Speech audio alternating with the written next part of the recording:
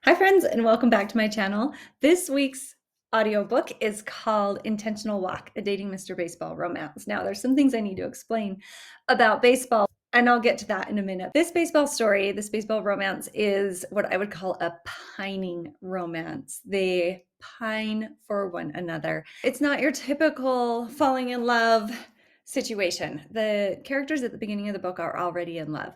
But when tragedy strikes, they're pulled apart. This was a deeper kind of romance. It's not the first romance for this couple, but it is definitely most lasting. So I hope you enjoy this story for that point. Now, let's talk about baseball. The title for this book is Intentional Walk. Intentional walk is intentionally putting a player on base that you don't want to pitch to or face or play against, and there's a couple other reasons for it, but generally that's it. So intentional walk in this book is the title because you'll find that out in the book, but I'm not going to give it away. Okay, so the next thing that I wanted to explain about baseball is pitch count. Normally you would have the 3 strikes you're out situation going on, and if a baseball player was thinking along the lines of I'm going to try, they would usually think along the lines of batting, like I'm going to swing 3 times, and if I miss 3 times, I'm out. Our main player, or our main character in this book, Blake, is a pitcher. So, and in this league, pitchers don't bat. So he's not going to think in terms of batting. He's going to think in terms of pitching. And in pitching, you can have 3 balls and 2 strikes, and you have a full count. Okay. Now, also in pitching, strikes are really good for pitchers. You try to throw strikes. So, from Blake's point of view, throwing a strike is a win. Okay, so keep that in mind as you're reading. When he's saying ball, for him, that's not as good. It's not his best pitch. For the sake of this book and his pitch count that he's keeping in his head, strikes are a good thing, balls are a bad thing. So without anything further, I'm going to let you get into Intentional Walk and Blake and Tilly's story. And I hope that you love it, because as I was working on the audiobook, I could not help myself. I want it so bad for you too. By the end of the book, I was like, I want this to happen. So I hope you get that way too. And I'll see you on the other side. Intentional Walk, a dating Mr. Baseball romance novel. Written by Lucy McConnell. Read by Christina Dimmick. Chapter 1. If Brayden Birks lived to be 1,000 years old, there wouldn't be a better day to propose to the most amazing woman on the planet. From the day they'd met, Tilly Creswick had captured his heart. She was the one. The one. He didn't need to date other women to see if there was something better out there. There wasn't. Tilly may not be perfect, but she was perfect for him. And he couldn't wait to slide a ring on her finger. With a win in his back pocket with the Redrocks baseball team and his girl waiting for him in the parking lot, Brayden couldn't get out of the locker room fast enough. "Good game," said Dustin, the shortstop. He slapped Brayden's shoulder as he walked by on his way to the showers. Brayden had already showered and dressed in an athletic shirt and a pair of climbing shorts covered by a loose pair of basketball shorts. Tilly was taking him climbing. Little did she know he had a surprise for her at the top. "You too." Dustin had made a game-saving catch. A line drive to his right, Dustin had to dive, roll, recover, and send it back to first for the double play. Exceptional baseball. It was these moments of greatness that told Brayden the team was shaping up under Coach Wolf. The guy had a way of making you feel like you were part of something big, that success was just around the corner. He hadn't moved on to the next season pre-game speeches yet. Good thing, because as long as there was a game to play, there was a game to win. You were on fire out there. Blake Riggs, the closer who had finished out the game by holding the opposing team at 3 while the Redrocks scored 2 more runs, plopped down on the bench next to Brayden and shucked off his cleats. Brayden hated being taken out when he still had juice in his arm, but his stats would reflect the win. His baseball brain absorbed all of that, but his heart was thrumming for Tilly. He was on fire, all right, and it burned deep in his heart for his girl. Tilly was different from other women. In all the best ways. She wore her hair in dreadlocks, and it smelled like cactus flowers. Which would be strange, except that was the only way to describe the scent of the desert that clung to her skin. She could have been a desert gypsy the way she was at home in a climbing harness or on a mountain bike trail. He was constantly amazed at her ability to scramble up a cliff or find her way over any obstacle. Where most people saw the impossible, she saw the beautiful challenge and rose to it. Every time. "Whatever you're drinking, share some of that with me," added Blake. His long legs took up all the space between the bench and his locker. Brayden looked around the room for a moment, grateful he'd landed on the Redrocks. Not only were these guys his teammates, they were his friends. "And me," added Dustin, toweling off his hair. No one lingered long in the shower stalls around here. "That set you up for a prank. Ice water dumped over your head, Kool-Aid packets emptied into the stream of water, whipping cream showers when you stepped out." He'd seen them all. Brayden glanced around once more to make sure no one was watching. He reached into the top shelf of his locker, the very back corner, and pulled out a small white box. Crouching down so Blake's body shielded him from view, he said, "This is what I'm drinking." He opened the box slowly, the light catching the diamond ring. Dustin let out a low whistle. "The stone's a little flashy for my taste, but I think I can make it work," he teased. Brayden stood quickly. He cuffed Dustin on the back of the head. "It's for Tilly, you idiot. Like I'd want your sorry self." Dustin laughed. "I have all I can handle with Clover. She keeps me on my toes." His grin said he loved every second they spent together. Clover had been raised on the streets. She worked at a hotel and volunteered at the local food pantry. "It's all I can do to keep her from wandering parks and parking lots at night, looking for the homeless and giving out those essential bags. It drives me crazy to think of her walking around town meeting men who may be in desperate circumstances and offering to drive them to the shelter for the night when we're on road trips." "What's going on?" Jimmy Holt strode in, a towel wrapped around his waist. He was a starter, had an excellent sinker, and hadn't said a bad word about anyone in all his life. Brayden flashed him the ring. Jimmy's eyes lit up and he flapped his hands in front of his face like a beauty pageant winner. "You shouldn't have." Brayden snapped the box shut and glared at Jimmy and Dustin. "You two should start a comedy club." "Wait, this is legit?"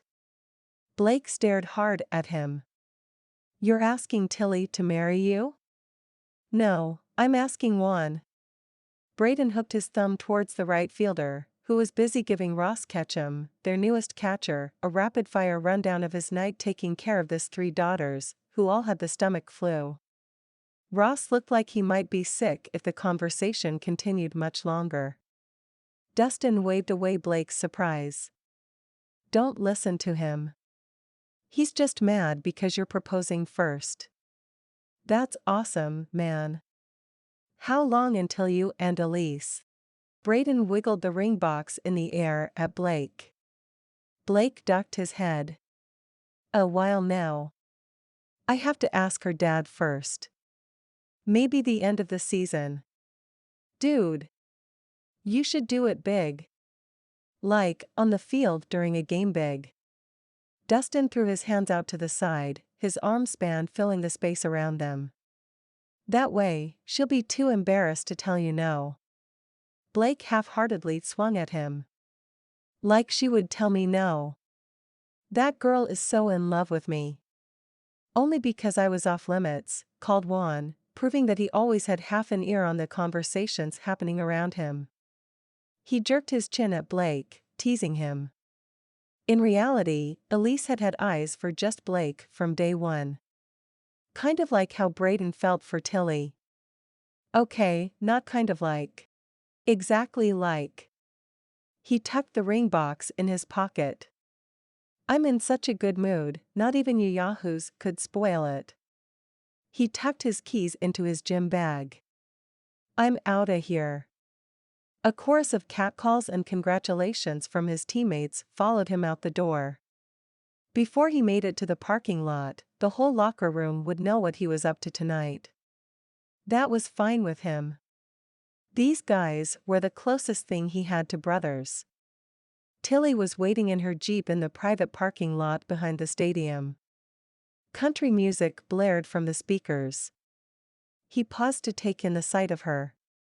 If she wasn't so active, she would be a stick figure, but for her, life was a workout, and she had the muscle definition to prove it.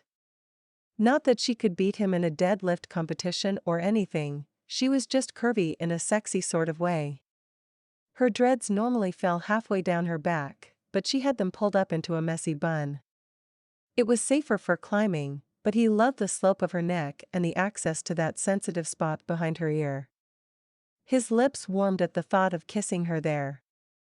Her olive skin was dark, a product of her love for the desert. The sun was her friend, and Tilly couldn't seem to go a day without having a conversation with her bestie. He got his feet to move and headed for the Jeep. As beautiful as her body was, it was her green eyes that he fell for over and over again. They say that the eyes are the window to the soul. He hadn't known what that meant until he'd met Tilly. Her soul shone right on through those minty green eyes, and it took his breath away. Tilly waved to her friend Clover as she pulled in to wait for Dustin. Clover wouldn't be waiting long. He couldn't stand to be away from her. Brayden knew exactly how he felt. The last few weeks of kissing Tilly goodnight and walking away from her doorstep were the hardest 2 weeks of his life. Even though she only lived a few doors down from him, the distance was too much. He wanted to hold her all night long, to wake up to her beautiful face, and to know that at the end of a road trip, she'd be the place he called home. His heart was so full of this woman that it took extra effort to breathe at the sight of her smile. Hey babe. He tossed his gear bag in the back and leaned across the passenger seat to kiss her hello. He took his time, cupping the back of her head and moving slowly, savoring each touch, each soft caress. When he pulled back, her eyes had glazed over. She pressed her lips together and hummed. Hello to you too, babe. Her voice was husky and intimate. If he didn't have a plan for the evening, he'd suggest they find a nice overlook and make out for a few hours. You ready to climb a mountain? She asked. He chuckled as he climbed into the seat and buckled up. Life's always an adventure with you. What other kind of life is there? She lifted a toned shoulder and put the Jeep in gear. I love you. He couldn't keep from smiling. She smiled, wrinkling her slightly freckled nose. Love you too. Yes, she did. She loved him with all of her. He could feel it just as clearly as he could feel the dry August heat beat on his shoulders in the open vehicle. They rolled out of the parking lot, waving at players and family members as they crawled through the post-game traffic. The game had started at 12:30 in the afternoon. They were through the worst of the heat and down to hot tub temperatures instead of baking oven temps. The built-in dugout misters and gallons of ice water had helped as he'd stood on a pile of red dirt in the middle of the field throwing 98-mile-an-hour fastballs. He hadn't complained when Juan dumped a cup of ice down his shirt after he'd come out of the sixth. By the time he'd stripped off his uniform, he didn't know what was sweat and what was melted ice. He felt bad for the guy who had to do their laundry on days like today. He rested his arm on the open window, letting the warm evening air brush his skin. This is nice, you know? What is? Tilly turned onto I-15 and accelerated. They had to shout to be heard. The team's really coming together. We're starting to feel like a family. I haven't had that on other teams. You were in the minors. If you'd gotten comfortable there, you wouldn't have been called up. He nodded in agreement and settled in for the rest of the drive. It didn't take long for them to get to the Snow Canyon exit and through the ranger's station. Tilly flashed her season pass, and a woman in olive green shorts with a Smokey the Bear hat waved them through. Tilly leaned back in her seat, her body visibly relaxing. She was like that, more at home in the hills than she was in the valley. This place called to her. Sang her theme song, as she'd often told him. Was there anything more attractive on a woman than knowing where her peace was found? A half a mile up, she pulled off the side of the road and hopped out. Brayden did the same, stealing another kiss at the back bumper. "You're feeling frisky today." She giggled as he moved to kiss her neck. "I like it when you guys win." "I like winning too." His grin was so wide he had to stop kissing her. The secret tucked into his pocket screamed to be let out. His body argued to go to one knee right here on the side of the road. He fought against all of that, intent on sticking to the plan. They'd climb this cliff. Together. And then he'd ask her to be his wife as they were baptized in the reds and golds of a southern Utah sunset. They spent the next few minutes getting into their harnesses, checking the gear, and hauling the ropes to the base of the cliff. This was a regularly traversed rock. There were anchors sunk into the rock face for safety. Tilly did free climbs and all sorts of dangerous stuff Brayden didn't have the skills to try. "I'll hook both clips as I climb." She always climbed first. She had more experience and had done this climb several times before. And he didn't mind the view. Yeah, his girlfriend had a tight rear. "You just have to hook on as you go." He put his hand over hers, his heart racing. This was it. This was the climb that would take them to new heights. A new place as a couple. Up top, they'd be the only two people in the world. "I can't wait to see the view." She grinned. "You're gonna love it. Just remember to check your carabiner before you start to climb." "Red is dead, right?" "Right." The carabiner had to be twisted shut like a screw to keep it from slipping as you climbed. The threads were painted red, and the phrase "red is dead" meant that if you could see the color red, you weren't secure. She placed the rope bag on the ground. It had been coiled so that it would come out without entanglements. A knot could be trouble. He watched her movements, mesmerized by her confidence. "Okay, I'm free climbing. You'll have to release each anchor, slide your rope through, and reattach as you go. Got it?" He kissed her, wanting one more taste of her lips before they were separated by the climb. Yes. His spirit soared. They were making it all the way to the top tonight. She kissed him back, turned towards the cliff, and paused. "Are you sure about this?" she asked over her shoulder. Her pink climbing helmet slipped a little, and she straightened it. He knew what she was asking. Technically, he shouldn't be participating in any form of extreme outdoor recreation. His contract spelled it all out. However, tonight was about making this special for Tilly. To be in her world, and then invite her into his for as long as they both shall live. His plan was as perfect as her lips and as beautiful as her tan legs. "I've never been more sure about anything in my life." He hoped she remembered he'd said that one day when she was telling their children their engagement story. Tilly shivered as if a cold breeze had swept through the canyon. "Okay, then." Her hand reached for the first hold and he stepped back to give her room and belay. He'd only belay for the first half of her climb, and then he'd go up behind her. The anchors, drilled into the cliff by the Forest Service, would be their safety net. Brayden watched, amazed at her concentration and physical abilities. He could throw a 98-mile-per-hour fastball, but she moved like a gazelle. She clipped onto another anchor, already halfway up the face. "Okay, that should do it if you want to start climbing." She couldn't hold him back if she tried.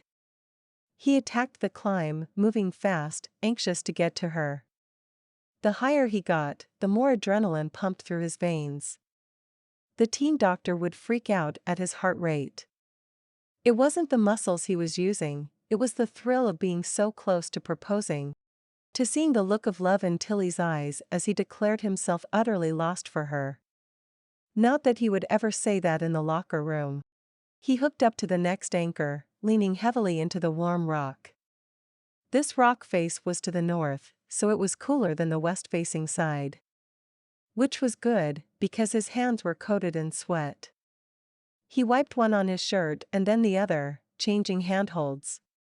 He'd gained some ground on Tilly as she worked sideways towards her next anchor point. He wiped his head with his left hand, and his right hand slipped. He grunted, scrambling for the handhold, his calves suddenly straining as they took the full weight of his 6'5" frame. Tilly's head whipped his direction. "Bray," she called. He lifted his head to look at her, and the world tilted. The skyline above spun around, and he couldn't breathe in. His answer was ripped from his throat as he fell. Tilly screamed. And swore. He smiled even as he was falling. It took a lot to get that girl to curse. He pulled on his rope, bringing his fist to his butt cheek, and the anchor caught him. "Brayden?" Tilly called down to him. "I'm fine." He lifted a hand. Dangling from the anchor was no big deal. He just needed to find a hold and get back on the wall. He grabbed once at a small ledge, the sound of his fingers scraping dirt off the rock loud in his ears. His grip wasn't firm and he jerked again, his shoulder feeling the pull. He kicked off to the left, his shoes slipping over the smooth rock face, trying to gain some inches on the climb. His harness clanked and the rope strained. The next thing he knew, he was falling through the air. The only sounds he heard were the rushing of air and then the cracking of bones when his body hit the ground. He gasped, needing oxygen. As his chest expanded, he moaned. The general numbness was a blessing, at the same time, he wanted to get past it and evaluate. But then, had he fallen that far? He lay on the rocks at the bottom of the cliff, staring up at Tilly as she scrambled back along the thin lifeline. He couldn't hear anything, couldn't feel. He opened his mouth, but no words came out. Tilly slipped, fell, and slammed into the wall as the anchor caught and held. Her cry of pain broke through his barrier of silence. His mind spun over the last few seconds, trying to figure out what had happened. Tilly rappelled down, her feet landing with a soft thud that he swore he could feel. Her face filled the sky above him. Man, she was beautiful. He was the luckiest son of a gun on the planet. "I need an ambulance," she said into her phone. Was she hurt? She'd hit the rocks pretty hard, and there was blood dripping from under her helmet. He should tell her it was all going to be okay. Today was going to be the best day of their lives. Darkness closed in. He needed to ask her to be his wife. Before the sun eased out of the picture. That was the plan. He had a plan. The shadows suddenly grew longer. Strange how that happened. The sun dropped behind the mountain quickly. Or maybe it just felt fast because he was outside of time. His heart began to pick up speed. He was going to miss it. Miss his chance. Miss it all. Chapter 2. There was a boulder on Tilly's head. The heartbeat in her skull testified to the weight of it. She didn't feel any other part of her body. It was almost as if the only part of her that existed was her head, and the only reason it existed was to pound. She mentally pushed against the pain and the rock, straining her muscles in the process. She needed to get out from under the weight, needed to see sunlight and feel the brush of the warm desert breeze on her arms. Suddenly, the weight was gone and her eyes fluttered open. A black and white clock on the wall read 3:18. Her eyes fluttered shut again and she wondered if she was in a dream. It shouldn't be light at 3 in the morning. It had to be morning, she was too tired for it to be the middle of the day. Her body slowly came into existence, and with it the understanding that something was wrong. Her shoulder killed, and she couldn't move her arm. Some sort of restraint kept her from lifting it to scratch at her nose. She slowly turned her head, afraid the boulder would return if she moved too fast, and opened her eyes to stare at the belly of a woman in blue scrubs. That wasn't right. She and Brayden. Her eyes flew open and a shard of pain sliced through her skull. "Brayden," she yelled. The sound that came out was too small for all the feelings that were screaming inside of her. The nurse bent over, grinning like Tilly had accomplished something difficult. "Well, look who decided to join us." "Brayden?" Tilly begged. The last she'd seen of her boyfriend was an unconscious lump in a neck brace being hauled off in an ambulance. He breathed shallowly, and they were saying something about his heartbeat fluctuating rapidly. With strength brought on by fear, she used her free hand to grab the woman's scrub top and pull her closer. "Is he alive?" "Oh, honey." The nurse pried Tilly's hand off of her shirt. She bent closer, a deep line between her drawn-on eyebrows and a serious frown on her deeply colored lips. "He's alive." She reached for a syringe and began pumping a clear liquid into Tilly's fore. Tilly fell back into the plastic-sounding pillows, unaware that she'd tensed so much she'd come halfway off the bed. She loved Brayden more than anything, more than chocolate or climbing or air. Her relief was short-lived as she remembered the way Brayden's head had cocked to the side and his back was twisted. "Can he play ball?" Her arm grew cold as the new substance was introduced to her system. "Can he?" Her eyes grew heavy and her brain fogged over. Baseball was life to Brayden. He was the game, and the game was him. Without baseball, the medication kicked in and her muscles relaxed all the way, becoming part of the bed. Sleep. The next morning, Tilly awoke feeling like she'd been run over by a truck. Or more like she'd been thrown against a cliff. She vaguely remembered her hands slipping on the rope and barely catching her loose line in time. The sudden stop had jerked her to the side, and she'd hit the wall with her shoulder, her head, and her hip. Her arm had gone slack from the blunt force. Her vision blurred. She'd managed to get down to Brayden, but the memory of how that had happened was fuzzy. The ache in her ankle testified that it wasn't a pretty descent.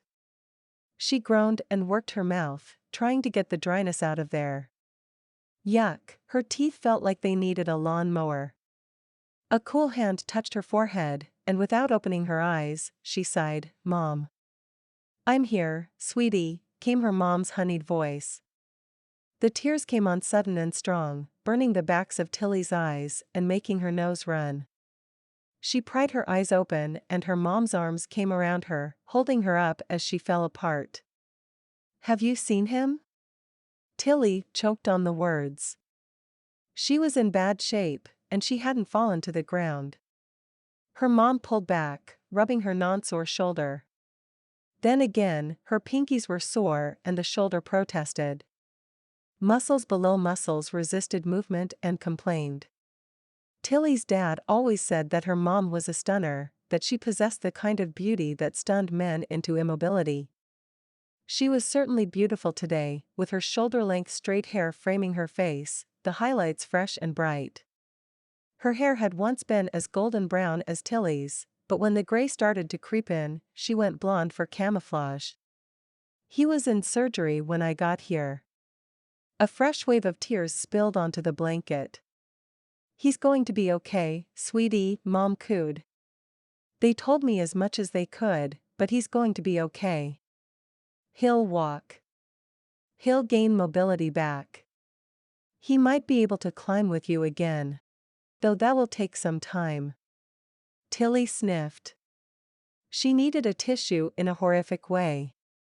"That's not good enough. He needs to play ball." Mom swallowed thickly, her dark eyes clouding over.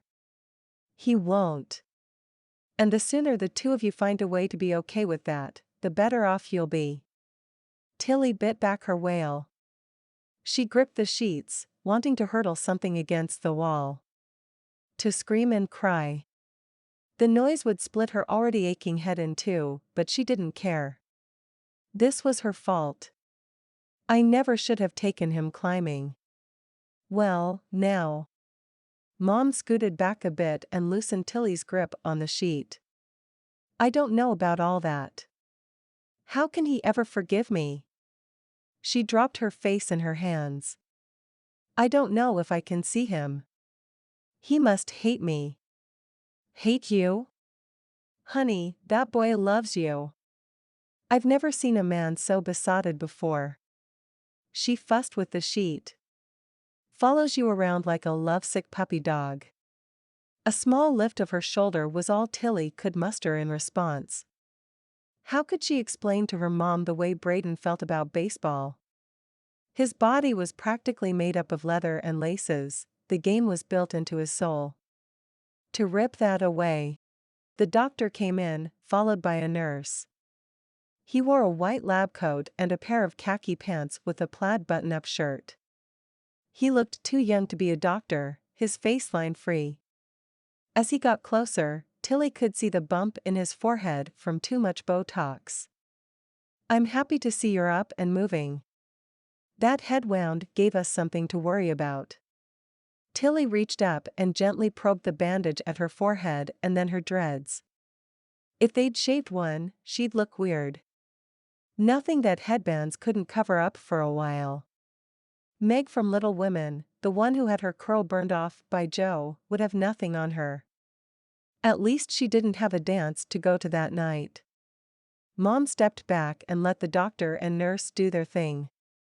They checked her vitals, discussed her meds, and made sure she could move joints not currently restricted by a sling. Can I see Brayden? Tilly asked at the first lull in conversation. Is he okay? What surgery did he have to have? The doctor. She'd forgotten his name. Didn't even look up from his tablet. I'm not at liberty to discuss another patient.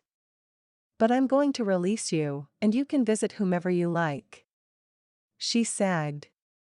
The need to make sure Brayden was alive, to feel his fingers caress her cheek once more, was too strong to ignore. There was a physical ache in her chest, a completely separate pain from the damage the fall had done to her, that only Brayden could heal. The doctor was talking.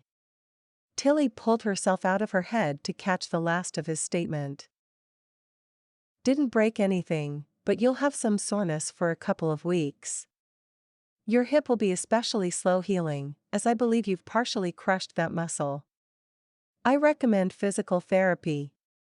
I'll have the nurse put a card in your file. Elise, the assistant physical therapist for the Redrocks and one of Tilly's best friends, would help her. I have a physical therapist. Good. He tapped the screen. We'll get those stitches out in a week or so, and you should feel like new. He consulted his chart, pretending to be interested in what was there as he said, you may want to check out room 304. He winked and then swept out the door with the air of a man who had too much to do. Her life had become a bad dream. She couldn't imagine what Brayden was feeling. She sat up, wincing as her stomach muscles protested. She told them to shush and scooted towards the edge of the bed. Her mom and the nurse were there, hands splayed out to keep her in place. Where are you going? Asked the nurse. This was a different lady than the one Tilly hazily remembered from the night before. I'm going to see Brayden. She put both feet on the floor and immediately lifted the right one back up. Her ankle was tender, and there was a water balloon under her skin. At least, it looked that way. She stared at it. We need to finish the discharge paperwork, scolded the nurse. Tilly glared up at her. The man I love almost died. If you think I'm going to wait around for paperwork, you're nuts. The nurse's chin lowered in challenge. She wasn't particularly large, but she had an iron grip on Tilly's good wrist. Tilly rolled her shoulder. She would so take her on. Judging by the look of the woman's skinny little arms, Tilly would win. Bum, shoulder, and all. Mom put herself between them. "I'll find a wheelchair." She turned to the nurse. "You grab the paperwork, and we will all get this done as fast as possible." Her tone brokered no arguments from either side. Tilly nodded. Now that she was in an upright position, her bladder screamed that there was something she had to do before walking. The nurse spun on her heel, her nose in the air. Mom sagged with relief. "Do you need to use the facilities?" A half-hearted smile made its way to Tilly's lips. "How'd you know?" Mother's intuition. "I'm a little worried that you're so in tune with my biological functions," Tilly tried to joke. "I remember what it was like after my gallbladder surgery. I couldn't walk to the bathroom fast enough." Mom slipped her arm behind Tilly's back and helped her stand fully. They made slow progress to the toilet. Tilly limped along, shaking her head at her sorry state. What a mess she'd gotten herself into. And Brayden? She slumped under the knowledge of what she'd taken from him. Mom had brought a pair of pajama bottoms and a baggy t-shirt. Tilly put them on in the bathroom. She took a moment to glance at her reflection. She was a sight to behold. The side of her face was bruised black and yellow, making a striking contrast to the white bandage on her forehead. They hadn't shaved her head, thank goodness. She had bags under her eyes and a cracked lip. Her shoulder was stiff and there were more bruises down that side of her body. Oddly, the more she moved her ankle, the better it felt. She'd call Elise as soon as she had her phone back. She patted her pockets out of habit. The phone wasn't there. Oh well. Mom was here and Brayden was down the hall, everyone else could wait. She opened the bathroom door. The nurse handed Mom a plastic bag full of Tilly's personal items. Mom nodded towards the wheelchair by the door, and Tilly sank carefully into the coal blue leather seat. Mom stored the bag in the basket under the chair. Tilly signed papers until her eyes crossed, and then they were finally free. The hallway was brighter than her room had been, and her eyes were still dry.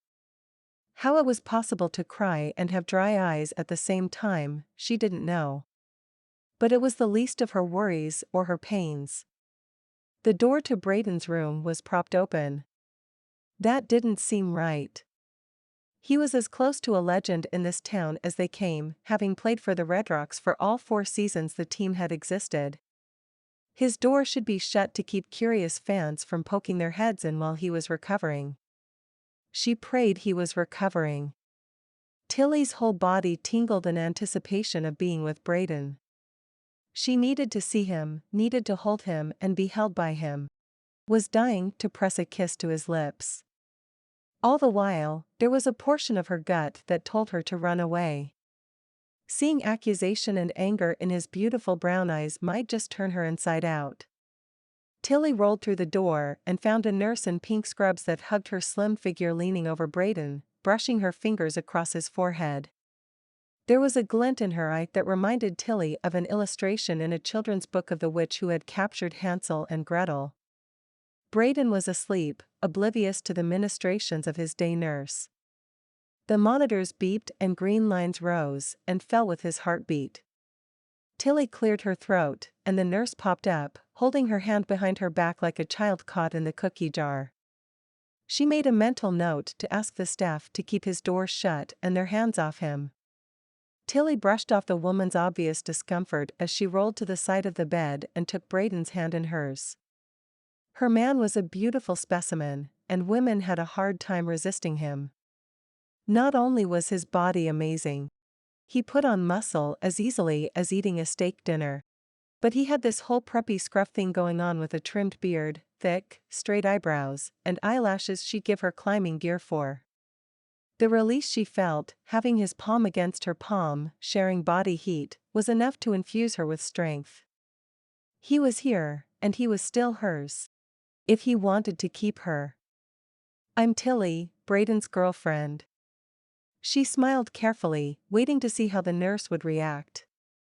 Fans usually divided into two camps, they either wanted to make her their best friend or claw her eyes out. "Nurse Natalie," the woman replied, formally. She checked the monitors and IVs. Nurse Natalie had brushed Tilly's friendly gesture off smoothly. Her girlfriend's senses yelled out that she'd better watch out for this one. Tilly leaned farther out of her seat and more on the bed, wanting to be as close to Brayden as she could.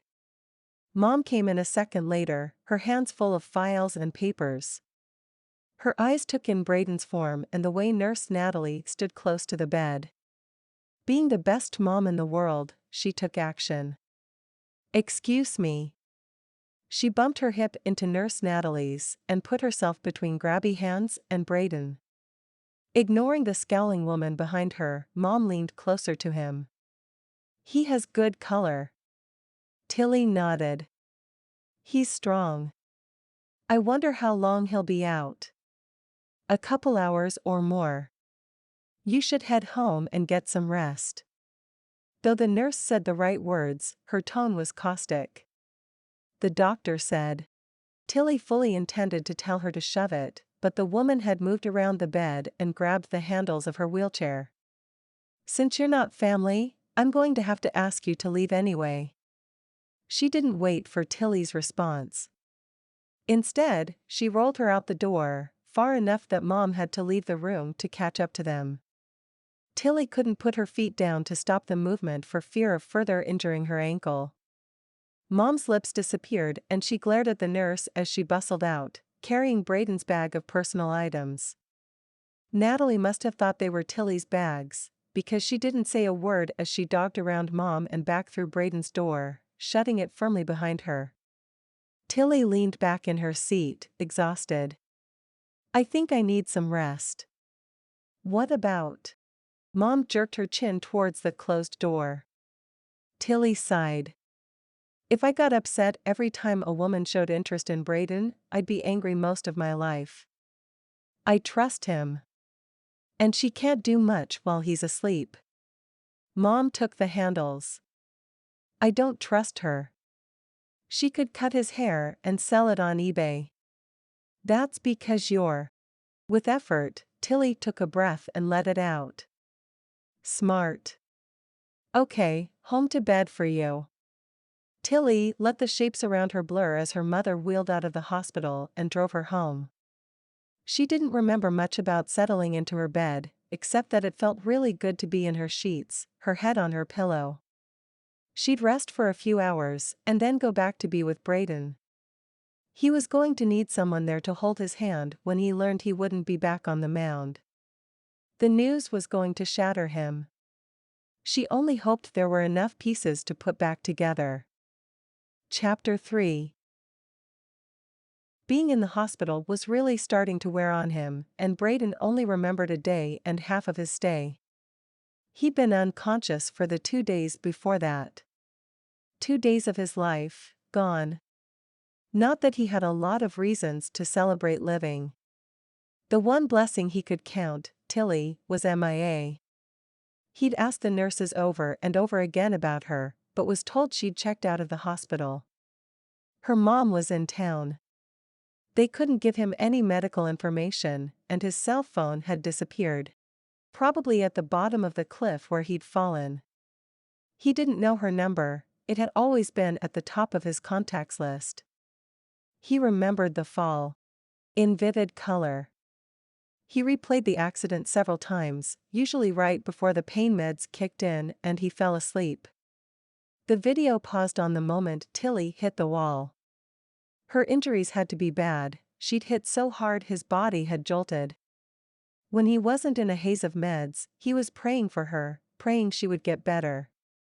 He'd told God in the middle of the night that he'd give up Tilly so she could have a normal life with someone who didn't break their neck if God would just make her better and let him see her one more time. Men in hospital gowns and neck braces were full of desperate thoughts. "Hey, lazy butt." Blake strode through the door, wearing a Redrocks t-shirt and a pair of basketball shorts. His kicks were so bright, they reflected in the ugly floor tiles. Behind him came Dustin. As per his new look, he'd shaved and his hair was short enough to see his scalp. Juan brought up the rear.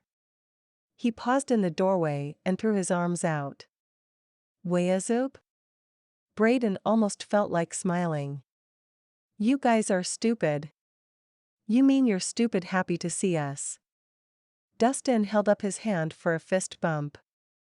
Brayden concentrated in order to make connection, his movements slow. That was the highest he'd lifted his arm since he got here. The mean PT would be so proud. "How are they treating you, man?" asked Dustin. "Good, I guess." Brayden waved to the television. "I had a front row seat to your game last night. Nice closeout." He nodded to Blake.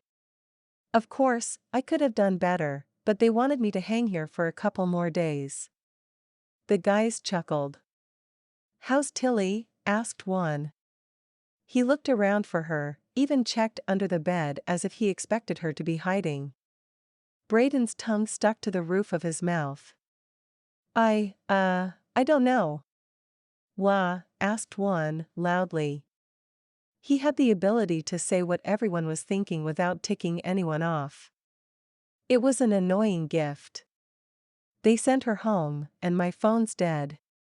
He cursed. He was so stupid. "Can I borrow your phone?" he asked Dustin. Dustin pulled it out of his pocket. Clover is with her now. Her mom had to go home. Something about her dad's blood sugar getting too high." Brayden nodded. Tilly's father, Rob, had been diagnosed with type 2 diabetes a couple months ago. They were working on figuring out how to regulate his blood sugar and help him lose weight. The news had rocked the family. Tilly had gone north to spend a few days with them and teach her dad some basic weightlifting exercises. She'd insist her mom go home if her dad needed help. At the time of the diagnosis, he hadn't thought much about leaving her because he was a ball player, that's what he had to do. She didn't ask him to stay either. They'd had an understanding when it came to his schedule. She was cool with the demands the Redrocks placed on his time. He thought she'd make the perfect baseball wife. But he didn't need a baseball wife now. He blinked as he looked down at the screen of Dustin's phone, the green call button staring back up at him. He jerked his eyes away. "Have you talked to her?" All the guys nodded. Brayden glared at Juan, knowing he wouldn't be able to hold back an honest answer. "When did you talk to my girlfriend?" As far as he knew, Juan and Tilly were only friends through him. Not that Tilly would do anything behind his back, but he was feeling oddly vulnerable lying in bed, unable to twist his head from side to side while these jerks walked around like it was nothing. "Oh, dude. When I took her some flowers." "See, when a woman gets stitches, she needs flowers. And I just thought that I'd take her some, you know? Because you were stuck in here and not awake and stuff." Brayden blinked several times. "That was nice of you." One smile lit up his whole face. "I just thought that, you're a cool guy, and this sucks, man. It really, really sucks." Again, saying what they all thought. Blake shook his head at Juan. "Elise took her dinner last night. She looks pretty beat up. And she's sleeping a lot. The pills they gave her knock her out. She wanted to come see you, but she practically fell asleep walking to the car." The dark cloud that hovered over Brayden descended with a vengeance. His girl was hurt, and there was not a dang thing he could do about it. He slammed his fist into the bed. "I need to get out of here." "That's what I hear." "I hear you've only got a couple more days," volunteered Juan. Blake nodded. I overheard Dr. Birmingham saying that they were working to have you released into his care. The whole PT team is studying up on your injury, getting ready for your workout schedule. Yeah, right. Brayden coughed away the lump in his throat. He couldn't even think about baseball and whether or not he'd be able to play right now. He'd told the doctor not to tell him. He needed the hope. His heart wouldn't lie to him, though, and neither did his neck. The X-rays were gruesomely clear. He had 2 metal rods in his vertebrae. He wasn't sure what the name of his injury was, because he'd zoned out when the doc explained how he'd have those rods near the bottom of his neck for the rest of his life. He'd be lucky if he could rotate his shoulder. And throwing a baseball? A miracle. It's true, Juan insisted. His eyes were wide, the whites of them screaming that he would never tell a lie. Well, that would be more than I could hope for. He scooted down in the bed, suddenly wanting his healthy and prime-of-life friends to leave. They all shifted, twisting or turning slightly, exchanging looks. What? He demanded. We were just wondering. Dustin ran his hand through his hair. Clover said Tilly wasn't wearing a ring. I didn't get the chance. Brayden wondered where the ring ended up. It could be anywhere, lost in the red dirt at the bottom of the cliff, for all he knew. They all nodded, looking like a lineup of bobblehead figures. It's probably for the best, though, he muttered. Gentlemen. His day nurse entered, her long black hair swinging over her shoulder.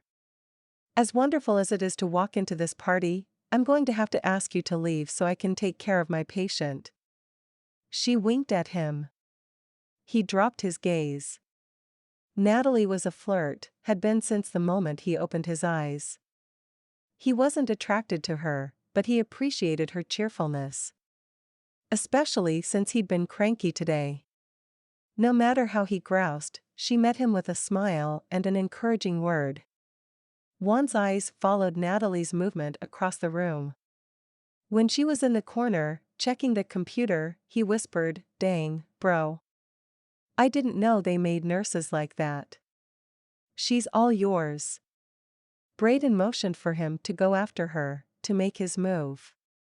Juan turned beet red. Nah. She's workin'. I'll check her later. What? You'll flirt with my girl in the PT room, but someone available comes up and you're all tongue-tied? Blake shoved him. Juan lifted his chin. You got it all wrong, bro. Elise is flirting with me. He danced 2 steps away as Blake swung at him. They headed for the door, Juan floating like a butterfly and Blake trying to sting like a bee. Catch you later, bro, Juan called as he left. Blake grunted, just missing cuffing Juan's head. Get better. We need you. Dustin glanced at the nurse, who was smiling after the men who acted like little boys. When are you going to propose? He asked purposefully. Brayden threaded his fingers together and rested his hands in his lap. I'm not. But. I can't be the man I was. Not don't want to be, I can't be. He squeezed his eyes shut. She won't want a broken man. I know that there's more to you than being able to throw a 98-mile-per-hour fastball. She didn't fall in love with your arm, man. She fell for you. He stood. Think about that for a while. With a warning glare, he left Brayden alone with the flirty nurse. Brayden sighed. Since when had his friends become so loyal to his girlfriend? What happened to brotherhood and the team? Natalie sat on his bed, so close that her hip leaned on his thigh. I snuck you some of that cinnamon applesauce you like. She pulled the cup and a plastic-wrapped spoon out of her pocket. Thanks, he managed to get out. She should just leave. He wasn't in the mood to be entertaining or to be entertained. He just wanted to be alone and stare up at the ceiling tiles. She pried the foil top off the applesauce and opened the spoon, loading it before bringing it up to his mouth. For the love. He could feed himself. At least, he thought he could. Natalie just did it for him. You work a lot. Almost as much as I do. Did. She smiled shyly. I don't mind when my patients are so handsome. Oh, brother. He averted his eyes. I couldn't help but overhear what your friend said about your girlfriend. She had his attention again. I don't think now is a time to make any big decisions. She patted his hand. Her skin was soft, and her eyes were full of sympathy. Give yourself some time to think things through, to stabilize your life before making any big commitments. Natalie had a point. Wearing a neck brace didn't exactly scream I'll provide for our future family. He'd been drafted right out of high school. Didn't have a degree or a fallback. Baseball was his ticket, and now it was gone forever. He couldn't trap Tilly into an engagement now. If he did, he'd always wonder if she said yes, because she pitied him. What kind of a marriage would that be? A sorry one, that's what kind. He didn't want that, and Tilly definitely deserved better. He'd break up with her before sentencing her to a farce of a love life, even though it would tear his heart out to do it. Didn't matter. Tilly was what was important now. Chapter 4. 4 days. Tilly had been in bed for 4 days. She hunched over in the driver's seat of her Jeep, grateful for the warm breeze that brushed her skin. Grateful that it didn't hurt. She was still sore, but things like breezes didn't send her muscles into spasms of pain anymore. A crushed muscle was no joke. Even loose fabric gave her pause. Elise had been a true friend in Tilly's time of greatest need. She'd come over each day after working on the Redrocks players and their sore muscles, bearing fresh ice packs and compression wraps to help with the swelling. Third-degree bruises were nothing to mess with, and Tilly had a couple of those to manage. She felt the sensitive places as she limped to the bathroom and cowered from the shower spray. She was driving herself to the hospital to finally see Brayden. She wasn't going to moan and groan over her injuries anymore. Not when Brayden was still in a neck brace. Dustin had said Brayden's phone was missing, which explained why he hadn't called or texted. They rarely went longer than a practice game without talking in some form. Their inability to be apart wasn't codependency. It was an understanding that they were meant to be together. Like they had found a missing piece to themselves, only they didn't know it was missing until they met. Indeed, Tilly had been secure and confident as a single woman, dating often, kissing attractive men, and spending her time exploring the wilds God painted with reds and gold. She had no idea where Brayden's phone ended up. As soon as he could walk, they'd get him a new one. If they were married, she could just take care of this stuff. If they were married, she could sleep in his bed tonight when he came home. If they were married, they'd talked as if being together forever wasn't a question. Even from day one. If any other man had handed her his hoodie on a first date and said he didn't need it back until fall, she would have scrambled backwards like a crab to get away from him. Or if he'd kissed her on the second date and whispered, "I think I'm falling in love with you," she would have told him to chill and then blocked his number. She didn't do fast and furious romances, love at first sight, or hand over her heart. But she'd done all those things with Brayden, because when their lips touched, it was like her heart leapt to the top of Angel's Landing in a single bound. No climb or biking trail compared to the elation he stirred with his tender ministrations or the thrill of having his fingers trail over her shoulders and down her arms. How could she say no to a lifetime of moments with him after that? She couldn't think matrimonial right now. Today was about survival, not planning a future together. They'd get through this one day at a time, and then they'd start talking about the 2 children with Brayden's thick brown hair and her green eyes, the weekend backpacking trips they'd take once he retired, and the evenings they'd spend in one another's arms. They'd talked about it plenty before, about how they were going to move into her house. Not his. Once they tied the knot, because he said her house felt more like a home than his. It was true. But then, he was out of town so much, his place only had the bare necessities. She was home in the evenings and had decorated with soft textures and bright colors. She pulled into the parking lot and hurried through the doors, loading into the elevator with a family sporting pink flowers and smiles and a bag with pink tissue paper poking out the top. She turned away. Those types of dreams would have to wait too. The doors opened and she made her way out. There was a woman at the nurse's station, with shiny black hair, who looked slightly familiar. She wore tight scrubs and a lot of makeup. Tilly ran her hand over her dreads. Her hair was clean, but the stitches prevented her from doing anything cute with it. They hung around her, limp and smelling of mint shampoo. She hadn't done more than swipe on mascara. The bruising on her face was still too dark to cover. Any attempts made her look like a leper about to lose patches of skin. Any time she'd felt like complaining, all she had to do was think of Brayden and all that he had lost, and her personal pity faded to the background. The door to Brayden's room stood open. She shook her head, wondering if the news of Brayden's accident had hit the local stations yet. If so, they should be better about security. Tilly walked in, and stopped dead at the sight of Brayden wearing a neck brace. His large body took up the whole bed, his toes poking over the bottom edge. He was beautiful and broken, and her heart spilled open with anguish and love for this man. Her throat closed off and her eyes leaked. She gasped for a breath, drawing his attention. "Tilly, baby. Don't cry." He lifted his arm in a strangely stiff move, waving her closer. She sat on the edge of the bed and groped for his hand.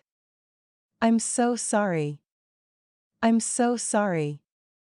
She kissed his hand, her tears tasting salty. "I wish I could hug you." "Hey. Hey." He hooked his finger under her chin and lifted her face until their eyes met. She fell into those eyes, like she had no control over her body or her mind when he looked at her that way. She didn't even care, hadn't once cared that he could grab control of her in such a way, because she'd trusted him with her heart and soul. The connection they shared wasn't the kind of crush she'd had on other men, or a passing attraction. It was the real deal, and she was powerless to fight it. Not that she would. "Hey." The corner of his mouth twitched. "My lips work fine." She laughed through her tears. Trust him to want to make out with a neck brace on. Her body hunched over itself as she drew in a few deep breaths. Cupping his cheeks as best she could, she swore softly. "You make that brace look so good." He chuckled, and she took courage from the fact that there wasn't any evidence of pain on his face. She leaned in with practiced precision. If there was one thing they were accomplished in, it was kissing. When their lips met, a healing balm spread throughout her body. She prayed he felt it too, felt the strength they had when they were together, felt the love that flowed so easily from the depths of her being. She truly believed that she had loved him before she knew him and that their coming together was a completion of one of God's greatest miracles. He moaned softly, and she pulled back. "No. Don't." His hand slid to her side, and he prodded her back to his lips. She went willingly, happy to give whatever he needed and getting so much more in return. Her tears dried, and the kiss became heated. Needy. She checked herself, not wanting to hurt him. When she pulled back, they were both gasping for breath. She splayed her hands on his chest, needing to feel his heartbeat beneath her skin. The rough hospital gown reminded her that they were not completely alone and the door was open. Hopefully there weren't any families wandering the hallway. His brown eyes ran over her black eye, her cracked lip, and her bandaged forehead. "Are you okay?" His fingers traced her bruise so lightly she hardly felt it. "I will be." She gulped. What about you? She ran her hands sideways, towards his shoulders and then down his arms, where she took his hands in hers and held them to her stomach. I broke my neck. He continued to explain the metal rods in place that wouldn't go away. The fact that he couldn't lift his arms or rotate his head even without the brace. His voice grew hoarse, his sentences halting. He used big medical words with Latin origins and 5 to 6 syllables. All the while, she watched him sink into himself, the light in his eyes dulling to storm cloud gray. They said I can go home in a couple days. She cursed under her breath, the tears welling up once again. Brayden called her his desert gypsy, said she belonged out there like a blooming cactus. She certainly had a well of water in her today. It's my fault, Braid. I shouldn't have. His grip tightened. No one blames you. She rounded over their hands and whispered the truth. I do. Babe. You can't upset the patient. I'm afraid I'm going to have to ask you to leave. Tilly turned to find the nurse with the long black hair standing in the doorway. Her eyes were hard and her shoulders back, thrusting her tiny chest forward. Tilly sniffed, swallowing against the block in her throat that made it hard to speak. I didn't. The monitors told me all I need to know. She stepped into the room and turned off a blinking red light. Tilly glanced at Brayden. His face was contorted in pain, though she didn't know if it was emotional or physical pain that put the look there. Brayden? She stood, wanting to give him room and wrap him in her arms at the same time. She wrung her hands with indecision. Her gut told her to cling to him, the beeping monitors said she was a danger to his well-being. Brayden started. It's time for another dose, interrupted the overly efficient nurse. Her hands deftly took care of tasks Tilly had no idea needed to be done. A wave of uselessness washed over her. You need to leave now. The nurse smiled, but her words brokered no arguments as she put herself between Tilly and the bed and took a step forward, forcing Tilly back. He needs rest. Not drama. Tilly's jaw dropped open. Of all the girlfriends and wives of baseball players she knew, she was the least dramatic among them. If Brayden was held up at practice, she rolled with it. If the team was out of town when her family was going through a crisis, she told him to play his best and not worry because she had things covered. She never snooped through his phone, suspecting him of cheating on her. Nor did she pitch fits when women threw themselves at him. She was a freaking rock. Which was why she wasn't about to let this nurse bait her into an argument. She pushed past her, planting a kiss on Brayden's cheek and then lingering on his lips. I will see you tomorrow. His lids were heavy from the medication, and he mumbled an answer that sounded like I love you. Love you too. She kissed him once more before standing straight and walking out of the room with more poise than a stinking runway model. Her ankle protested with every step, but she wasn't about to limp away. Nurse Ornery shut the door behind her with a wicked smile. A smile that said she may have won the moment, but the war was far from over. Whatever. Brayden would be out of here soon, and this woman would be a blip of a memory. Chapter 5. Thanks again for giving me a ride. You're going above and beyond the call here. Brayden sat stiffly in the passenger seat of Natalie's Chevy something or other. His buddies were packing for a series, and the bus would leave the stadium in 2 hours. He couldn't call one of them away when they had to focus. New York had won 2 of the 3 games they'd played here in St. George. They needed to win when they were away, which was always harder than winning in front of the home crowd. Worrying about bringing Brayden home from the hospital wouldn't do them any favors. He hadn't called Tilly either.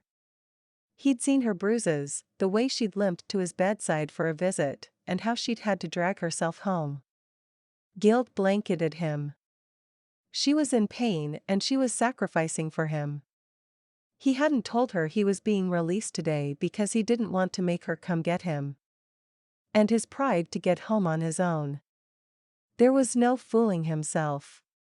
He was going to need a lot of care, but he felt bad automatically putting that responsibility on Tilly, like it was asking too much of her to be with him when he was almost helpless.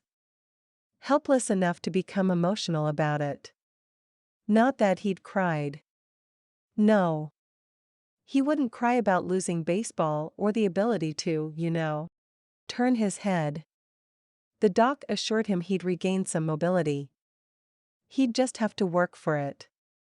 Well, he was used to that. He'd worked hard to pitch in the majors.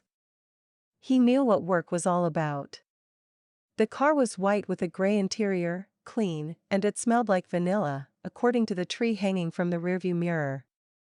He sniffed to see if it was working and didn't notice any vanilla in the air. He could smell Natalie, though. Her perfume was dull and tangy, like a piece of fruit that had been left in the sun too long. Of course. I couldn't let my favorite patient take an Uber. She smiled over at him. Her phone's robotic voice told her to turn left, and she did. Brayden tried to relax in the seat, but he was worried about the speed bumps and dip in the road. Worried that he'd jostle his neck. The fear of rangery was at the forefront of his mind. He really didn't want to go backwards. Vulnerability was not a comfortable companion, and that was all he'd had to hang out with lately. Man, he missed Tilly. They should be lounging on the couch, suffering together, although he wasn't sure how that was going to happen, considering the location of their injuries. She'd been back to the doctor yesterday because she continued to have headaches. The kind that landed her in bed with a blanket over her face to block out the light. They pulled into the subdivision, and a moment later, 3 shiny vehicles pulled in behind them, following the turns and twists around the golf course that sat in the center of the development. Unable to turn around, he could only see them in the side mirror. He sent up a quick prayer that they weren't media people looking for an image of him hobbling into his house with a neck brace. He'd had a hard time coming up with blessings to count outside of Tilly, but at this moment, he was thankful his legs weren't injured.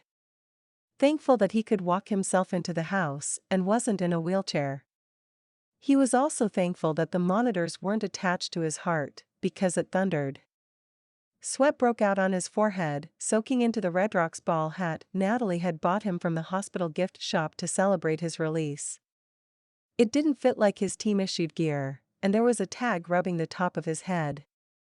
It was a nice gesture, though. After the initial flirty phase wore off, she'd been helpful and understanding throughout his stay, and he'd come to trust her more than the other nurses, who were always in such a hurry.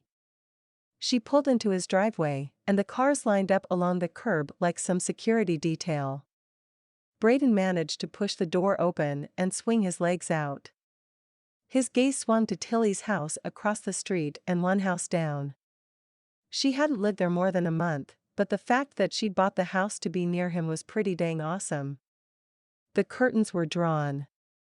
He prayed she didn't have a headache, and if she did, that she was able to sleep. Taking care of her would be difficult, but he couldn't tamp down on the protectiveness that rose up inside of him when it came to her. She was the toughest woman he knew, probably didn't need his protection at all, and yet he felt like a giant when she was around. Not only because he dwarfed her in size, but because she brought out the best in him, made him feel like he was more than when he was alone. Car doors slammed and he pushed himself out of the low vehicle. Natalie rounded the front fender, scolding him. "You should have waited for me to help you." He would have shaken his head at her, if he could have. "I have to start doing things on my own. You're not always going to be here." She opened her mouth, a protest already written in her eyes, but her words were cut off by Elise, who called out to him as she walked up the driveway. "That's what I like to hear." He moved his shoulders so he could see her. A happy grin split Elise's freckled face. "It's good to see you on your feet, big guy." She reached up and gave him a quick hug. Brayden relaxed just a little knowing Elise was on his side. She was a friend and his buddy's girl. She was also one of the best physical therapists he'd known in the majors. Her hug was followed closely by a pat on the back from Doc Birmingham. Doc's once auburn hair was now a dusty brown, but his eyes were as sharp as ever. The team physician looked him over as one would a car they wanted to buy. A used car with a few dents. Brayden's smile grew. I didn't know you guys made house calls. And to think I've been driving over to the stadium like a schmuck all this time. Doc cuffed him lightly on the arm. He was holding back, but Brayden didn't mind. Vulnerability clung to him like a parasite. They do when she calls them, said Coach Wolf as he pointed to his wife, Harper, who walked beside him. Brayden softened to see the team owner on his doorstep. Mrs. Wolf was a busy woman, and for her and Coach to take time to visit him the moment he got home was a huge compliment. A testament to the value they placed on Brayden as a Redrock. Especially since they were due to fly out soon. Of course, Harper owned the jet, so it wouldn't leave until she said it would. We should. Brayden cleared his throat. The injuries brought emotions closer to the surface. Like he'd snapped his man card when he landed or something. We should head inside where it's cooler. Who's this? Asked Elise. She had her head cocked to the side and was staring at Natalie. Brayden had forgotten she was there. Oh, I'm sorry. This is Natalie. She's a nurse at the hospital and a friend. She offered to help me get home today. Elisa's eyebrows sprang up. I'll bet she did. She gave Natalie a cool smile and offered her hand. I'm Elise Smith. This is Dr. Birmingham. We're going to take over Brayden's post-op recovery. Natalie's eyes widened. Oh, I'm not here as a nurse. I'm here as a friend. And as a friend, I'm going to take his bag inside and help him get settled. She patted his duffel bag hanging over her shoulder. Mrs. Wolf stepped forward. Well, isn't that kind of you? But don't be silly. Let these guys be gentlemen. She reached for the bag and took it out of Natalie's hands, passing it to Coach before the woman had a chance to protest.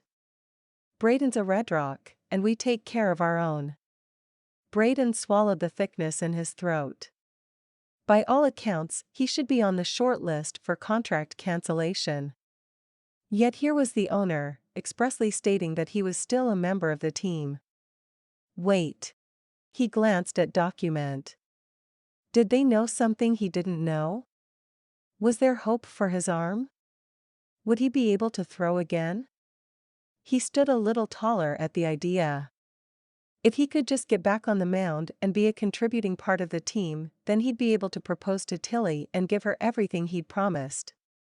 Brayden could swear Coach was trying not to laugh as he headed for the front door, keeping his face turned away from Natalie. Elisa's face was smooth with smugness. She flipped around so fast, her red ponytail whipped Natalie's arm. It was almost as if she thought Natalie was after something more than the rewards of a kind deed. Brayden stared after them, trying to work out what was going on. They didn't have a reason to dislike Natalie. She'd been a friend to him when he needed someone to lean on. She wasn't doing any of this for money, and she hadn't outright flirted with him in days. Then again, it was hard for athletes to trust people. There was always the question of whether they liked you or your fame more. Maybe there was a little of that going on here. Doc took Brayden's arm. Come on, son. Let's get you inside and out of this heat. Brayden wouldn't have admitted it, but he was drained. He shouldn't be. All he'd done was get dressed in shorts with an elastic waist and go for a car ride. He should be ready to hit the cages, run drills, throw a bullpen. He should be pacing like a caged animal. Instead, his feet were as heavy as a bucket of balls and just as coordinated. Thanks for the ride, he said to Natalie. She glanced at Mrs. Wolf, a sliver of fear in her eyes. He didn't know why. Mrs. Wolf was one of the nicest owners on the planet. I really appreciate it, he added, hoping to dispel some of the mistrust. Natalie hadn't once acted like a fangirl. She was professional, with a dash of friendliness. Emboldened by his words, she stepped forward and handed him a slip of paper. Call me if you need anything. I'd be happy to help you with some of the basics until you're back into a routine. He took the paper, and her other hand grasped his. His eyes darted to Tilly's house. She wouldn't blink at the interaction. Fans put their arms around him for pictures and touched his hands all the time.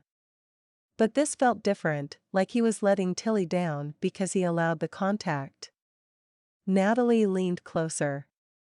I've enjoyed getting to know you. Doc cleared his throat, not relinquishing Brayden's arm or backing away.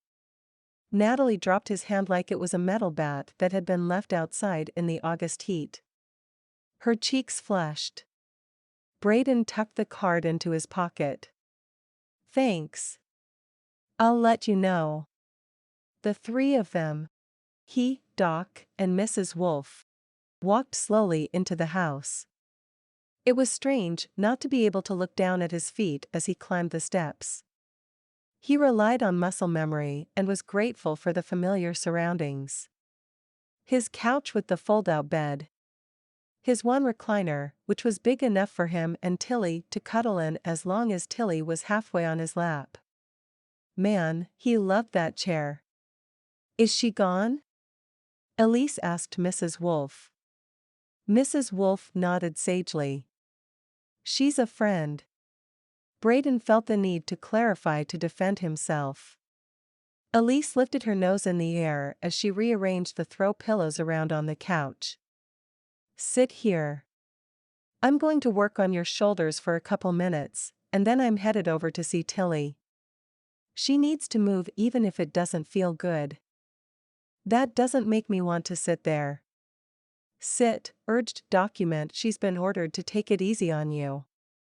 Elise cracked her knuckles. Brayden eyed Doc, telling him that he was trusting him. Doc chuckled and took the seat next to the pillow throne. Coach took the recliner and Mrs. Wolf perched on the armrest. Coach's arm floated around her. The movement was natural, like he had done it 1,000 times and had no inclination of ever stopping.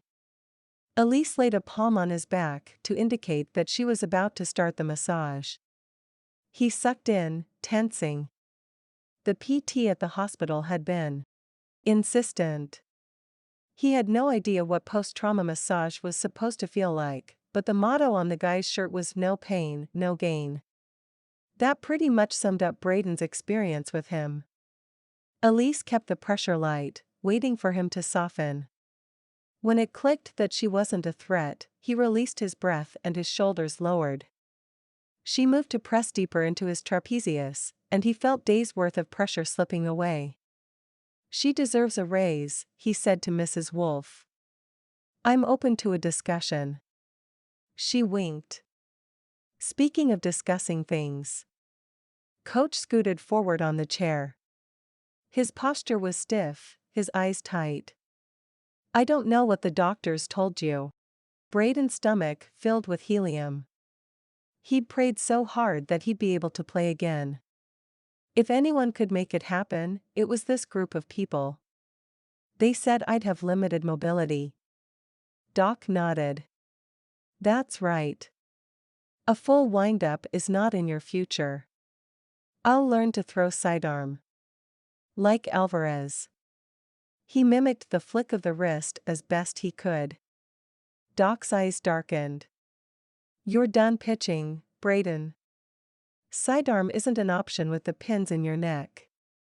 You'd never get the speed. The helium soured and his body became heavy. Exhaustion, depression, whatever you wanted to call it, he sank under the confirmation that he was no longer an MLB pitcher. It was like swallowing a bat. As he sank, an ocean of uncertainty washed over his head. He had nowhere to go. He'd been drafted out of high school. He couldn't become a sportscaster without a degree. Maybe some guys could, but he wasn't that famous. Just a big-time pitcher for a startup team. The silence in the room was heavy with sadness. "Brayden, you'll always be a Redrock," offered Mrs. Wolf. He couldn't lift his eyes to meet hers. "Thank you for saying that. And please don't think I'm ungrateful for being included. It's just a lot to take in." The backs of his eyes stung, and he pressed his thumb and finger into them to stem the flow. It wasn't just baseball he was losing. It was Tilly. She'd still marry him, but she deserved so much more than a high school graduate with no future. Elise finished up and stepped back. "That should help you get some rest. I'll check in on you tomorrow. Don't forget to check on Tilly." He knew the desperation in his voice made him sound pathetic, but he didn't care. "I'm on my way." She took a step and then stopped. "You know she quit the expedition company, don't you?" Brayden sank even lower. "No. She probably didn't want to worry you. But I thought you should know that she'll be around." Elise patted his arm. "Drink some water, okay? I released a lot of acid into your system, and you don't want a stomachache." Too late.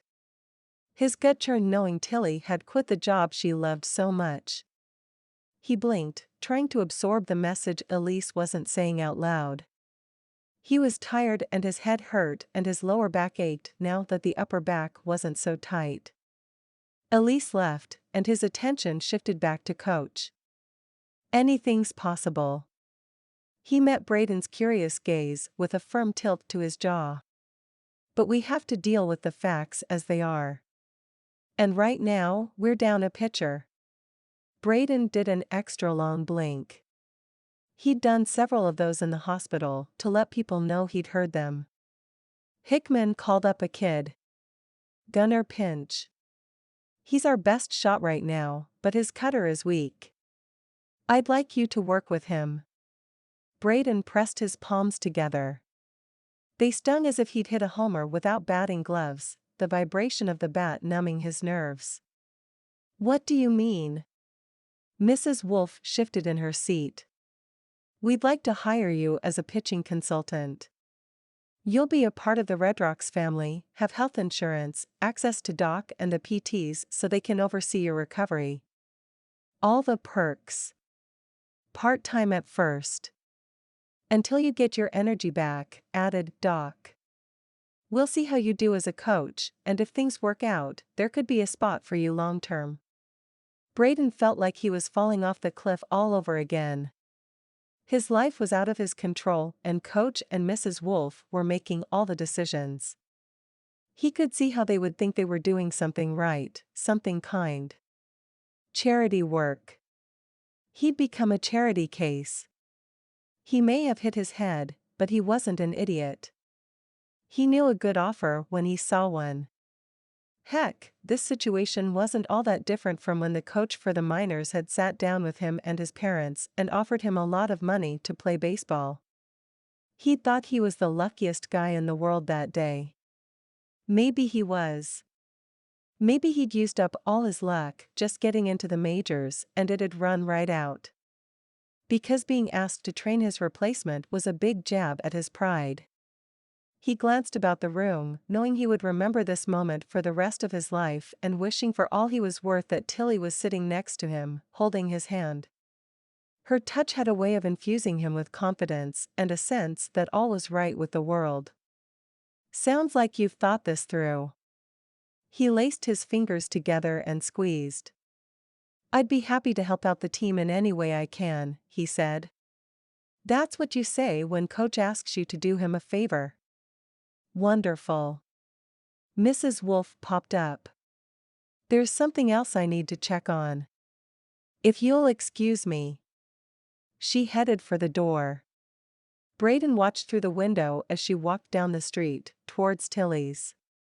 He didn't have long to wonder what she was up to, because Doc and Coach were lifting him off the couch. "Let's get you in settled," said Coach. "You look beat." He was beat. Beat up and beat down. "I'll take the recliner." He pointed to the big chair. "We'll swing by the bathroom and let you take care of business on the way," added Doc. Great. He'd become that guy. Was there no end to how far he could fall? Scratch that. He knew better than to ask that question. When life had you by the collar, you didn't egg it on to hit you again. "We're headed to New York for a 3-day series. But I expect you at the field when we get back," said Coach as he lifted his hat and repositioned it on his head. "Doc says you'll be working with Elise at home until then and should be ready. My neck brace will be off." Once the brace was off, he'd be clear to do a lot more. It shocked him how quick this whole process was, considering all his body had been through. The rods were the answer. He didn't have to wait for bones to mend, because they wouldn't. His body would need to adapt, but that was a different process than healing. Good. That's something to look forward to. Good thing. He didn't have much else to look forward to. Although, he was really looking forward to holding Tilly. She liked to nuzzle his neck, said he was a warm body, and she loved the feel of him next to her. Now that was a solid reason to look forward to getting the neck brace off. Chapter 6. Tilly groaned as she lifted her right arm over her head and tipped to the side. She sat on a purple yoga mat in her living room while Elise put her through a slow form of torture. Coach Wolf and others were at Brayden's. She hadn't even known he'd be coming home today, and yet 3 cars showed up at his arrival as if they'd been scripted. 4 cars if you counted that nurse that drove Brayden home. She still wasn't sure how that had happened, but she was a mess, hadn't showered in 2 days, and she wasn't about to march over there and take on Miss Shiny Hair. Any other day she'd be all over the woman, but she just didn't have it in her. The meds made her head foggy and her appendages lead. Thankfully, the doctor said she could quit the muscle relaxers and move to over-the-counter options, which had helped ease the headaches. She didn't like being knocked out and bleary-minded. Elise felt along her side, looking for sore muscles and finding them with ease. "You got off lucky. You could have broken a rib." "Don't remind me." Tilly gasped as Elise pressed a knot that had formed between her ribs. "I'd trade places with him in a heartbeat. I think this rib is out of place. Let me work it back in." Elise did something tricky, and there was a pop. Tilly breathed in and was happy to find that the feeling of being constricted had lessened. This one too." Elise frowned. "I wish it was me in the hospital. This is all my fault." Tilly hung her head. Elise pushed it back up and moved around to work on her lower back. She bit her lip. "Is he really mad at me?" "He's not mad at you," Elise scolded. "He didn't even tell me he was coming home. I'm sure he just wanted to surprise you." Tilly lifted both her eyebrows, asking, "Really? You saw who dropped him off?" She'd seen Elise talk to the busybody nurse and practically cheered when Mrs. Wolf sent her packing. Yes, it was creepy to watch the exchange through her cracked blinds, but she didn't care. She wanted too badly to be with Brayden, to walk over there and slip her arm around his middle. But he hadn't told her he was coming home. Hadn't said a word, which made her think that he didn't want her there. And that stung. A poor decision at best, Elise admitted. "She's not an issue, trust me. Brayden loves you with all his heart. That man can't function without you. So you need to scoot yourself on over there and let him know that even though his world is falling apart, you're not." Tilly nodded numbly. Clover had dropped off a bunch of groceries the day before. She could make lunch and take it over. Knowing Brayden, there wasn't more than a few power bars in his cupboard and sour milk and mustard in his fridge. There was a knock at the door, and both women turned as Mrs. Wolf walked right on in. Tilly's cheeks flushed. Clothing and used towels littered the living room floor. Throw pillows were scattered haphazardly across the furniture. Several cherry cola cans and takeout boxes filled the coffee table. She really needed to get her head on straight if Mrs. Wolf was going to walk into her house as if they were best friends. "May I sit?" the owner of the Redrocks asked as she sat on the couch. "Of course. You're always welcome, Mrs. Wolf," Tilly replied automatically. Her mother would be so proud of her grace under pressure. "Please, call me Harper." She smiled easily. Tilly swallowed. Okay. If she didn't know the woman on her couch was a billionaire, and the owner of a baseball team and her boyfriend's boss, she would think she was here on a social call. Tilly looked a little closer. Harper wasn't that much older than her and Elise, yet she carried herself like a person who knew her way around life. Harper smiled easily, her eyes twinkling with a secret. No, with a plan. She had something up her sleeve. "I don't want to interrupt. I'll just take a moment of your time." Elise pulled Tilly's arm down and moved it across her front so she could work under the shoulder blade. "Don't worry about me. I can pretend I can't hear you." She gave Tilly a knowing smile. Tilly could only imagine the things Elise had to tune out at work. Massaging and exercising 25-plus men before and after a game or workout would make any girl's ears burn with gossip and confessions. More than once, Tilly had emptied her troubles on the massage table.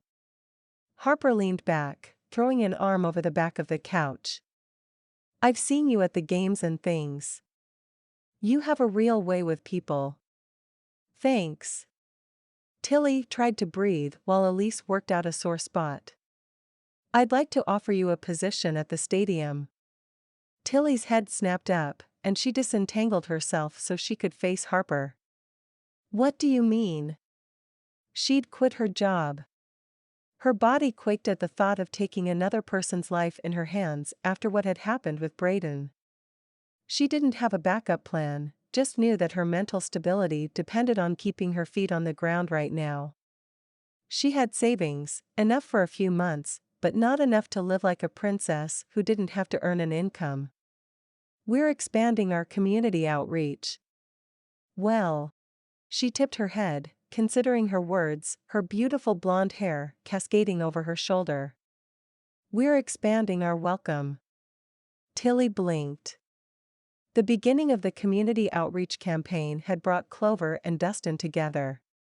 He'd volunteered at the pantry, a charity that provided food for people in need where Clover also volunteered, and the rest was history. "We've invited the local schools to come on tours of the stadium, and we need a guide," Harper continued. "Then, during games, we'd need you in the home plate section, making sure our guests are comfortable." Tilly had seen the care the home plate section received during games. They bought the high-priced tickets and in return were given free sunscreen and ice waters. She'd also seen them order food to their seats, eliminating the need to stand in lines at the concession stands. The ticket holders were mostly local business owners who liked to look like big shots. Of course, when big teams like Boston and LA came to play, the section was packed. She paused. "I think I could do that." A tour guide was a far cry from the climbing guide she had been, but the same principles applied. "Wonderful." Harper stood and tugged at her shirt. She was all elegance in her flowing wide-legged pants, kitten heels, and short shirt. How anyone could wear that much white and stay clean was beyond Tilly. "I'll have your name put on the roster, and my secretary will call with the particulars. I can give you another day to recover, but the first tours start Monday." "I should be able to make that." Now that she was off the meds, her head should clear enough, and in the week since the accident, her ankle had improved greatly. She wore a brace for stability. It may ache after walking the stadium, but she'd make do. This was an advantageous move for her, and it felt like God was looking out for her with this job offer. Great. Good luck with your recovery, and please let us know if there's anything we can do. Harper said goodbye and let herself out. Elise put her hands on Tilly's shoulders and turned her around so she could get back to work. Her movements were quick and efficient. Sorry. I have to get going. Doc will want to head back as soon as Harper's ready to go. She finished under one shoulder blade and started the other. As she worked, Tilly mentally reviewed the last few minutes. She gave me a job, right? It pays? She hadn't asked about money but had assumed. Elise giggled. I'm pretty sure you'll make decent money. Harper isn't one to take advantage of you. Do you know her well? She was intrigued by the woman. She was a billionaire, after all. It was strange to think of her on a human level. Elise didn't answer right away. She's not standoffish, but since she owns the team, there's always this space between her and the staff. I think it's respect. She paused, using her thumb to break down a knot. But she's super nice, fair, and honest. I trust her. The sound of a key fob unlocking doors came through the front window. That's your signal, Tilly teased. Elise got to her feet and then helped Tilly up. I'll plan on giving you a full workup after your first day of work. Meet me in the PT room. Okay? Tilly leaned in for a hug. I don't know what I'd do without you. Your man is probably thinking the same thing. Elise pulled back, keeping her hands on Tilly's upper arms. Don't keep him waiting. Tilly gave her a small smile and nodded. Elise sensed her hesitation. He doesn't blame you. That doesn't change the fact that I blame myself, Tilly whispered. Stop it. Elise gave her another hug. Tilly laughed at her friend's bluntness. I'll try. Elise let herself out, and Tilly set about cleaning the front room. She straightened the pillows and threw away the mounds of candy wrappers and paper plates. Then, she pulled out the vacuum and made beautiful lines in the carpet. Once that was complete, she put her hands on her hips and blew her lips out. She was running out of ways to stall. She made sandwiches and grabbed a bag of chips out of the pantry, her heart heavy at the thought of Brayden's eyes holding an ounce of accusation. It was time to face the music. With a grocery bag over her arm, she slowly made her way across the street. Whatever Elise had done to her helped. Most of the stiffness was gone, and she had fluidity to her movements that she hadn't thought she'd get back so soon. The sun was out in full force, and there wasn't a cloud in the sky. The heat came from all directions, radiating up from the blacktop as she crossed the street and pressing down on her shoulders. The weight of it was comforting and healing. She needed to spend some time outdoors to restore her soul. How she was going to manage working inside all day was an honest question. If she could climb after work, she might survive, but she still wasn't ready for that. Physically or emotionally. She squeezed her eyes shut as the image of Brayden lying in the red soil crossed her mind. The cars from earlier were all gone, and the street was quiet. She stopped and took in Brayden's house. They had the same floor plan, the same tiled roof and creamy stucco color. His flower beds had the HOA-provided shrubs, where hers were sprinkled with color. She often brought home flowers that reminded her of a hike they'd taken. On the outside, no one would know that Brayden hadn't been home for a week. The grass was mowed and the place looked cared for, like several of the vacation homes on their street. He was in there now, and her body knew it, her bones drawn to him like magnets. Her heartbeat thrummed in her wrists. She stepped up to the door and knocked. Twisting the bag's handle, she shook her head at herself. She never knocked at Brayden's door. They just walked in. So, taking a leap of faith, she turned the knob and entered. The shades were drawn, giving the room a muted look. The place smelled empty, the faint scent of Brayden's body spray barely discernible. Brayden was in the recliner, fast asleep. His face was calm, peaceful. The pinch between his eyebrows that had been there for the last week was gone. His broad shoulders took up much of the chair. She glanced at the low arm, where she usually perched as they watched movies, but mostly clung to one another. SportsCenter was on the television.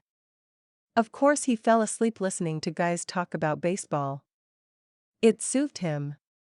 There had been a sense of restlessness about him when she'd visited in the hospital, his legs twitching, his fingers curling around an imaginary ball. She searched for the remote and was about to turn it off when Brayden's picture filled the screen, making her gasp. She glanced quickly at his prone form to ensure he wasn't listening to the report, and then perched on the edge of the coffee table. The guy with the shaved head started things off. It's tragic. This guy was on his way to becoming a superstar. In another season, he could have been playing for LA. All the cogs were in place and moving in that direction. And now he's out. Tilly pressed her palm over her mouth to keep in her moan of anguish. Having his prognosis, his future, summed up with the practiced detachment of a broadcaster was like being run over. The other announcer picked up the conversation. Yeah, but come on. Rock climbing? That was a risk he never should have taken. Her stomach rolled. She pressed the power button to shut off the TV. The self-condemnation didn't stop when their voices cut off, because most of it was in her head. She should have been smarter. She should have kept him safe. Brayden moaned in his sleep and lifted a knee and then dropped it again. She wobbled to him, touching his skin. He felt chilled, so she went to the closet and pulled out the blanket he kept around for her. She laid it across him and kissed his cheek. I can't make this up to you, she whispered. I'm so sorry. With silent tears falling down her cheeks, she stored the food in the kitchen and rolled up into a ball on the couch, where she too fell asleep. She'd never felt so alone in Brayden's presence before. Chapter 7. The next 3 days passed much too quickly for Brayden. He was back and forth from the doctor's office. His neck brace came off and he had his first appointment with Doc and Elise, where they laid out his new routine. He'd seen the x-rays and knew exactly where the pins were in his neck. They didn't look natural, and movement scared him. He'd thought he'd be ecstatic to get rid of the brace, but he was nervous to be without it. The brace meant people gave him a wide berth. He wasn't sure he could survive a chest bump or an accidental shoulder bump. Tilly seemed to understand his need for space and orbited around him. The few times she did touch him, he'd flinch first, expecting pain. On the other hand, he was glad to have the brace off before the teen came back. He didn't need the guys taking pity on him. He'd had quite enough of that, thank you. Tilly's pity was the hardest to handle. She treated him like a package of eggs and hovered. Oh, that woman could hover. I can put on my own shirt. He took the shirt out of her hands. She'd done his laundry last night, asking what he wanted to wear to the first day of work. He'd snapped at her that he'd been to the stadium 100 times, and it didn't matter. She'd bitten her lip and turned away. He wasn't sure, but there could have been tears in her eyes. He hated snapping at her, but she wasn't treating him like she used to. He'd become her project. Okay. She lifted a shoulder. Go ahead. Her jaw slid to the side and she lifted one eyebrow in disbelief. Brayden made sure the buttons were all undone on the polo shirt before he slid it over his head first and then worked his arms in the holes. He let the fabric drop and held his hands out, saying see? With a gesture. She gave him a once-over. All right, big guy. Let's go. He reached for her hand just as she turned, intent on pulling her to him and kissing away their mutual grumpiness. They hadn't had a chance to spend quality time together since before the accident. He missed her soft lips. The girl had some serious kissing skills. Surely if they could reconnect at the lips, they would settle back into their old routines. But he missed her hand and his arm came to his side. Slow understanding broke over him. They weren't going to get back to their old routines. They needed to find a new normal. He watched her soft hips sway as she left his bedroom. The room had been off limits for the two of them before the accident. Too much temptation. They'd spent the last 15 minutes in here together, and he'd only thought about kissing her right before she left. What was wrong with him? More importantly, what was wrong with them? "He's already throwing," said Coach Wolf. Brayden ran his fingers along the cement wall as they walked the hallways under the stadium seats.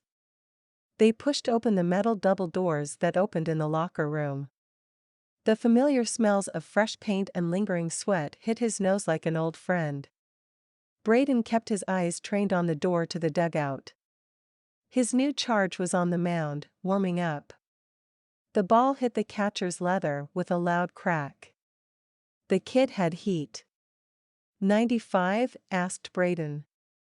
96 on the fastball. Not as fast as you. Coach grinned at him. Which is why you need me.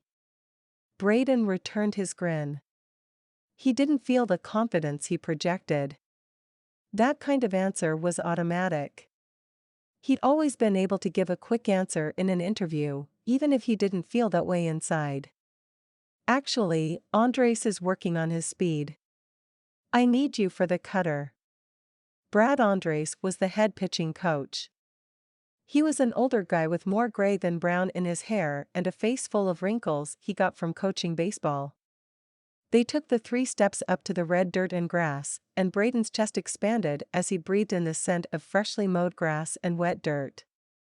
Coach cupped his hands around his mouth. Gunner, come on over here. The kid held his ground. Hang on a sec. I've got one more. Brayden blinked in surprise. He took in Coach's reaction out of the corner of his eye. The only indication that Wolf was upset was the tightening around his eyes that made new wrinkles appear. Brayden's body tensed in reaction. When Coach said run, you didn't ask how far, you just started running. This kid had a little attitude. He'd better learn to check it soon. The last guy who'd pulled attitude with Coach was sent packing. Not that Brayden was complaining. AJ Peck had been poison for the team. Getting rid of him was the right choice.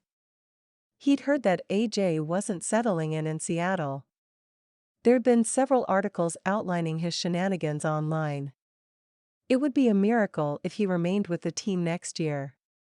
Some guys didn't have the intelligence to know how to play nice, and they mocked the hand that signed their paychecks. If Brayden knew Coach, the new kid would be running laps after everyone else went home tonight. Brayden couldn't start thinking about the unfairness of life. Where guys like AJ threw away their talent and he'd give anything to have one day back on the mound. Okay, maybe not just a day. But still. The kid threw the ball. From the way his hand moved, he was trying for a cutter, but the ball didn't cut to the catcher's glove hand side. It raced straight down the middle. Brayden would have him fixed up in no time. And then he'd be out of a job again. But at least he'd show Coach that he could coach. Right now, this was his only chance to put his life back together. He couldn't ask Tilly to marry him until he had things figured out. Then again, the way they'd been circling one another, not making eye contact and hardly touching. He just wasn't sure where they were headed, and that freaked him out. She was here, at the stadium, wearing a Redrocks polo shirt and leading a bunch of third graders around the building, giving them an inside look at how the MLB works. The bruise on her face had faded to a yellow that she covered with makeup. Her lip was almost healed as well, and she had her natural grace back in her movements. She was still sore when she did certain things, like lift a heavy grocery bag. And he couldn't lift anything for her, which sucked. Having her work at the stadium was convenient for the both of them since he couldn't drive yet. She used to leave for work with a smile of anticipation, knowing she was going to climb a mountain.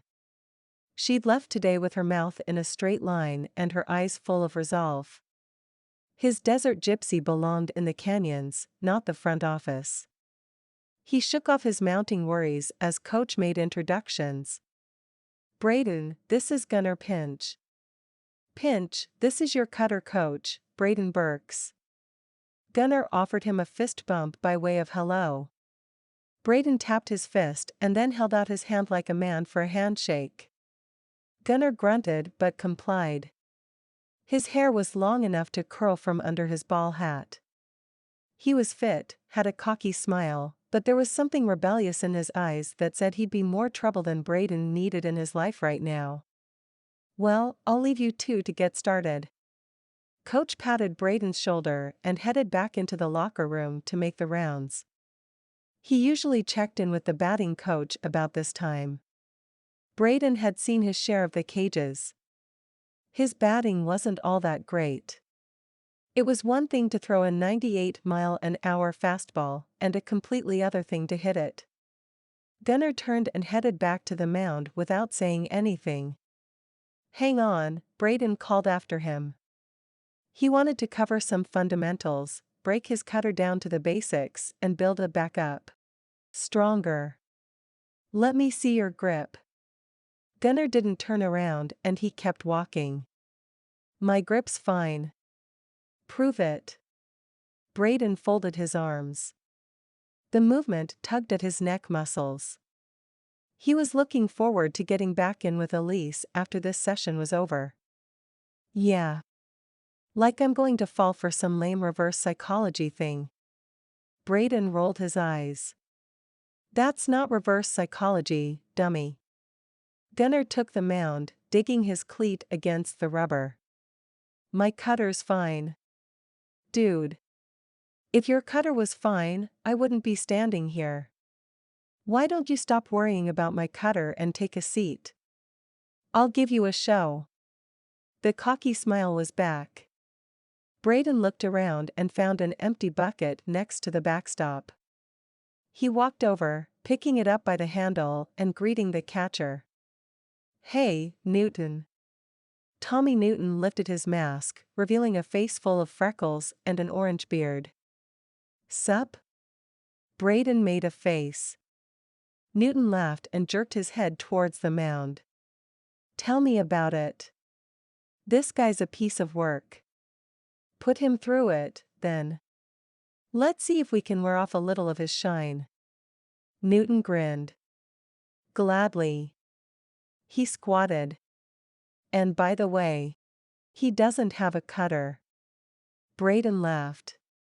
He stepped out of the way, turned the bucket upside down, and took a seat. Newton gave Gunner the first sign. Gunner shook it off. Throw the ball, yelled Brayden. He called a slider. Can your imaginary batter read those? Brayden fired back. They were the only ones out here. Gunner glared. Yeah. Listen, I call the pitches during practice. Oh. Well, then. Brayden waved for him to continue and tentatively leaned back against the wall. The position was uncomfortable. He watched Gunner throw for about 5 minutes and then started calling pitches before they crossed the plate. Fastball. Fastball. Changeup. Fastball. Curve.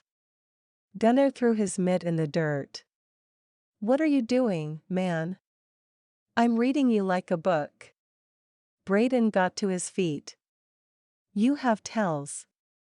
When you throw a curve, your knee hesitates. No way. Brayden lifted a shoulder. Watch the tape. Look, old man. I don't need this. Okay? Get off my case and stay out of my head. Brayden glared. I'm here to help you. I didn't ask for it. Brayden's blood boiled. He hadn't asked to be crippled, but he'd gotten that anyway. A few pitching tips weren't going to kill the kid. He was about to lose his crap, and that wouldn't do his job prospects any good. He clenched his fists until he felt the slight spasm in his bicep. He could handle the pressure of working contract to contract, of having his performance evaluated and his future decided. That's what a baseball professional dealt with season after season. So he put a lid on his steaming anger and said, "You should ask for it. You're brand new to the league. If you think what you've been throwing will stand up against a Betts, then you're delusional. I don't need to listen to this crap." Gunnar stormed past him, disappearing in the shadow of the doorway. Brayden watched him go. He blew out his breath. Newton walked over, his face mask tucked under his arm and his hat on backwards. "That was fun," he said sarcastically. No, it wasn't. All in a day's work. It will be with that guy. Better you than me. Newton lifted his hand to smack Brayden's back and pulled back at the last second. Brayden jerked his chin in response. One of the few moves he'd discovered when the brace came off. Newton gathered the rest of his gear from the dugout and left. Once he was alone, Brayden walked out to the mound, stopping a couple feet before the dirt. The mound was unlike any other patch of dirt or grass on the field in the world. To Brayden, the mound was the center of the whole game. Every great play in baseball started right there. With a pitch. The dirt was sacred. He growled. He wasn't worthy to stand there anymore. He was officially sidelined, a consultant, unable to wear a uniform like an official coach. He turned away, his head lowered as much as it would go. Inside the locker room, he found his old locker. Gunnar had moved in, his jersey hanging there, pressed and bright. He'd rather have it be empty. To see that guy's last name on a jersey was just a punch in the gut. Gunnar didn't have the speed. He didn't have the technique. He didn't have the brains. All he had was a neck without screws in it. Brayden ripped the jersey off the hanger and threw it on the ground. Whoa! He spun to find Tilly, her eyes wide and her hands out in front of her. What? He spat. Haven't you ever seen a has-been have a tantrum? The pressure of this new position, Gunnar's attitude, and the wrongs that couldn't be made right pressed on him, and he couldn't seem to stomp them back down. You're tired. She slowly lowered her arms. I am too. How's the pain? Do you need meds? I'm not tired. I'm pissed. He kicked at the ball of fabric at his feet. It flopped over in an unsatisfactory manner. He turned back and grabbed the first bat he saw, slamming it into the locker divider. The bat splintered, and shards flew. I'm useless. He threw the jagged wood in his hand against the wall. The sound was satisfying. Like he'd summed up his life in that crashing bang. Tilly's eyes turned pink and then red as tears built up. You're not. You're still Brayden Birks, and that means something around here. He couldn't stand what he was doing to her, couldn't stomach that he'd made her cry, and yet he couldn't stop himself. You don't get it. I'm through. No one will remember what I did here. No one cares. I don't care. He headed for the door, his arms and legs aching from the tension straining his body. Tilly cringed away from him as he passed, and his heart sank like a rock. It felt like a rock, all hard and bitter. Take me home. She sniffed, swiping under her eyes. I can't leave yet. I have an appointment with Elise. He did too, but it would have to wait. I'll find my own way. He threw the door open, almost hitting Blake and feeling tightness in new places. Blake dodged the metal door with ease. A smile lit his face. "Bro." He gave Brayden a man hug. "It's so good to see your ugly face." Brayden smiled woodenly. Blake wouldn't think so once he saw the mess Brayden had made in the locker room. Come to think of it, a lot of people were going to be upset about that. The person who should be the most upset? Tilly. He'd been a complete jagweed. His blood was still pumping faster than he could think. He needed to get out of there. He needed to get away from Tilly before he made her cry again. "Can you give me a ride home?" Blake glanced around. "I guess. I'm basically done. I was just going to lift while Elise worked on you and Tilly."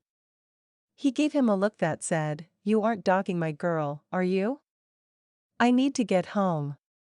Brayden rubbed his eyes. "It's been a long day." "All right." Blake pointed to the locker room doors. "Let me grab my keys." They made their way out to the players' lot and slid into Blake's convertible. The man took exceptional care of his vehicle. Much better than Brayden and Tilly. Tilly's always had red sand on the floor, and his back seat was full of gear and workout clothes that probably needed to be washed. He groaned and leaned back in the leather. Blake caught on that he didn't want to talk and drove in silence. Brayden couldn't even think about doing laundry right now, and he refused to ask Tilly to do one thing for him after the way he'd yelled at her. He wasn't naive enough to think that couples didn't fight, but the amount of anger inside of him that he couldn't control was scary. Big scary. He should be shielding Tilly from that kind of thing, not spewing it in front of her. He pulled his phone out of his pocket and found his dad's number. They'd been in touch, Dad calling the hospital every day. He'd offered to fly up right away, but Brayden didn't want his Superman to see him lying in the hospital. Dad had worked just as hard as Brayden to make his MLB dreams come true. He'd let his dad down by cutting that dream short. Brayden? His dad was a big man, strong, with black hair, a tall forehead, and a heart bigger than Arizona, where he'd retired last year. "Yeah, Dad. It's me." The anger that fueled Brayden's rage evaporated like ice on the St. George blacktop. Dad was a rock. His rock. Mom had split after high school, said she'd done her part to raise Brayden and was burned out. Wanted some peace and quiet. The last he'd heard, she was in Kauai serving drinks at night and sleeping the mornings away on the beach. He hoped she'd found what she was looking for. He also wished he could have called her at a time like this. But how do you call on someone who'd basically said you were a heavy burden to carry for 18 years? His dad? Dad was the opposite. He loved everything about being a dad. He was the tuck-you-in-at-night kind. Even if you were 18 and headed to college the next day. Brayden needed some of that right now. "How's it going?" "Not good. Do you think you could come out here for a little while?" His voice cracked. Remorse flooded his heart for how he'd behaved. Dad would have railed him up one side and down the other for yelling at a woman like that. And for yelling at Tilly in particular. He loved her as an almost daughter-in-law almost as much as Brayden loved her as an almost fiancé. "I'm on my way." "Thanks." Brayden said goodbye and hung up. He turned his upper body so he was facing out the window and Blake wouldn't see the moisture he had to blink away. There was no acceptable reason to cry in front of your buddies. Well, if you won the World Series, then you could shed a few tears and the guys would pound you on the back. There'd be no World Series for him, so he sucked it up. Once Dad got here, things would get better. They had to. Chapter 8. Tilly cried through her massage with Elise. Elise assured her that it was normal.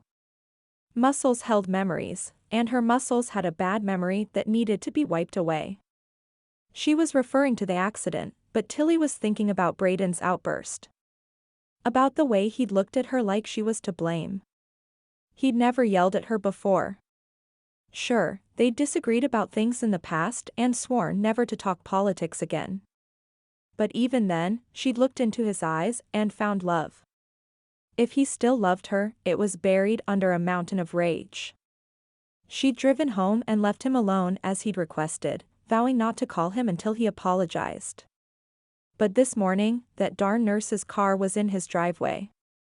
The team had a late game, and she didn't have a school tour this morning. Therefore, she had the whole day to sit there and stew about what was going on across the street. Brayden wasn't the type of man to cheat. She'd bet her house the woman had just shown up out of the blue. But if that was the case, why was she still there? Well, she wasn't about to let another woman get comfortable in Brayden's house. She just wasn't sure what to do about it with things the way they were between her and Brayden. Finally, she decided to just walk across the street and talk to him. But not before she put on Brayden's favorite sundress, the one he said made her legs irresistible.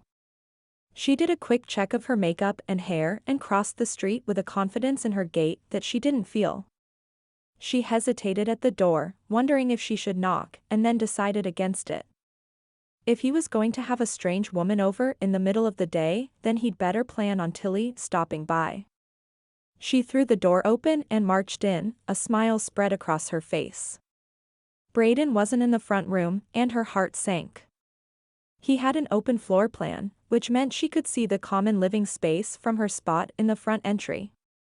Which also meant that Brayden was in a back bedroom with her. She put her hand on the doorknob. Did she really want to know if something was going on between them? She took a shaky breath and pressed her hand to her stomach, which threatened to empty out right there. Baby girl.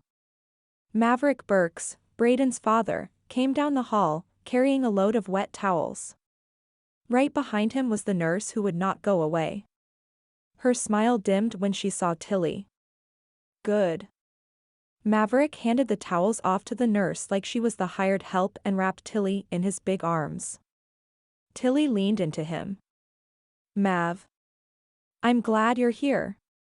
Her eyes prickled at the fatherly comfort of his embrace. She suddenly missed her parents, missed coming home to a hug. Me too, baby girl. She smiled for real. He'd called her baby girl the first day they'd met and kept right on doing it. She loved it. Brayden didn't have sisters, and Maverick treated her like gold. This is Natalie, Maverick stated by way of introduction. She picked up a few medical things to help Brayden. He leaned closer, his eyes darting down the hallway toward the bedroom. The shower chair was our saving grace today. He winked. I'll bet. It's nice to see you again, Natalie, Tilly bit out through clenched teeth. She kept one arm around Maverick, needing his strength and wanting to show that her place was with the Birks men. I'm sure, Natalie replied. I'm going to put these towels in the washer. What are all the towels for? Tilly asked Maverick. Sponge bath, answered Natalie, with a smug wiggle of her head. Tilly blanched at the thought of this woman's hands all over Brayden. That's not necessary. He has a hand sprayer in the guest bath. And he'd used it quite well yesterday. Natalie cocked her hip to the side and gave Tilly a doubtful look. And limited mobility. He said it felt wonderful to get all of him clean. She flounced off to the laundry room, which was off the kitchen. Tilly chewed her lip. She wished she had a comeback, but honestly, she just wanted to trip Natalie. She wouldn't, though, not with Maverick watching. Natalie had no idea how lucky she was that Brayden's dad was in town. Maverick rubbed the back of his neck and ducked his head. She's been a big help. She's a nurse, so I didn't think. She hadn't done that great of a job hiding her dislike for Natalie. Maverick was more astute in reading women than Brayden was. She'd have to remember that. She forced herself to brighten. It's fine, Mav. She kissed him on the cheek. If you needed help, why didn't you call me? Brayden said not to. He said you'd been running yourself ragged taking care of him and you deserved a day off. His eyes softened. How are you? When I heard about the accident, I was scared.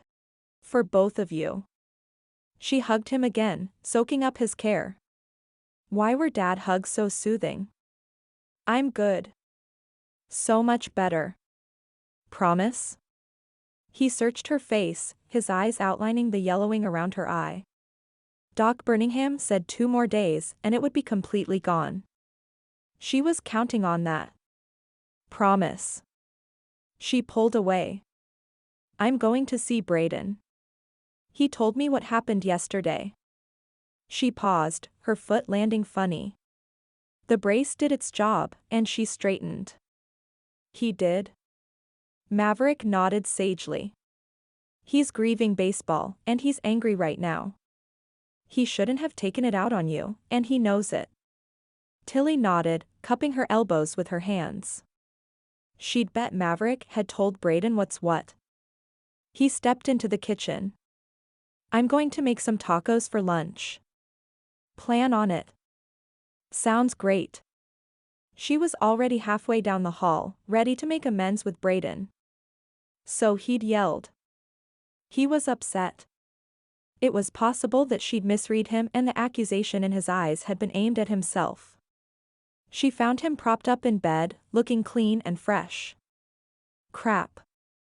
He looked so fine, she wanted to jump in with him, cuddle up, and forget all that had happened in the last 3 weeks. You look hot. She smiled as she moved to sit on the side of the bed and take his hand. His skin was warm and he smelled faintly of soap. It feels nice to be clean. One side of his mouth lifted. Weird to shower in my sliders, but I'll take what I can get. She brought the back of his hand to her cheek, needing to be closer to him. She wasn't used to insecurities in their relationship. They'd been solid since the first date, when he'd whispered that she was as beautiful as the stars in the heavens. A lovely shiver had run over her skin, and she'd melted into his kiss. He watched her for a moment, his eyes full of so many emotions she couldn't pin one down. Slowly, he pulled his hand away and his emotions cleared, leaving a mixture of desperation and resolution. Her pulse picked up speed in response. She opened her mouth, intent on cutting off his train of thought. Do you want to go out tonight? Your dad likes that chicken place. I'm good here. I could pick up some takeout. No. Listen. I'm not sure I want to. Whatever he was going to say wasn't going to be pleasant. Breathing was harder than it should be, the air sucking out of the room. He pressed his lips together and narrowed his eyes. We all have to do things we don't want to do. She bristled at his patronizing tone. You mean like tell a certain nurse it's time to go home? His head jerked back, and he winced. She's just a friend, and I don't feel bad asking her to do things because she's healthy and willing. She's something, all right, Tilly muttered. She brushed her hand across the bedspread. Her motives aren't pure, Brayden. She copied his patronizing tone. And yours are? Excuse me? His eyes turned dark, like demons swirled in his head, planting dark thoughts and smothering the love that usually filled his soul. You're only here because you feel guilty. You can't believe that, she scoffed. Tell me you don't feel any guilt for this. He jerked his finger towards his neck. Of course I feel guilty. I was there. I was the experienced climber. I should have kept you safe. He wagged his finger. I lost my focus, he rasped. Her mouth opened and closed several times. How? She didn't understand how that was possible. When she climbed, her whole mind and body were focused on the task. Her life depended on it. That was part of the draw of climbing. He looked away. It doesn't matter now. It does to me. I'm telling you it doesn't. I release you of all responsibility for the accident, Tilly. It wasn't your fault. Please let it go. She blinked against the moisture gathering on her lashes. He reached up and swiped a tear from her cheek. My dad's going to stay for a while. He'll be able to drive me to work and help out here. Okay. She leaned into his touch. His hand was gone all too soon. So you don't have to worry about me anymore. Brayden, I'll always worry about you, because I love you. That's what couples do. She smiled up at him. There was a big relief that came from saying those words. She hadn't realized they were missing from her vocabulary until just now. The fall must have knocked them right out of her or something. He hesitated, then seemed to square his shoulders. She'd seen him do that many times on the mound, and her heart sank. He was gathering his resolve. That's what I'm talking about. I don't think we should be a couple anymore. You. What? Her eyebrows came together. Her brain slowly chewed on his words as her blood turned cold. You're breaking up with me? He swallowed heavily and nodded. She pulled her hands into her chest. But you just said you don't blame me for the accident. I don't. But you deserve more than a crippled boyfriend, Tilly. I promised you the stars, and I can't deliver. I'm at a loss as to how to move forward with you, and I can't ask you to stand here while I pull my crap together. You don't have to ask, Brayden. Not when someone loves you. Love doesn't have to ask. He remained silent, the doors clicking shut in his heart even as she sat there and watched it happen. He'd locked her out. She shivered and hunched forward. Breaking up? That was inconceivable. She and Brayden went together like a pair of shoes. Without each other, there was no point to the one. She reached for him, and he pulled away. Like her touch would scald him. The rejection was too much to bear. With strength she didn't know she possessed, she rose to her feet so she could look down on him. He was so tall that the advantage wasn't much, but she'd take it. Her eyes swept over his broad shoulders, hugged nicely by the Redrocks workout shirt, his strong jaw, the scar at the base of his neck from the surgery, and finally landed on his beautiful brown eyes. Every inch of him belonged with her. She knew it as surely as she knew her heart was breaking. She couldn't stay there and listen to him give her flimsy excuses or made-up reasons. She couldn't stand there at all. To be near him and not touch him was wrong. It was just wrong. She pressed her hand over her mouth to hold back her cry and sprinted for the front door. Maverick looked up from where he was folding clothes on the couch with Natalie. Baby girl? Bye. Mav. Tilly choked and then ran from the house. She left the door hanging open, unable to take even the spare second to close it behind her, and ran across the street to her own home. Maverick called after her. She ignored him. Let Brayden tell his dad what he'd done. She closed the door and collapsed against it, sobbing her whole heart out. She slid down the wood, lading roughly on the cold tile floor. She prayed for shock, for numbness, so she didn't have to feel the heavy loss that pulled her into the depths of misery. She'd thought that nothing could be worse than seeing Brayden unconscious at the bottom of a cliff. She'd been wrong. Chapter 9. Tilly waved her arm out to the side. This is a statue of Jake Richmond, the man who dreamed of bringing an MLB team to St. George. Some of the third graders craned their necks to get a look at the bronze likeness. Most of them were bored. Tilly sighed. She just couldn't muster up the energy to be enthusiastic for them. Kids caught on to a mood like they caught colds, and her chest was an empty shell. The heart that once beat so strongly inside had fallen quiet. Sure, it still pumped blood, but the life had gone out of it when Brayden broke up with her. He was in the stadium today. So far she'd been able to avoid him, but her whole body was aware that he was around. Her skin prickled the minute he set foot in the building. How did she know that was the cause? The same way she knew Redrocks dogs tasted better with grilled onions. She just knew. The last couple of days had passed in a blur of tissues and toenail polish, brownies and braids, as Clover tried to make her feel better. She'd even brought over her roommate, Maddie, and a chick flick that made Tilly cry because she'd had that kind of love with Brayden and lost it. Maddie and Clover sat with her on the couch, linking arms and telling her how much Brayden loved her. Which didn't help. But they were convinced he was experiencing some sort of head trauma from the fall, and once his brain healed, he'd come running back. Tilly didn't argue, but she'd seen the brain scans. He was fine. Which made what he did to her hurt all the more.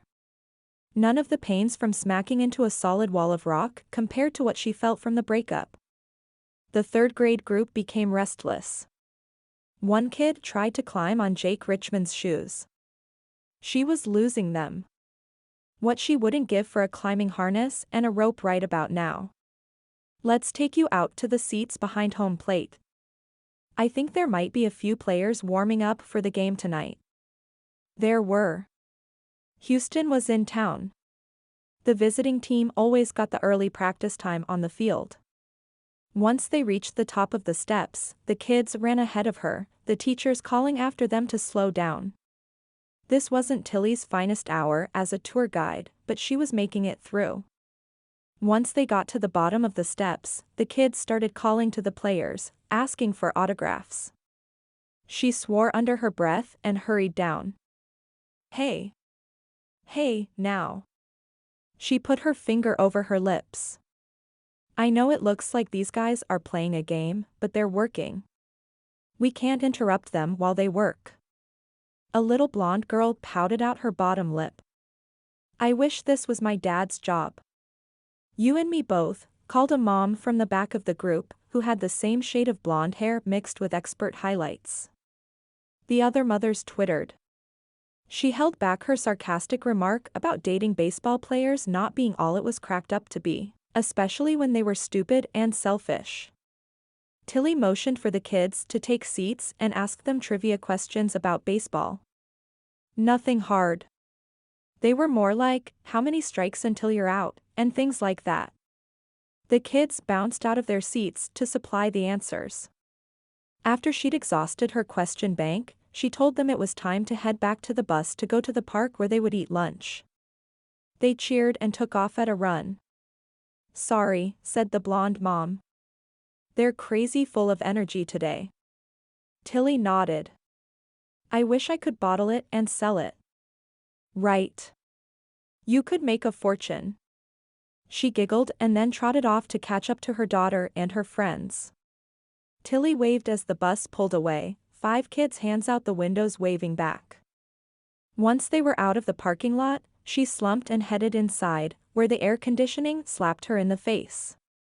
She needed to check the bleachers for any left-behind gum wrappers or garbage. Anytime the kids stopped moving, there was a mess left behind, and she'd be in trouble if the primo seats weren't ready for the game that night. She decided to go down from the top of the stairs rather than go through the locker room and up from the field, because Brayden might be in the locker room, but he most definitely wouldn't be in the seats or on the stairs. The whack of a ball smacking leather had her heart hammering like a runner caught in a pickle. That sound was so firmly connected to Brayden that it took her several seconds to realize he wasn't the one on the mound. It was the new guy, Gunnar Pinch. The Houston players had cleared the field, and the Redrocks trickled in. She watched Gunnar throw another ball. Hurdle was a better word. He lacked Brayden's finesse. She scanned the field, making sure Brayden wasn't in sight, before slowly making her way down the stairs. She could feel him near but didn't have a compass to point him out. He'd be one of the few guys not in warm-up gear.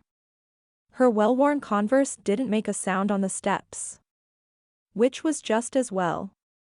What she'd told the kids was true, these guys were at work.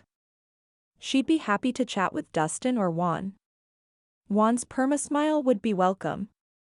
He'd give her a hard time about something silly or tell a story that took too much time, And she could forget for a minute that she wasn't part of the inner circle without Brayden. But she couldn't distract the guys from their pregame routine. She walked up and down each aisle the kids had occupied, scoring a Rice Krispie treat wrapper and a pencil. Just as she was finishing up, she heard Coach Wolf call, "Brayden." Yeah. Brayden's hand went up, right in front of her. She panicked and ducked behind the waist-high concrete barrier that separated the stands from the field, pressing her back against the cold. She tipped her head up, seeing only the safety net and the sky. Her heart beat so loud she was sure Brayden could hear it. She covered her mouth with her hands to muffle her breathing.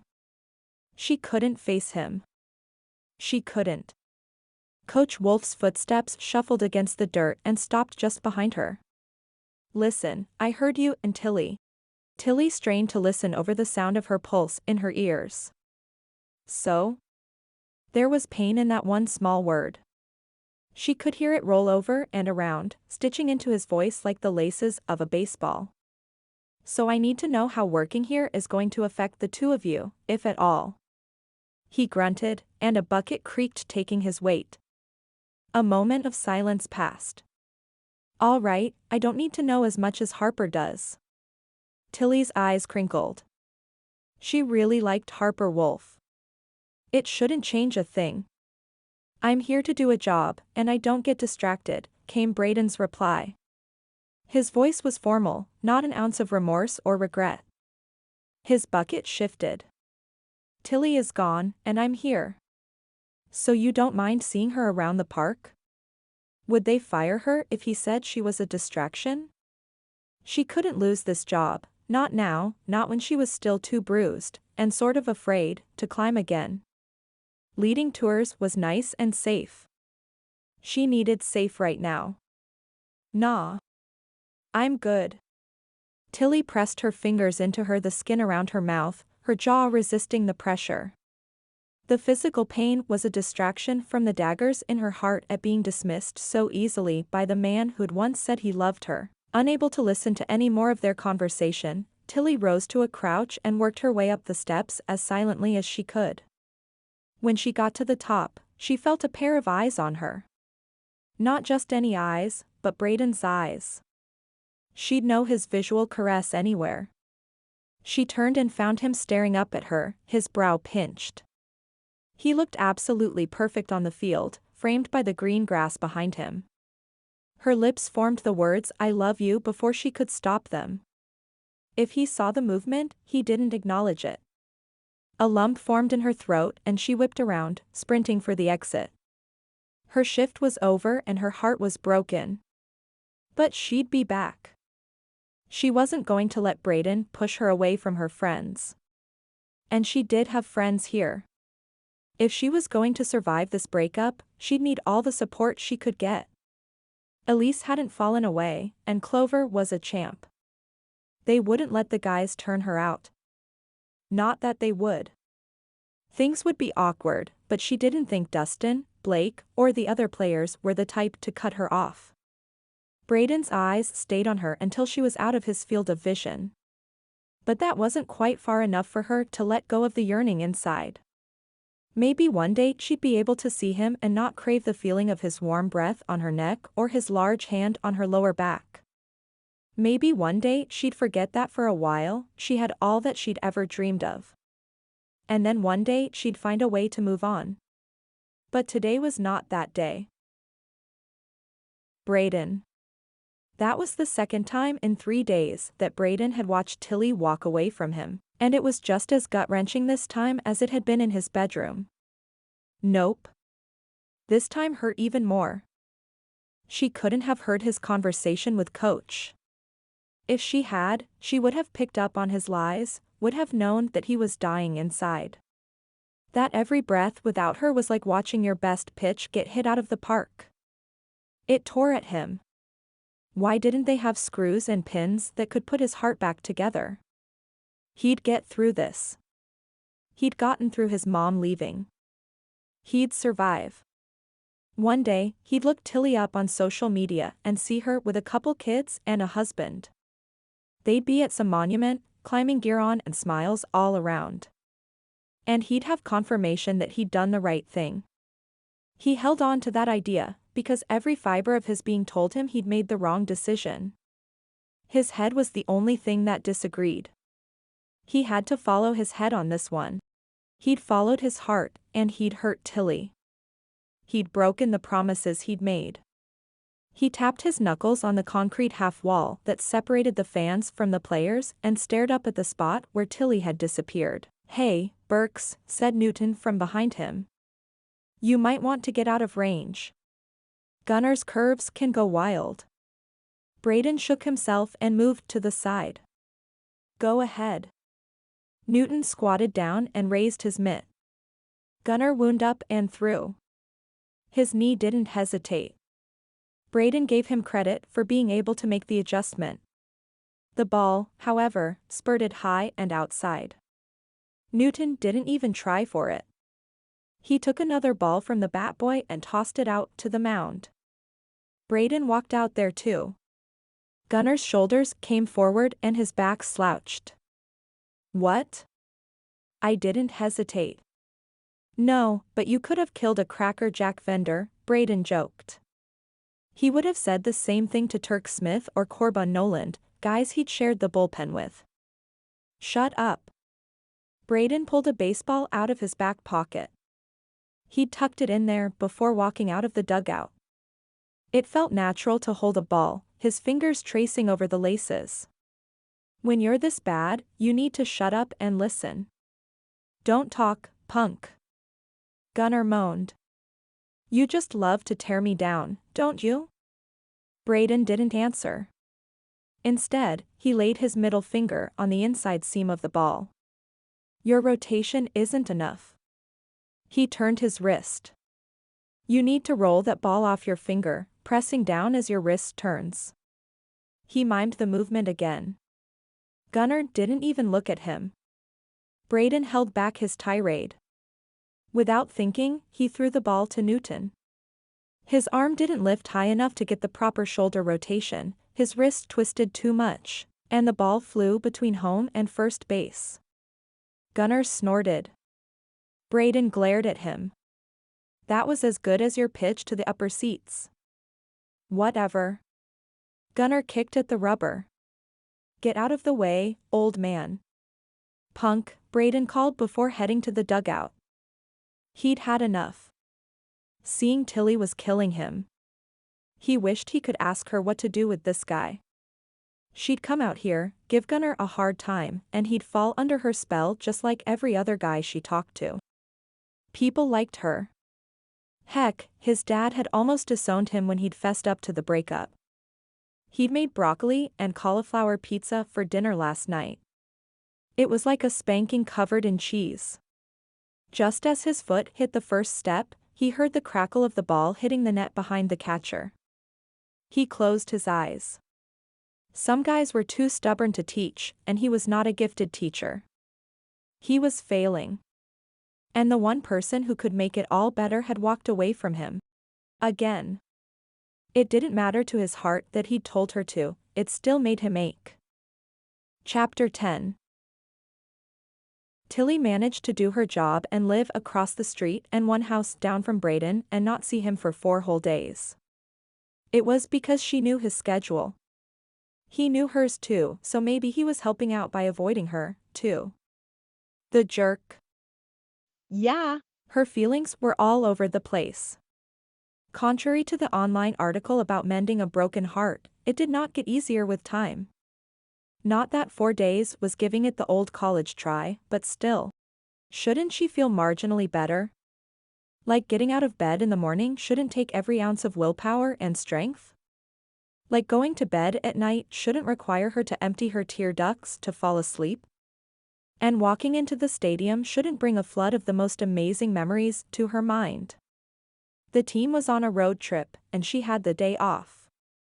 Elise was catching up on some paperwork and invited her over for a full-body workout. Since it was Sunday, the place would be a ghost town. Having a weekend off was a luxury in baseball.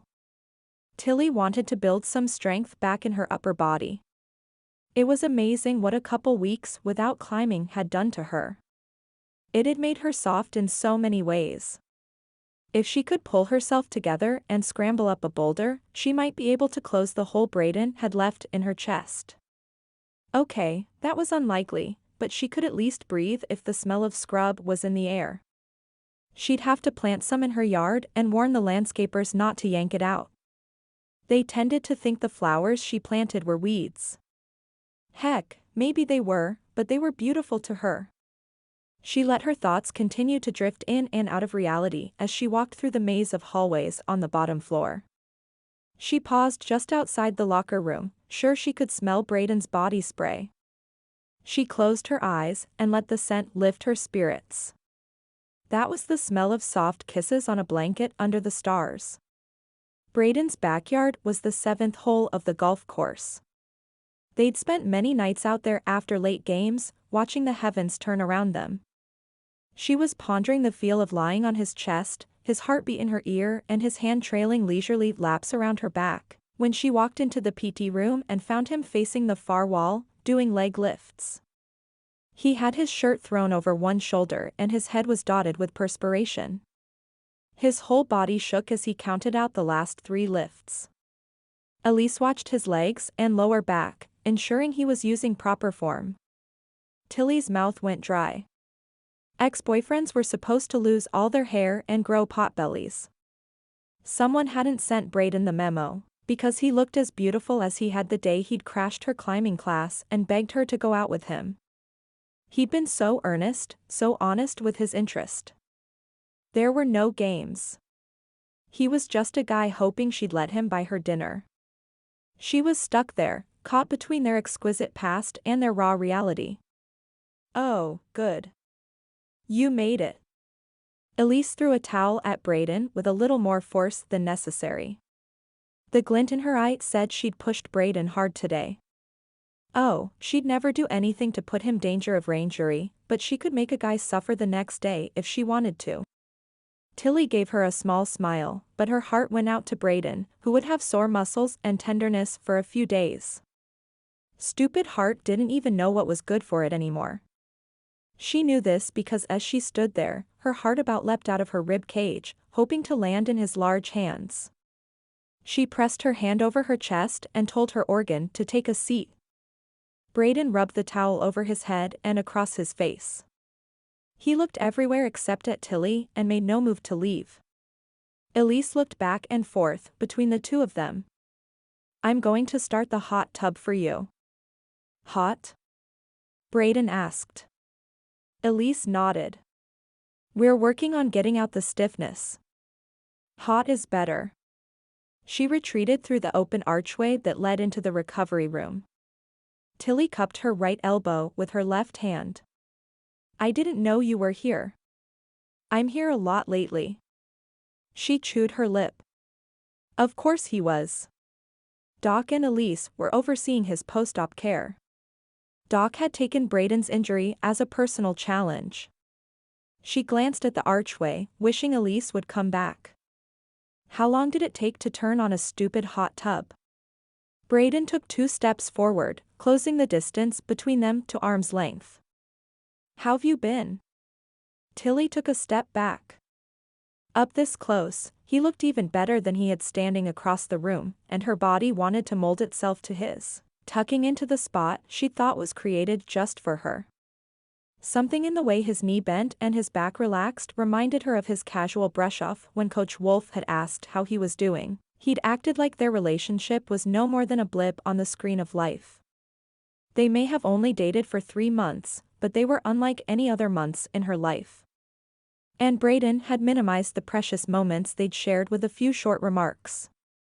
How've I been? She fired back with venom. Yeah. His thick eyebrows wrinkled in confusion. She stepped forward and poked his shoulder, hard. You don't get to ask that question.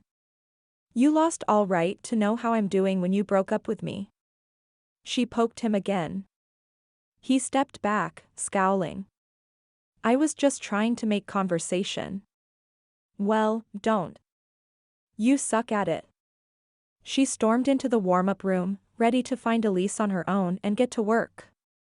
Elise was staring into the water, her arms folded, pretending she wasn't listening to them. Brayden followed her. She turned her head so she didn't have to stare at his perfect abs. Seriously, Lord, couldn't you have cursed him with a flat chest, for my sake? Hey, you don't have to be rude. He put his shirt over his head first and then slipped his arms into the holes. And you didn't have to break up with me. I guess we all have to do things we don't want to. She threw his words back in his face. It satisfied her for about 2.3 seconds. Then the light dimmed in his eyes, and she knew she'd hit her mark. It didn't bring her the satisfaction she was looking for. All it did was make her feel like she'd kicked a puppy. A big, beautiful puppy. Please go away. She chewed her bottom lip as her throat swelled with emotion. He bounced his hand off his thigh. I'll soak at the clubhouse at home, he told Elise. They had a pool and hot tub in their development. They didn't use it much, but there were a few nights. Tilly squeezed her eyes shut, begging her memory not to bring up those feelings. Elise nodded once, and he left. The air left the room with him, and Tilly wilted. Elise was there, holding her up. You're still in love with him, she noted quietly. Tilly nodded against her arm. There was no denying her feelings. They were at the surface. I'm so sorry. I'll schedule you two apart from now on. Tilly thought about what the coach had said. She shook her head. You can't. If Coach Wolf or Harper finds out that our situation is causing problems, he'll fire me. Elise stepped back and pulled her curly hair up into a ponytail. I'd like to say that's not true, but he had that whole no dating players rule when I first started working here. He's a stickler about keeping distractions out of the stadium. I remember you telling me about that. Tilly rubbed her arms. Let's just get to work. I want to pretend that this didn't happen. Elise motioned to the archway. I'm sure he's gone by now. Let's start with some barbells. As Elise walked her through each exercise and charted a daily workout routine she could do at home, Tilly did her best to keep a mask of concentration on her face. When they were done, she hugged Elise and said, Goodbye. The mask stayed while she grocery shopped and pumped gas and didn't slip until she shut the front door and landed her butt on the tile floor once again. Chapter 11. Brayden was still in a fog when his dad picked him up at the players' entrance of the stadium. He just couldn't shake the wounded look in Tilly's eyes when she'd asked him to leave. Had she yelled at him, railed at him, he could have handled it. He deserved to be yelled at. But the level of unhappiness surrounding her was too much. He settled into the passenger seat and clicked his seatbelt in place. His dad had spent the day golfing, and the smell of St. George's dry air and dust filled the car. In another few days, Brayden would be able to drive himself around. He just needed to be able to turn his head a little more to check his blind spot. It wasn't that the doctors were holding him back, it was him. He didn't want to hurt someone on the road. How'd it go? Not good. Brayden rubbed his forehead. Wanna tell me about it? His dad's nonchalant question was not threatening. Still, he had no desire for broccoli and cauliflower pizza, so he started in on Gunner. He's such a punk. Anything I say is considered an insult. He's been pampered and told how wonderful he is his whole life and can't take correction. You mean criticism? I don't criticize. Dad shifted his hands to the bottom of the steering wheel and then ran them back up. Brayden sighed. Just tell me. You've had this tone. His voice lowered at the end of the sentence. A tone? A tone. Dad punctuated his words with a stern look. Ever since I got here. It's harsh. Brayden pulled his chin back. Had he? I don't mean to. I know. But you should pay attention to it. So his attitude is my fault. No, but putting him on the defensive isn't going to get you anywhere. Had he been that way with Tilly too? After the accident, when she was sore and trying to care for him? In an instant, he knew he had. He shifted in his seat, his thoughts weighing him down.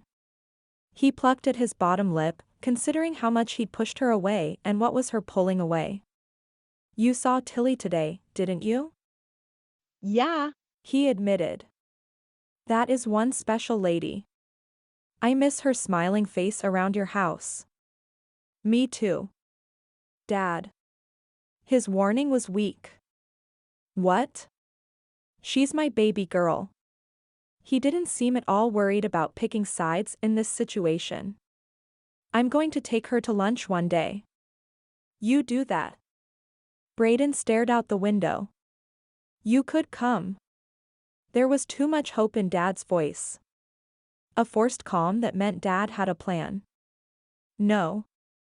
I can't, Dad. We broke up. You can get back together. She deserves better. Dad shook his head. I don't appreciate you talking about my son that way. Brayden rubbed his head again. I have nothing to offer her. My skills, the way my mind and body worked together, everything I wanted to give to her. That's all toast. How can I go to her with empty hands? Dad pondered that for a moment. His ability to think things through rather than shoot off at the mouth had not transferred to Brayden.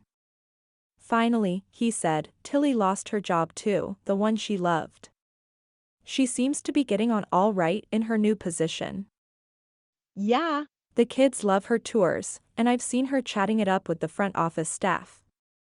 She knew a few of them before the accident, so it wasn't hard for her to slide in and make friends. She's figuring things out. I guess. You need to figure things out. Are you going to be a coach? Was he? The opportunity had fallen into his lap, and he hadn't given it much thought beyond knowing he needed to do something. Even if he did want to be a coach, there was one big pain in the butt in his way. I really don't like Gunnar. Dad laughed. You don't have to like him to coach him. Brayden nodded. He'd had coaches that he wasn't close to, but they were professional. He could at least be that. All he'd done so far was show up and drop a couple tips on the guy, corrected what he saw was wrong. He thought back to some of the early drills he'd learned. The things that taught him to rotate his hand when he pitched. He could walk Gunnar through them. If the guy would listen to him for 5 minutes. Maybe if he worked on his tone. If he could get Gunnar to throw a decent cutter. That would be something. They pulled into his garage and the door rolled down, casting them in shadow. So do you want to go to lunch with us? Dad asked, his hand on the door handle. Brayden shook his head. I've hurt her too badly. I broke us. Dad shoved the door open. Then fix you. He climbed out of the car and headed into the house. Brayden sat there for a moment, Dad's words echoing around him. He did need to fix him. He just wasn't sure how to right the wrong that had happened to him, or the ones he'd caused because of it. Chapter 12. Tilly stared at the light coming through her bedroom window with no idea what to do with herself for the day. If she and Brayden were still together. Stop. She couldn't think like that. They weren't together, and after the way he'd acted yesterday, like they were buddies who had happened to be in love at one point in their lives, it was unlikely that they'd ever get back together. Did she want to get back together with him? She shoved a pillow over her face and screamed. Curses and swear words. She would take him back in a heartbeat. He was her best friend. Still. No one knew the things she'd confided in him. He knew more about her than her family or Clover or Elise or anyone. Sharing memories with him, even hard ones like how she'd been adrift after her grandmother passed away or about the time she'd gone to summer camp and forgot to pack bras and ended up wearing the same one for 28 days straight. He knew it all, and he'd loved her. At least, she thought he had. How could she have been fooled so easily? She threw the pillow onto the floor. Her room was a mess. The bags the hospital had sent her home with were thrown in a corner. The top sheet was kicked into a knot under her comforter, and she had piles of dirty clothes to sort and wash. None of that sounded like it would help her forget Brayden, because he was also all over her room. The ticket stubs from their first concert together were tucked into her mirror. A picture of them in Zion National Park sat in the frame on her dresser. His Redrocks t-shirts she'd borrowed with no intention of returning were scattered here and there. The blanket they used to lay on the golf course and watch the stars was draped over a chair. What she needed was time in the sun. The doctor hadn't cleared her for outside the gym activities. Her chances at range injury were big, especially if she fell on her hip. The muscle there, or where the muscle had been before it was crushed, was still swollen and tender. But she'd been able to walk for hours a day in the stadium, go up and down the stairs with mild discomfort. Of all the types of exercise and activity she could participate in, a bike ride had the lowest impact. Once the idea struck, she couldn't get out of bed fast enough. Her padded cycling shorts were deep in the closet. Before the accident, she could ride from one end of Snow Canyon to the other, no problem. The route would be a decent test of her strength. And if she got tired, no one would have to wait on her. She could walk for a bit, soak up the smell of sand. Yes, sand had a scent. And put Brayden out of her heart. Well, maybe out of her head for a couple hours, at least. Once dressed, slathered in sunscreen, and equipped with a camelback full of water, she hopped on her bike and took off. The sun was up and shining. The weather app on her phone said the high was going to be 90. A mild day for August in St. George and a blessing she'd happily take. She'd acclimated to the heat a long time ago. The climbing crew couldn't take a day off because it was 100 degrees outside. They took precautions and shortened climbs, but she'd spent many an hour in an oven. Actually, she loved it. Growing up, she'd been the kid who didn't like to build snowmen. When the first snow hit the Salt Lake Valley, she took it personally. Maybe that's why her parents hadn't put up a fuss when she'd told them she was staying in St. George after graduation. Her mom was so great. She called to check in with her folks using the Bluetooth in her helmet to talk while she pedaled. Dad was doing better and had lost a few pounds. Mom had changed their diet and said she had more energy too. They asked after her health and avoided the topic of Brayden. She hung up feeling like she could face the world. Not Brayden. If she lived the whole rest of her life without having to see him, hear him, or smell him, she might be able to get over this heartache. Therefore, her chances were slim to none that she would ever move on, but hey, that was her life now. Today was about acceptance of the situation and pushing herself to see what she could handle on a bike. She decided to take the West Canyon Trail. It was basically a hard-packed road with enough room for 2 vehicles. Horse riders shared the route, but she could easily dodge anything they left behind. The Navajo sandstone varied from white to red, and the incline was gradual. She stopped at the trailhead, eyeing the challenge before her, letting the opportunities of an open trail spark interest in her emotionally befuddled brain. The sun was up high enough to require sunglasses, and she slid hers on, thankful she'd thought to tuck them into her shirt before she left. A quick assessment told her that her hip was holding up fine, and her body giggled with excitement. Taking a deep breath of crisp air, she started off. The first part of the trail was easy. The more dirt she crunched under her tires, the more she started to feel like herself. She passed the bathrooms and knew she'd already gone 1.3 miles. Sweet. She felt strong. Good. The sun beat down on her bare arms and shoulders. Sweat formed under her helmet, and her chin strap rubbed her skin. She pressed on. Round and round her legs sailed, moving her forward. She dropped her gaze to the road in front of her, watching the pebbles disappear beneath the front tire. Her body shook as she bounced over a row of ruts from a range she didn't remember. If she hadn't been so focused on what was right below her tires, she might have seen the snake long before she almost ran over it. Screaming, she swerved to the right. Her tires slid on the loose dirt. She squeezed the brakes and was thrown over the handlebars, landing in a sagebrush.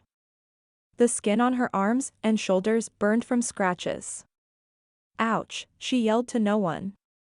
The snake slithered off the other side of the road, not at all grateful for the sacrifice she'd made to save its life. Stupid garden snake. She lay there for a minute, taking inventory. Her left leg hurt something fierce, and when she dared to look at it, there was a huge bump the size of a baseball on her shin. And just like that, her heart flooded with Brayden and she cried out. Struggling with the weight of the bike on top of her legs, she managed to get out of the bush without putting weight on her left leg. She got a few more scrapes in the process. The small first aid kit in her camelback wasn't enough to patch her up. She popped 2 Advil and downed it with a long drink of water. She looked up and down the trail and didn't see a soul. Not a surprise on a Tuesday morning. She probed her leg and ankle. The ankle was protected by the brace she continued to wear. She'd have to thank Elise for being a stickler about that. The shin was another matter entirely. The large bump was red and angry. So was she. There was lots of fluid rushing to the area, so she loosened her shoelaces. She did her best to stand and managed to get the bike off the ground too. But there was no way she'd be able to pedal, not with her shin tight and throbbing. Elise would kill her for not icing it right away. Too bad her friend was out of town with the team today, which meant Dustin and Blake were gone too. Tilly tried Clover, hoping she could pick her up at the bottom of the trail.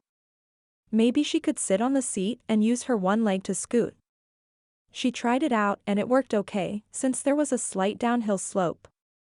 However, to make it work, she had to hold her injured foot out to the side, and her hip ached. Clover didn't answer. Shoot. She tipped her chin up, considering the edge of the mountain to her right. Who else could she ask? Brayden. Oh no. There was no way she was going to call him. She'd crawl home first. In desperation, she dialed her old boss. Zeke picked up on the second ring. She could have kissed him. Hey, Tilly. You ready to come back to work? She half laughed, half sobbed. I tweaked my leg on a trail. Any chance you could come pick up me and my bike? Sorry. I'm on the bus headed up Zion with a group. Someone asked him a question and he answered. He was in the middle of a tour, he needed to focus. Don't worry about it. Thanks, though. She said. Goodbye. And hung up the phone. Then she hung her head. I will not call him. Brayden was the only other person in town who would come get her. Probably come get her. She folded her forearms across the handlebars and laid her head on her arms. Not him. Dear Father in heaven, please not him. Her plan was to rid herself of Brayden, get him out of her life for a day so she could build up some immunity to his deep and brooding brown eyes, and the way even a simple look felt like a caress. Heaven help her. Please, heaven. Like a whisper of a breeze, she remembered that Maverick was in town. He was the next best thing to her dad, and he would rescue her. She dialed his number, and he picked up after only one ring. How's my baby girl? Why did she cry so easily? She swiped at the tears on her cheeks. She hadn't cried when she'd fallen into the bush. Thank you, Snake. But Maverick's warm timbre opened the floodgates. Not so good, Mav. She cleared her throat in an effort to open it up. I fell on the trail and got banged up. Can you come get me? I'm walking out the door now. Keys jangled in the background. Take my Jeep. It's got a bike rack on the back. She gave him the code to her garage and told him where he could find the keys. Is there anyone nearby who can help you down the trail? I'm coasting. Which about sums up my life lately. She pressed her lips together. She didn't need to complain to Maverick. Not about his son. He was as loyal a father as they came. Like her own dad. Who, by the way, had offered to come down and teach Brayden a lesson about how to treat a woman. She'd appreciated the sentiment, but even with a neck injury, Brayden was bigger and stronger. Although, knowing Brayden, he'd take a dressing down from her father and say, "Yes, sir." He'd always treated her parents with the utmost respect. Just one more reason she'd thought he was the one. Maverick asked her to stay on the phone while he drove so he didn't get lost, but she suspected it was because he was worried about her. Are you alone? She asked hesitantly. If Brayden had come with him, she wanted some warning and a chance to clean her face. I dropped Brayden off at the gym an hour ago. He'll be gone for a while. Bless you. She breathed out, unaware that she'd been holding her breath. A couple of riders on horseback came up through the brush. They'd been off trail. She moved over to make room for them to pass. You okay? Asked the handsome man in a straw hat. He had on a t-shirt, jeans, and a buckle. His companion was dressed similarly. Yeah. She looked forward. I'm fine. He tipped his hat and nudged his horse to pick up the pace.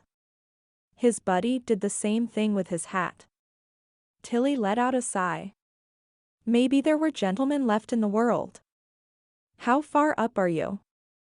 The Jeep door slammed in the background. I just passed the bathrooms, and that's 1.3 miles. It's so awesome that you know that. One side of her mouth twitched up. There's a sign. He chuckled. Well, if there wasn't, I'm sure you'd know it anyway. They were quiet for a while as he walked and she coasted. Thankfully, Maverick was level-headed and hadn't insisted on calling the paramedics or anything. She wasn't that bad off. A day of ice and rest and she should be able to hobble around. Which was perfect, since the team was gone for another 2 days. Maverick walked around the bend, and the dam burst. Tilly pushed with her toes, trying to get to him faster. He heard her crying and broke into a jog. She fell into his fatherly arms and let go of her need to hold it together. He seemed to sense that there was more to her outburst than just the fall and let her make a complete mess of the front of his shirt. When she was spent, he wiped her cheeks with his hands. I'm so sorry, baby girl. It's not your fault. You're the best. He smiled fondly at her. Sometimes I want to shake that son of mine. I won't stand in your way. She laughed and swiped the moisture out from under her eyes. Oh, man. I keep thinking a massive crying session is going to make it better, but it doesn't.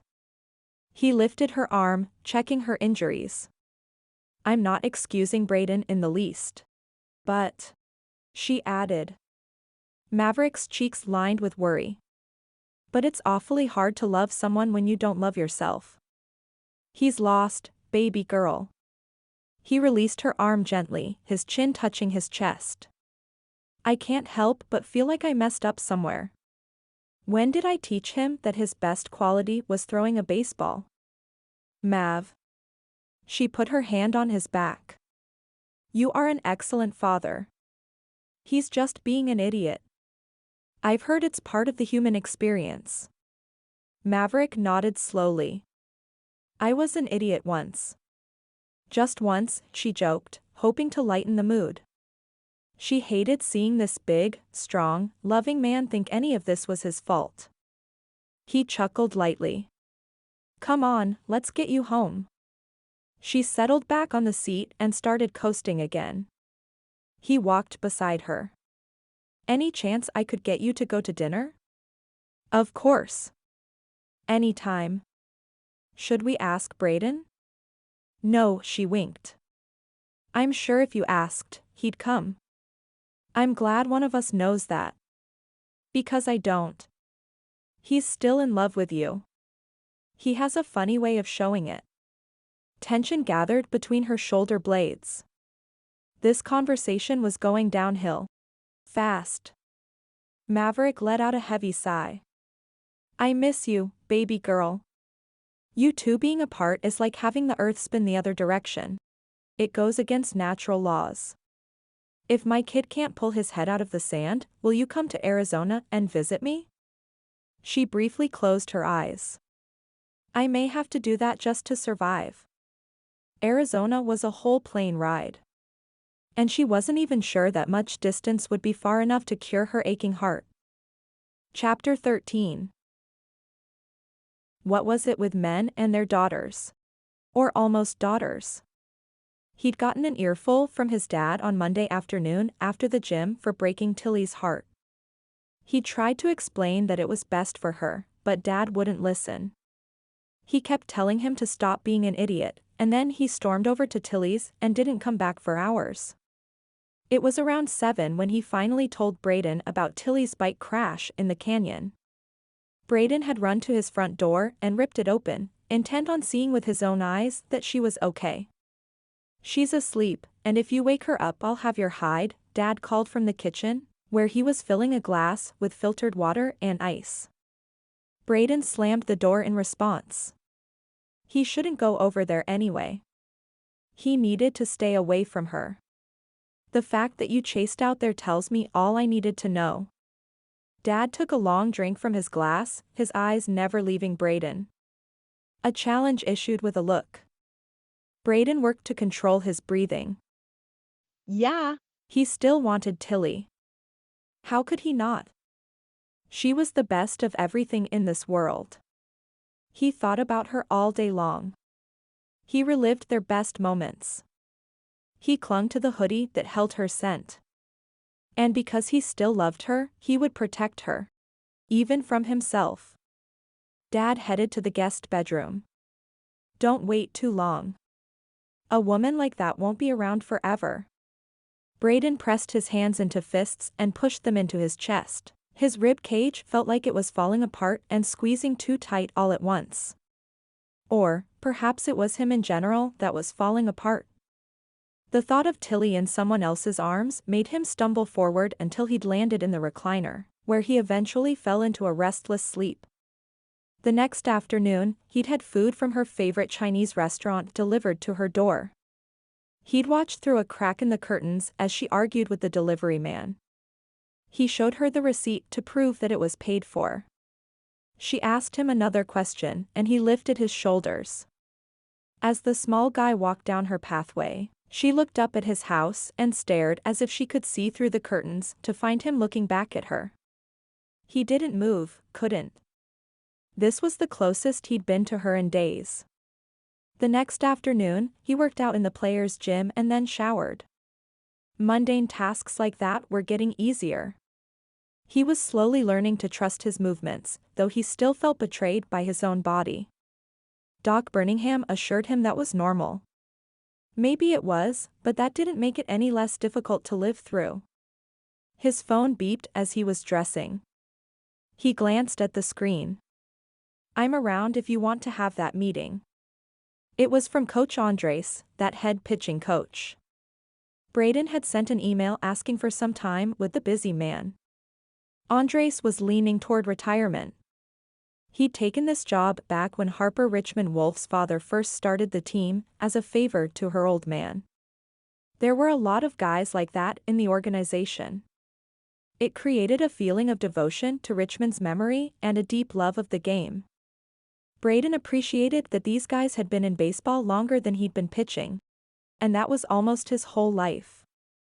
I'm in the building. Headed your way. Good. He finished slipping on his shoes, which he didn't tie. He'd loosened the laces so they could come off and go on without him having to look at them. Dipping his chin was still a struggle. He put his phone in his pocket and stowed his bag before heading towards the coach's offices. Andres's office was the second on the right. He had a painting of a baseball framed behind him. His wife had painted it. Her talent was clear. Brayden shook hands with Andres.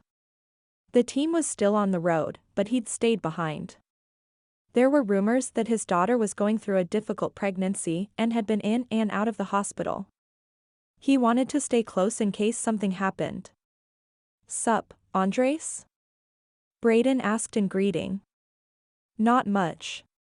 What can I do for you?" Andres had short cropped hair that had gone white at the temples.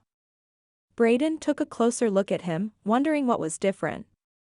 "You got glasses," he blurted like a 5-year-old. His ears warmed with embarrassment. Andres took them off and looked at them. "Didn't even realize I still had these on. I only need them to read." He propped them on his head. "Sorry," Brayden mumbled. He folded his arms and spread his feet apart. "I wanted to ask you about coaching. You're after my job too?" He muttered something about sharks being in the water. The assistant coach, Harlan Warner, took over in the bullpen for the road trip. There were other rumors floating around about Warner's push for a promotion to head pitching coach. Brayden waved that off. "I mean, what made you want to be a coach?" Andres looked up at the ceiling. He stared so long that Brayden was tempted to also look up and see if there was a message written on the tiles. "I guess you could say it was because I had more talent in seeing what others were doing wrong than in making myself do what was right." "I don't get it." Andres laughed as he settled into the rolling chair behind his desk and leaned back. He motioned for Brayden to take a seat across from him. "I had a knack for evaluating a pitcher. I was a scout, did you know that?" "No. I had no idea. It was a long time ago, when scouts had to actually travel to see a kid throw. We didn't have the internet and video? Please. That was like watching blobs. The ball moved too fast to see on film." He shook his head. Back then, the only way to know if a kid had juice was to stand behind the catcher and watch him throw. Anyway, I started telling kids what they could do to get more speed, more movement on the ball. I'd sit with a kid for an hour or two after his game and work him through the paces. He pinched his chin with his thumb and finger. "One day, I realized that I was more excited about that 1 or 2 hours working with a pitcher than I doing anything else. I dreaded the meetings, the arguments with the GM, all of it. I lived for those 2 hours, and they only came along once or twice a month. So I decided to get into coaching." "Right. Are you thinking of making this a full-time gig?" "I'm thinking about it." Andres leaned forward. "Well, it's not for the faint of heart. You have to be tough. Tough enough to tell it like it is and not care if people like you." Brayden nodded. "You're not getting it. These guys are your friends. Most of them will listen to you out of respect, but some of them will have a hard time seeing you as an authority figure. If you want to do this, you should switch teams. Try to get on at a college level first. Let the guys you played with move on and then come back." "I couldn't leave Tilly," he said before he thought about his response. Andres tipped his head. "Now I thought you two weren't a thing anymore." Brayden grunted. "Word gets around. We're like a giant dysfunctional family. I think we're doing a little better than that. Coach Wolf is pretty great at bringing the guys together." He was deflecting from the Tilly issue. The last thing he needed was another lecture about how great she was. Like he didn't know. "I'll give him that." "Okay." Brayden got to his feet. "Thanks for the chat." Andres stayed in his chair. "This job takes a lot out of you. But you know what kind of a schedule you're getting yourself into." He smiled ruefully. "The only guys who work harder than the players are the coaches." Brayden smiled at the jab. "Hey, now." He shook hands with the coach and headed out. He made his way down the hallway, his hand trailing along the concrete wall. The paint was smooth and the surface cool to the touch. He didn't want to think about what he'd said to Andres about not leaving Tilly, about how she was always his first thought. He rarely made a decision lately without thinking of her. Not even ordering dinner came without her face floating across his mind's eye and her voice in his head. What would she say about taking this new path? He closed his eyes and brought forth her image. She was standing at the trailhead, two paths open before her. The early morning sun lit her from behind, throwing her curves into beautiful silhouette. Her hair was piled on top of her head in a mass of twists and turns he couldn't begin to understand. She looked over her shoulder, her eyes full of mischief and adventure. We've taken that trail. Let's explore. She winked and was off. He opened his eyes and his vision cleared. He suddenly felt like being a great coach. Brayden spent the next 2 days reading every book on coaching he could get on his phone. He didn't have time to order the hard copies. He needed info now. He had a game plan for Gunnar, and Gunnar was going to get on board or the punk was going to meet the toughest coach of his life. He wouldn't be able to walk for the sprints Brayden would put him through. As usual, Gunnar was in the pen before Brayden arrived. He had a decent work ethic. The idea that practice makes perfect must have been something Gunnar picked up along the way. A ball flew into the net behind the catcher. Of course, there was the counter-statement that perfect practice makes perfect. Gunnar, he called, holding up a palm to stop him from winding up. Brayden wasn't about to interrupt a guy in the middle of his wind-up. That could mess with his mechanics. Sure, it happened in a game, but a game was a different mentality than a throwing session. Great. You're here. Sarcasm dripped. Brayden ignored it. He decided to work on the curveball first. A cutter was a little harder to master, and the curve only needed a tweak. They could then build on that success. Hey, I watched your film from the minors. You looked good. He carefully monitored his tone and found that it took effort to keep it light, professional. He needed to sound authoritative but not angry. That wasn't easy, especially with the way Gunnar barely tolerated him. Thanks? Yeah. It was a question. One that said Gunnar didn't know quite what to think about this new, nicer version of Brayden. How do you feel going into the 7th inning? Gunnar had pitched the 7th and 8th on the road. Thrown 2 wild pitches, one that hit the batter, and been taken out at the start of the 9th. Brayden had gone over and over how to approach this conversation and, after consulting the books, decided that acknowledging Gunnar's strengths would be a place they could find common ground. I felt good. A generic answer. Fine.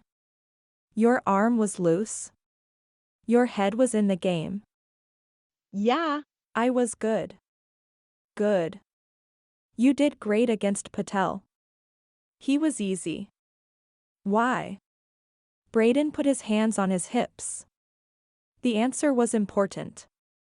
Because he couldn't find his swing. He was having an off night. New pitchers can do that. He doesn't know your rhythm. Brayden attributed all of Gunnar's success on the mound that night to that exact thing. He threw just a tad slower than the other guys, which was hard for hitters to adjust to when they weren't expecting it. He'd bet that by the time they'd run through the lineup, in the 2 innings Gunnar threw, they had him pegged. That's why Hughes got the home run off him in the 9th. And the home run threw Gunnar's head out of the game, and that's why he hit the batter. But he couldn't say all that to Gunnar. Not yet. They'll have it next game. And so will the rest of the league now that there's film on you. Gunnar glared at the backstop. So what? So we need to give them something they haven't seen yet. Keep them guessing. Brayden held up a pair of balls screwed together. He remembered doing something similar to what he was about to show Gunnar in high school. The guys at Home Depot were totally cool about figuring out how to make the strange contraption. Your curve. Gunnar eyed the balls. It's fine. Right. It's fine. But it could be amazing. Gunnar huffed, but he didn't go back to throwing or tell Brayden to jump off a bridge. Brayden brought the balls up into his line of sight. Okay, get your grip right. If you throw a curve, then the balls will spin one over the top of the other. If it's wobbly, then you're not throwing right. Gunnar grabbed the balls. Stand back, old man. Brayden gave him room, waving off the catcher. This wasn't a normal ball, and he didn't want the guy to get hurt even though he wore all the gear. Don't throw it full force. All you're doing is checking form, and it won't take much. Gunnar wound up and threw the balls. They wobbled like a kid with his training wheels just off. The catcher ran over and picked them up, tossing them underhand to Gunnar. Gunnar worked his jaw for a minute as he adjusted his grip, making sure his finger was lined up correctly and that one ball was on top of the other. This time he took more effort with his movements, moving slower and with deliberate focus. The ball's path was cleaner. There was still some wobble, but the improvement was there. Brayden did a mental fist pump. Nice, he said to Gunnar. Now do it 20 times every bullpen. Gunnar's mitt dropped to his thigh. What? I'm already throwing more than any guy here. Brayden clamped his teeth down. The first words that wanted out of his mouth weren't constructive. You can cut back on your fastballs and save your arm. Cut back. Are you insane? My fastball is what got me here. Right. And your body could throw them in your sleep. Bullpens aren't just for doing what you already know. You need new skills. Like you, snapped Gunnar. He caught the double ball from the catcher. And this thing? You're going to go all super coach on me now? Brayden's hackles rose. What if I am? At least I'm trying something new. Because you're a nobody and you're desperate. You've got nothing left in that body, so you're praying there's something in your head someone will use. Coach Wolf sat me down and told me all about your accident and how they're giving you a shot. I don't need to be part of your comeback story. I got myself here, and I'll keep my spot. Even if it means I throw 1,000 fastballs a week. There is so much wrong with what you just said that I don't even know where to start. But the one truth, the comment about being a charity project, stung. I thought you were a super coach. I thought you were a baller. Hey, Brayden, called Sheila Weaver, the community outreach coordinator, from the net. I need to borrow Gunnar for a few minutes. Do you mind? Nope. His arm could use the rest. I wouldn't want him to wear it out too soon. He remembered feeling invincible like Gunnar, but he also remembered seeing pitcher after pitcher taken out because they wore out their arms. It was a shame, but bodies weren't meant to last forever. No matter how godlike a player could be on the field, they all had physical limitations. Gunnar bumped past him, glaring. He dropped the double ball at Brayden's feet. Brayden felt the contact all the way to the rods in his neck. He hissed through his teeth. Punk. Gunnar didn't look back. Newton trotted over and picked up the double ball. A grin split his face. I'll bring it to practice next time. I might be able to get him to use it before you arrive. Give me an extra 5 minutes with him? Brayden patted Newton on the back. You got it. And thanks. I'm not doing it for you. The more curves he throws in my glove, the less balls I have to pick up after practice. He offered up a fist bump and a grin. Brayden complied and said, Goodbye. He was still reeling from the charity comment. Come to think of it, Blake and Dustin hadn't called him once while they were on the road. Blake got a pass because Elise was also traveling with the team. When they traveled together, they spent free time gazing into one another's eyes. He shoved the mental image away. Happy couples were a painful point for him right now. Dustin should have called. He hadn't seen them since they'd gotten back either. He rounded a corner and ran smack into one. Hey, bro. Juan hugged him and pounded lightly on his back. It's so good to see you, man. I mean, I know you're in the building and everything, but they got you tucked way back in the back with Gunnar. Lucky me. Oh, I know. Gunnar's a great guy, right? Juan's smile was genuine. Brayden stared at him for a minute, trying to figure out if they were talking about the same person. He was quiet long enough that Juan felt the need to jump back into the conversation. I heard about Tilly. Man, that sucks that she broke your heart like that. I broke up with her. He wasn't sure why he cared to set Juan straight. The result was the same. He still needed and wanted her. What? No way. You were, like, going to ask her to marry you. Brayden smacked Juan's arm. Shut up. Oh, right. My bad. Juan pressed his finger over his lips. Shh. Juan liked to talk. Hey, do the guys think I'm a fake as a coach and stuff? Great, now he was talking like Juan. Juan's jaw dropped. No way, man. No way. We were, like, totally broken up when Coach told us what happened. I think I cried. You know, like manly tears and stuff. Why? What did you hear? Nothing. It was just a feeling I got. You're just in your head. You know. You're thinking too much about things. Get out of your head and get out of your way. Hey, Juan. Come pee in this cup for me, called Turner, Doc's assistant. They were subject to surprise drug tests at the will of the medical staff. They kept records of each test to ensure that the players weren't using steroids. Juan laughed. Anything for you. He sauntered down the hall. Aim. Okay? Turner said in a warning tone. What are you talking about? I have the best aim out of anyone on the team. Brayden shook his head at Juan's antics. The scary thing was that guy had full custody of 3 daughters. Juan was the better option between him and his ex-wife. Brayden had met the girls at the home run derby party. They were all little ladies, so Juan must take being a father more seriously than he took the rest of his life. Even though his friend was a goof, he had a point. Brayden was all up in his own head over this coaching thing. He needed to get out of his own way. His steps faltered as a new thought came to him. Had he done the same thing with Tilly? Had he gotten in his way? In their way? He rubbed his stomach, suddenly feeling uneasy. Chapter 14.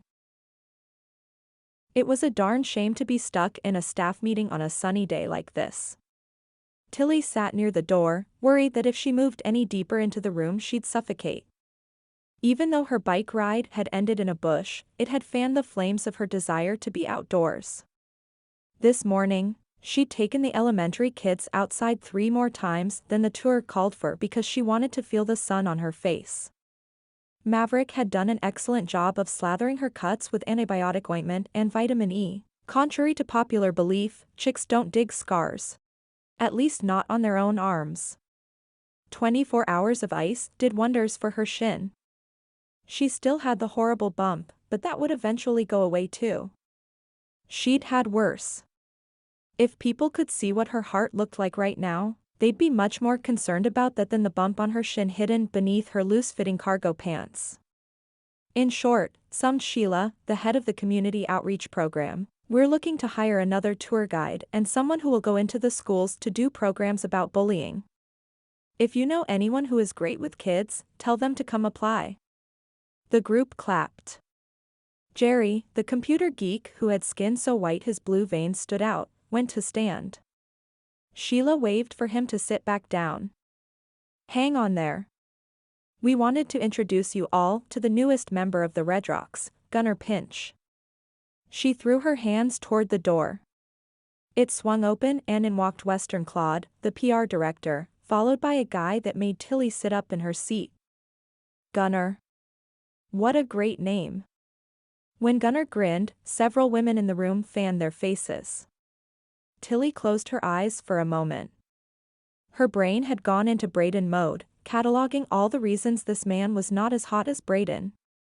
For starters, he was blonde in an Australian surfer kind of way, and Brayden had dark hair to his chin that flipped up at the ends, dark eyes like the color found when staring deep into a lake, tall and handsome. The natural red streak going down the middle of his beard gave him character that no other guy could muster. Ugh. She needed to stop. Brayden's beautifully shaped body and magnetic brown eyes had officially spoiled her on men. If she didn't figure out how to get past that, she'd be alone for the rest of her life. "Are you okay?" asked Jerry. His fingers brushed her forearm. They felt sticky. Tilly opened her eyes and joked, "Do you think you could reprogram my brain?" He shook his head, jarring the tiny glasses off his large nose. He set them back in place. "I can't do that again." Again, she asked in alarm. She'd always thought Jerry was shy, but maybe he was the creepy, quiet kind. The kind that holed up in his mother's basement and trolled the dark corners of the internet.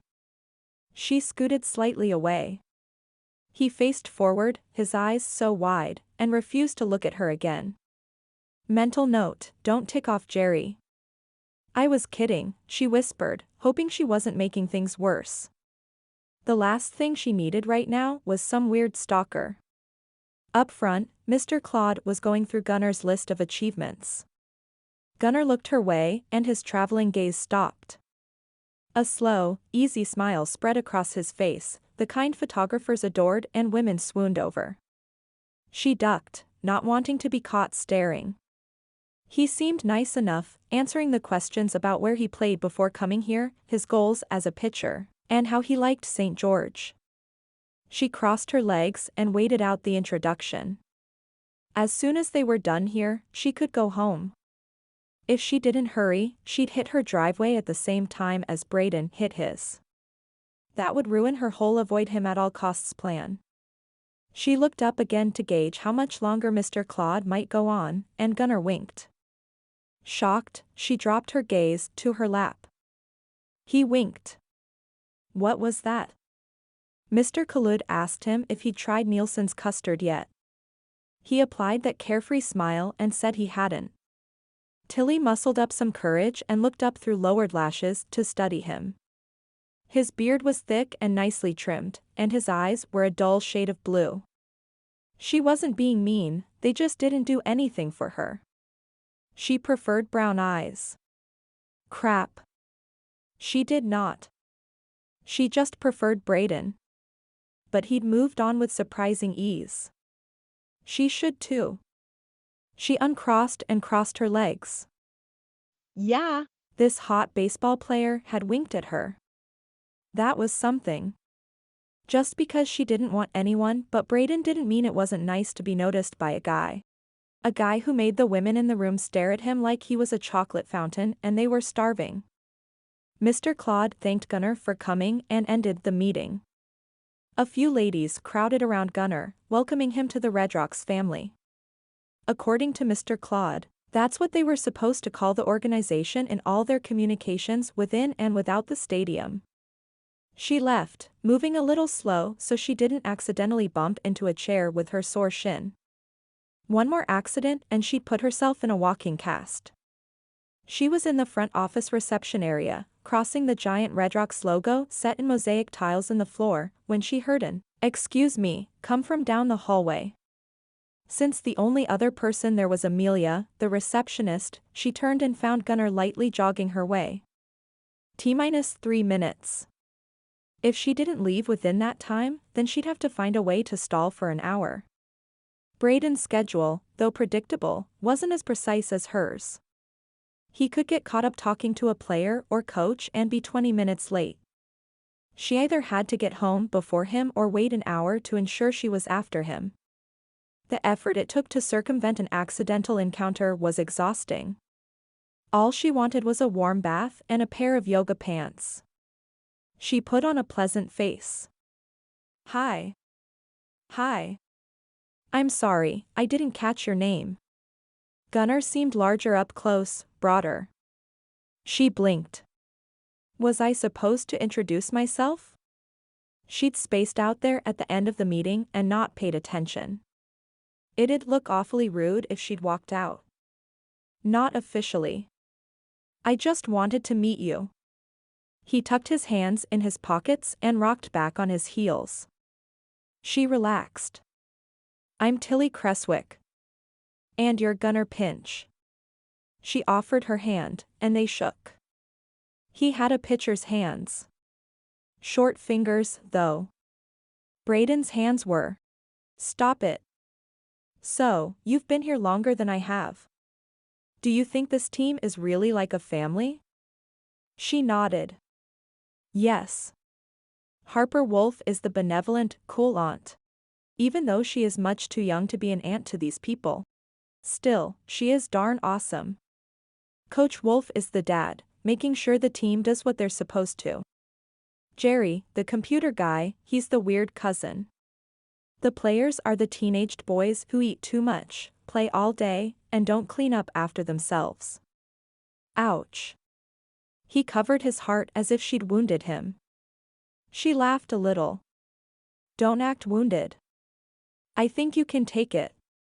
I don't mind it so much when it comes from a pretty lady. She put a hand on her hip. Well, aren't you a charmer? Am I charming you? She laughed again. He was quick. Even though she liked talking to him, he did not make butterflies fill her belly. You're certainly trying. She felt awkward semi-flirting with this guy, like her words were coming out flat instead of round. Gunnar. Sheila walked toward them with her signature quick step. Her heels left small dents in the carpet behind her like a trail of bread crumbs she could use to find her way back to the meeting room. Can I borrow you for a moment? We need to go over your volunteer schedule. Sure. He flashed $1 million smile at Tilly. I'll see you around? The question had real weight to it, like he was hoping they'd bump into one another again. She lifted a shoulder. It's always a possibility. Was that even flirting? She wasn't aware.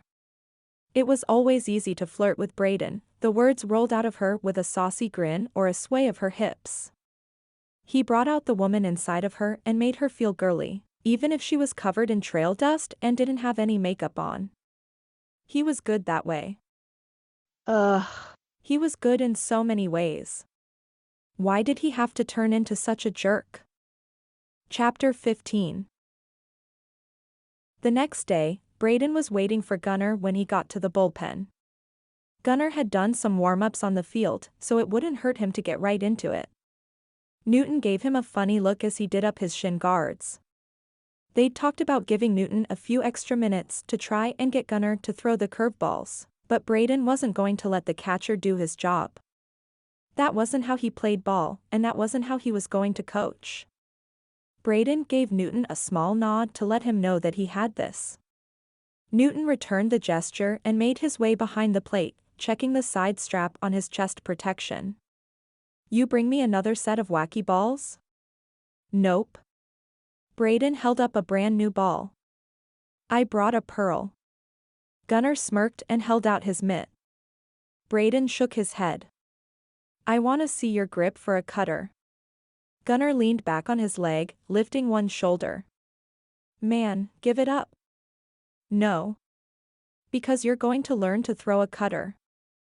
I have one job on this team, and that is to take your sorry butt and turn it into a pitcher. Now, if coach says you have to have a cutter, then you have to have a cutter. PFT, coach. Brayden had had enough of the unearned arrogance. Look. You're a Redrock now. You don't get to cop the attitude. We don't do that here. So trade me. We would, but no one would take you. Right. Brayden locked eyes with Gunnar. It was time for a little cold, hard truth. No one. You have promise, but do you think a team's going to take a kid that has promise over someone like Montello? Gunnar glared. You don't think I can outthrow Montello? I know you can't outthrow him, because you don't have a cutter. Brayden's yell filled the room, bouncing off the concrete. Now show me your darn grip. He squeezed the ball in his hand, the seams pressing into his flesh. Gunnar cursed. He ripped the ball from Brayden's fingers and set up for a four-seam fastball, sliding his top fingers over a couple seams and tucking his thumb under the ball. Well, I think we found the problem. What? Riverez does this. Gunnar's chin jutted forward. Right, but Riverez has spider leg fingers. He can wrap around that ball way more than you can with your little stubbies there. Ha! Ha! Try holding a two-seam fastball grip, your thumb still tucked, and I want you to pull your pointer finger a quarter-inch back so the knuckle pops off the ball. Brayden demonstrated. It wasn't the grip he used, his was with a flat pointer finger. You should feel like you're holding only half the ball. Gunnar shook his head, but he copied the grip on his own ball. I feel like it's going to slip right out of my hand if I put any heat on it. He twisted his wrist around. It's leather, not butter. You'll be fine. Brayden stepped away from the practice mound and gave Gunnar some space to work. His heart was beating fast, like it was him out there, trying a new grip, figuring out a trick that would give him an edge. Man. What a rush. Gunnar wound up and threw an easy one, testing his release. The ball bounced 4 feet in front of the catcher, who caught it on the way up. He lifted an eyebrow at Brayden. Brayden scoffed. And I guess you threw 95 miles per hour the first time too. Shut up. Gunnar caught the return from Newton and worked his hand over the ball, getting the grip just right. It would take a lot of practice before he could do that in a game while hiding the ball in his mitt. If it were Brayden, he'd carry a ball around with him, sliding between a fastball grip and a cutter grip. They had a few days before Gunnar would relieve, but still, this needed to work. There was a lot riding on Gunnar's ability to learn this. So there's this cute girl that works here. Gunnar threw the ball with the same result. Lighten up on the pressure with your middle finger. Gunnar shook his head, telling Brayden with a look that he was already as light as he dared go. Brayden let the silence answer for him. Anyway. I met her the other day. Tilly? He lifted his gaze from the ball to Brayden's face. Brayden's jaws snapped together as if he'd taken the bait. I heard you two used to go out. He could only imagine what else Gunnar had heard. He remained quiet, hoping his stony silence would intimidate Gunnar into shutting his trap and throwing the stupid ball. Gunnar waited as if he had all afternoon to stand there and get an answer to his asinine question. Brayden pulled his chin down. Yep. Throw the ball. Gunnar did. This one hit the plate. Newton dropped to his knees to block the ball and recovered it quickly, sending it back to Gunnar. So you're not a thing anymore? A thing? That's what people said these days. We're a thing. We have a thing. You two are a thing. What did that even mean? He could have easily classified what they were. They were in love. They had a committed, healthy relationship. They were best friends. They created kisses that inspired romance songs. They were solid. And he'd pushed it all away. We're not dating. Good. Gunnar wound up and threw a beautiful cutter. He turned and grinned at Brayden with an Iwin glint in his eyes. Brayden headed for the exit. He should stay and oversee Gunnar's progress, but he couldn't stand to answer any more questions about Tilly. Talking about her in the past tense was like walking over his heart's grave on the night of a full moon while carrying a strand of garlic. Throw 50 more and then you can gloat. Gunnar laughed. I wasn't gloating about the pitch. Brayden slammed through the doors. I really hate that kid, he muttered. Chapter 16. Tilly couldn't quite get over Gunnar's wink. Not that she liked it in a girly giggle kind of way, but she liked knowing that she caught someone's eye. That she still had it and that men noticed. She stood in front of the mirror where those stupid ticket stubs were still tucked into the frame and took a hard look at herself. She had bags under her eyes and a few more lines on her forehead than she remembered having before. Her dreads hung down to her triceps. She picked one up and looked it over. She always kept her hair clean and smelling nice. There was a fine line with dreads between being hip and different and being weird and different. She'd always thought that she'd walk that line with finesse, but it was time for a change. She had the whole morning off. Her tour didn't start until 2 that afternoon, and then she'd work the home plate section during the game that night. If she got to a salon soon, she could be a new woman before she arrived for her shift. Tilly rubbed her head. 4 hours in a swivel chair with several hands working combs and conditioner through her dreads had tugged her scalp sore. The result was undeniably shocking. She couldn't wait to show Elise. Looking both ways, she dodged down hallways and around corners without seeing Brayden. She wasn't quite sure what he'd think of her new look, and wasn't ready to reveal it to him either. He'd loved her dreads. She couldn't count the number of times he'd lifted one between his fingers and played with it before pressing a kiss to her lips. Sigh. She missed kissing him. He was so talented with those lips. She slipped into the PT room and tapped Elise on the shoulder. Elise spun around, and her jaw dropped. Wow. She grabbed the hair by Tilly's neck and lifted it off her shoulders. Holy moly. This is so crazy. Tilly laughed. I thought the dreads were crazy. Oh my gosh. I can't believe how long it is. I think it's almost as long as mine. I know. I didn't realize how much hair was here. Tilly ran her fingers through the strands all the way to the ends. She hadn't stopped playing with it since she left the salon. The vast amount of conditioner they'd used had done wonders. I promised to go back for some layers or something in a couple weeks, but I just want to let it hang loose. She giggled. Elise nodded. It's so pretty. All those natural highlights. I'm jealous. Stop. Your hair is stunning. Elise had red hair, the kind supermodels paid big bucks for and spent hours maintaining. Elise made a face. I can't stop looking at you. You look so different. Good different? Tilly bit her lip. What if Brayden hated it? She shouldn't even care if he liked her new look, but she did. Yeah. I mean, you've always been gorgeous, but this is just amazing. Elise grabbed her hands. Has Brayden seen you? Not yet. I'm still trying to avoid him. Going cold turkey is much easier than bumping into him over and over again. She forced a laugh.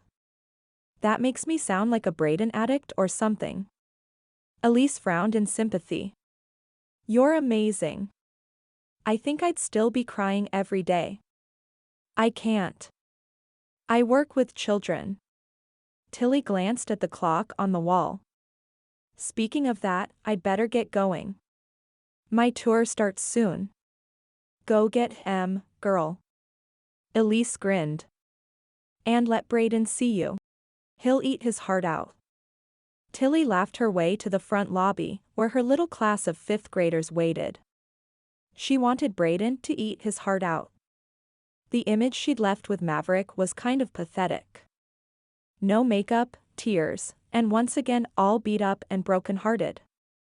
She didn't want to be like that. She didn't want to be seen as the pining, damaged ex, even if that was exactly what she was. She waved her arms in the air, which didn't get her much attention because the kids were too excited to hold still. All right, kids, let's play ball. They stopped and turned her way. Who likes baseball? Over half the hands came up. How many of you have played baseball before? A few hands dropped. St. George had excellent t-ball and peewee leagues. Elise's triplet brothers had come up through the program, moving over to accelerated ball in 7th grade. They were all amazing ball players with scholarships lined up for college. Elise was super proud of them and bragged often. Not that Elise was a slouch either. She'd played college softball. A knee injury brought her home and to the Redrocks, but that girl could play. All right, well. Tilly checked her watch. I think we should start in the locker room. The team had a game that night, but their little tour shouldn't be in the way of anything important. And it was always such a thrill for the kids to see the locker room. She herded the group down the stairs and through the back hallways, all the time talking about how things worked, who was in charge of what, and telling them tidbits about the players. And Juan Castillo is allergic to spinach. She grinned when this brought up a chorus of I'm allergic to comments. One little guy with chubby cheeks and dark hair tugged on her arm. I can't have gluten. There's a lot of people who can't have gluten. It's a common allergy. Do any of the players have that? He was so hopeful, so full of hero worship, just waiting for a target. I don't think anyone on the Redrocks is, but I know there's a player on the Phillies who does. I'll bet he could eat dinner at your house and be fine. The kid grinned so big he looked like a jack-o'-lantern. He could. We keep our house gluten-free. That's awesome. She offered him a high five. She was so caught up in his earnest excitement that she didn't check the locker room before they entered. All 20 of them, 17 kids and 3 adults, walked in on Brayden and Gunnar having a heated discussion. Tilly's gaze immediately buzzed to Brayden. She took in the determination in his eyes, the anger in his clenched jaw, and the frustration in his closed fist. Whatever Gunnar had said had really ticked Brayden off. They stood like 2 alpha males, horns locked. She cleared her throat loudly. They turned to see who was interrupting, and their demeanors flipped. Gunnar pasted on his public persona, the same one she'd seen in the staff meeting. Brayden's eyes were all over her, drinking her in. The heat that had always been between them turned into an inferno. Tilly, your hair, he whispered in awe as he stepped forward, his arms out to pull her close. Time slowed down to a stop, and the room was suddenly theirs. Tilly's heart swelled, shaking off the outer crust she'd managed to develop to protect herself. The welcome, the awe, the love in Brayden's eyes was all she needed. She moved towards him, her body responding without asking her head if it was a smart idea. Gunnar coughed into his fist. The sound was harsh enough to stop Tilly before she fell into Brayden's embrace.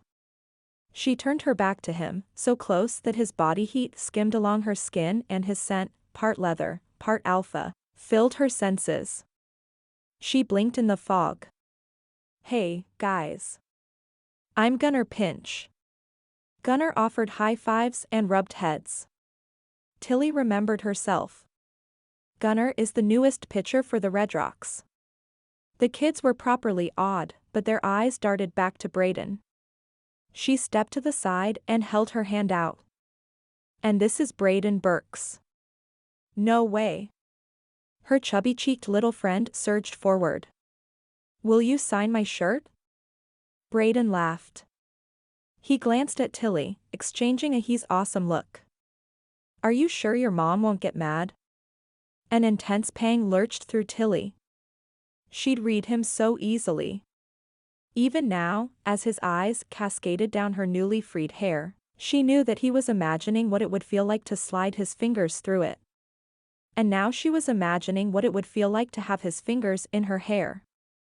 The whole group surged to surround Brayden. He worked the room, teasing kids, rubbing their heads as they grinned up at him. Gunnar sidled up next to her. They know I'm the one who actually plays baseball, right? She leaned over so she could talk quietly. Brayden's kind of a legend with kids. He's toured all the elementary schools in the area and a few of the middle schools. He inspires them to go after their dreams, to work hard, and to learn from everyone they can. Gunnar grunted. She laughed lightly. Don't worry. They'll soon think you hung the stars too. He lifted a hand and fingered the ends of her hair. This is new. She bit her lip. I was ready for a change. He cocked his head. Were you, now? She blushed, realizing how it might come across that she was implying more than a change of hairstyle. Was there a good way to explain that she only meant her hair without making it sound like she was shooting him down? She was about to try, when she felt Brayden's glare. The scowl wasn't directed at her, but at Gunnar, and she only got the slightest singe from standing so close.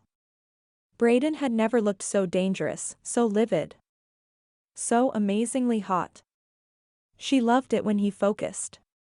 On the mound, when his mind was only on the next pitch and his eyes were intense, her body lit up. There would be no lighting here. Not now. Definitely not with children around. Tilly spread her arms out and began gathering up the kids. All right, we're ready to move on. Let's go see the field. The visiting team was out on the field, going through warm-ups. She had to walk the kids through the dugout, along the wall, and through the small gate, all the while doing her best not to distract the players. She sucked her stomach in. She'd be lucky if she had a job tomorrow. This was so bad. The grounds crew was going to kill her for all the footprints, but all she could think about was how amazing Brayden looked, how much he looked like her defender, like the man she'd thought he was before he'd broken up with her. She was just getting the kids settled when Brayden called her name. She folded her arms across her middle and handed her clipboard to one of the teachers. Can you give me a second? There are trivia questions on there. The woman nodded, and she stepped back on the dirt. Is there something I can help you with? He ran his hand through his hair and cursed. Are you into Gunnar? She stared at him, her mind splintering to 1,000 replies. There was reassurance, of course not, darling. I only have eyes for you, you big hunk of burnin' love. There was shock, Gunnar. There was indignation, what gives you the right to ask? Because he's not what he seems. He's a punk kid who's had the world handed to him. Tilly scoffed. Weren't you the one who said the miners weeded out the weak? He got a lucky break. She sucked her lips in. Gunnar's lucky break was Brayden's bad luck. Brayden held up his hands. I just want to talk to you for a little bit. There's so much going on, Anne. Can we just talk? About what? Not here. He glanced around. The Toronto players were finishing up and the Redrocks would take the field soon. There was hunger in Brayden's eyes, a need to be on the field, to be a part of this game that made her ache for him. Will you meet me on the golf course later tonight?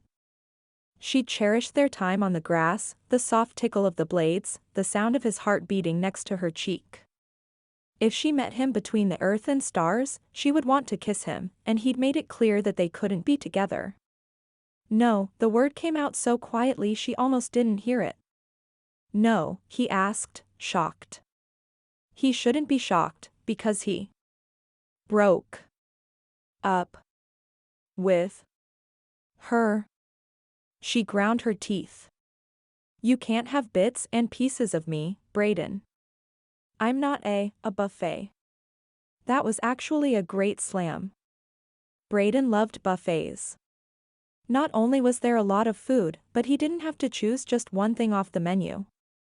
Well, she was not going to let him pick and choose her. I need to get back to my class. She left him standing there and didn't look back. If she looked back and saw him hurting at all, she would crumble. She couldn't crumble. She had to be strong. Be strong, and one day her heart would forget that it had ever belonged to Brayden. Chapter 17. Technically, the pregame spread was for players, but since Brayden was a special assistant to the manager, he got to eat with his buddies on the team. There were a few other staffers like him scattered throughout the tables. Elise would eat with them after the game, if she had time. He'd brought Tilly here a couple of times, and no one said a word. He didn't have to stick around for the game, but there wasn't much else to do at home, and it felt strange to be a part of the Redrocks and not be there for the game. Besides, his dad was on a date. Some lady from the church he'd gone to on Sunday. Brayden hadn't met her or anything. He wasn't even sure it was more than a distraction while his dad was in town. It was nice that Dad was making friends. Maybe he could convince him to buy a place of his own, stay close. He walked into the clubhouse and found a buffet set out. A buffet. Tilly was not a buffet. He wasn't even sure what that meant. But he did know that Tilly had turned him away. She'd never done that before. She was the chill one, easygoing.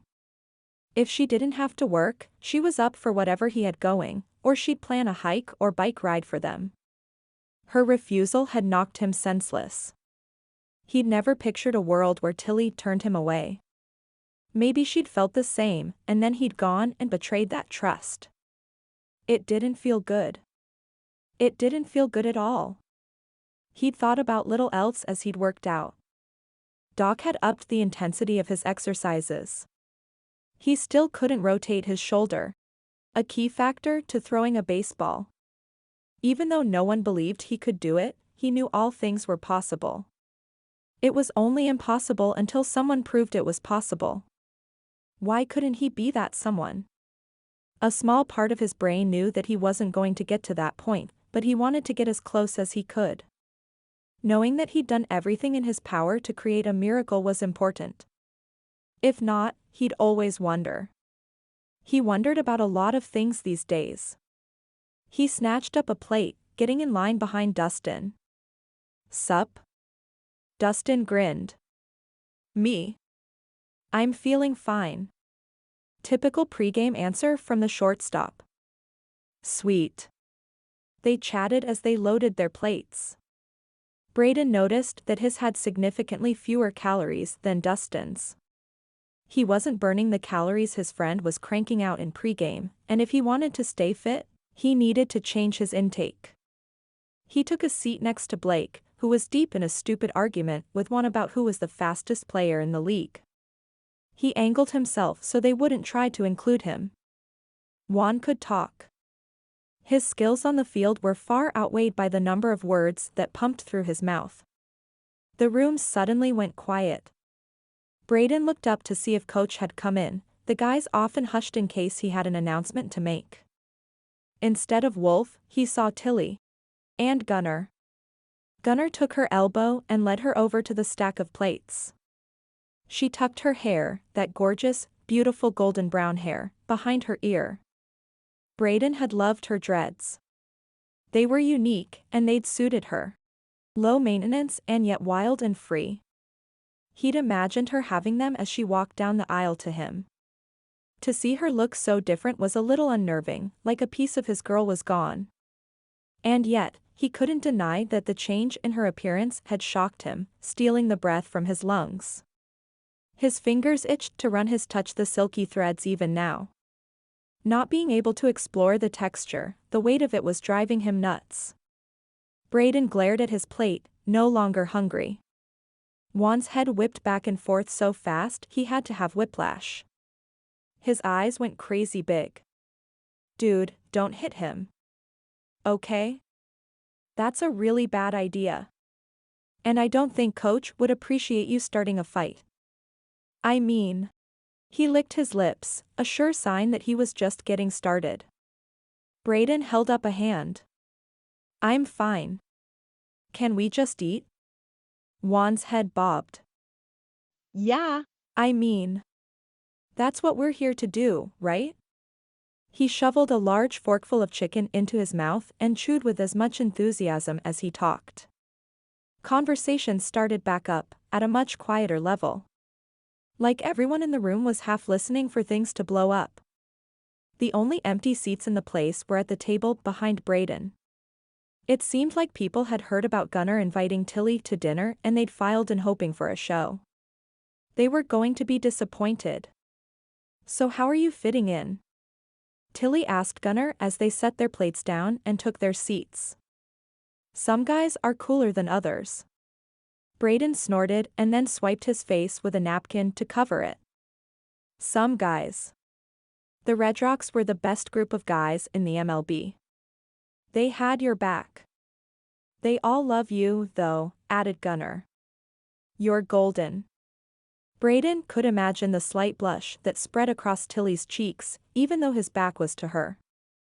That's not true, Tilly replied.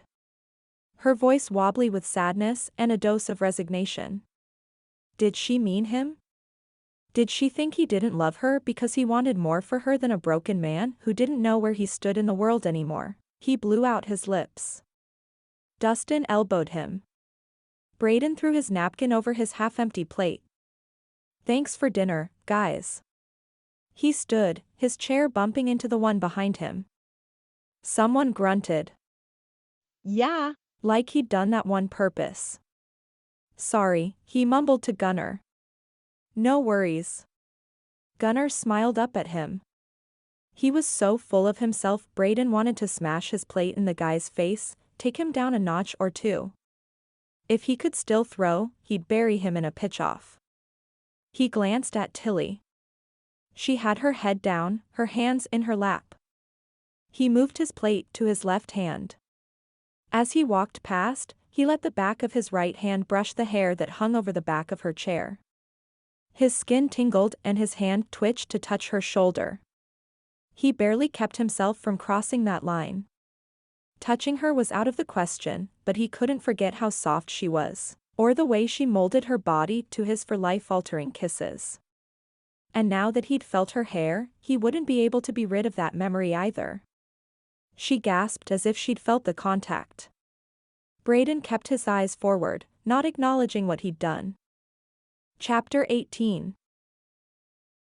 Tilly's scalp still tingled from Brayden's hand brushing against her hair. His touch had gone up the strands like a fuse of dynamite. When the fuse burned all the way to her head, she flushed from her hairline to her toes. Suddenly, she was fantasizing Brayden's fingers curling into the strands, massaging her, working out all the tension and stress she constantly carried. Several minutes tiptoed by before she realized Gunnar was talking to her. I'm sorry, what did you say? I asked if you were going to the game tonight. I'm working the home plate section. Great. He leaned his elbow on the table, bunching his muscles so they got bigger and bigger still.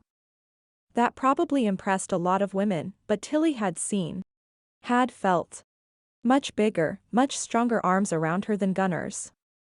Do you get much time to watch? She thought about standing at the back of the section, checking tickets and arranging for food orders. I should have tons of time. Sweet. I'll wave to you. From the bullpen, joked Blake. He turned in his seat so he was facing them. I doubt you'll see playing time tonight, young Padawan. His eyes cut to Tilly, gauging her response. Tilly's cheeks burned under his scrutiny and the attention of so many other people in the room. She'd come here for dinner several times with Brayden, and they usually sat with Blake, Dustin, and Juan. She considered them friends, but sitting at a different table made it clear that she had become an outsider of sorts. Brayden had their loyalty. That's the way it should be, but still, it stung. She almost hadn't come in here at all. Gunnar had stopped her in the hallway, eyeing the candy bar she held in one hand and a bottle of water in the other. Please tell me that's not your dinner. He'd glared at the chocolate as if it had personally offended him. Okay, I won't tell you. She'd smiled as she took a large bite. He'd taken it away from her and thrown it in the garbage. You're eating with me tonight. Tilly had tried to protest, but Gunnar countered all of her reasons for not being there.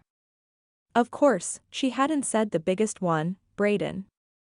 She didn't want to talk about him to Gunnar. The two men didn't see eye to eye, and she didn't want to get in the middle of that. In the end, she'd come because she didn't think Brayden would be here. He'd gone straight home after his sessions with Gunnar. A fact she'd come to count on. And she'd missed being in here with the guys. They made her laugh. When she'd walked in and all noise and movement stopped, she knew she'd stepped over a line. If she could go back, she would. But then she thought, why should I leave? She wasn't going to let Brayden dictate where she went or who she hung out with. She hadn't let him do that when they'd been dating. Not that he'd tried. He was always happy to go wherever she wanted to go. She'd filled their spare time with desert breezes and nature's beauty. Heck, she'd even pictured a baby carrier on his back once. Her future always included him, so her decisions included him. But she didn't have to do that anymore. So what if she wanted to? He'd taken himself out of the equation. Her eyes dropped to the floor and then back up to Blake. If he'd teased Brayden, she would have come up with a response or joined in the teasing. Gunnar shoved Blake. I'll be starting soon enough, and then you'll see how much time I get on the mound. Juan guffawed. Oh man. You have some spice in you, little man. You keep that fire going and you might just make it. You know? Tilly relaxed a fraction.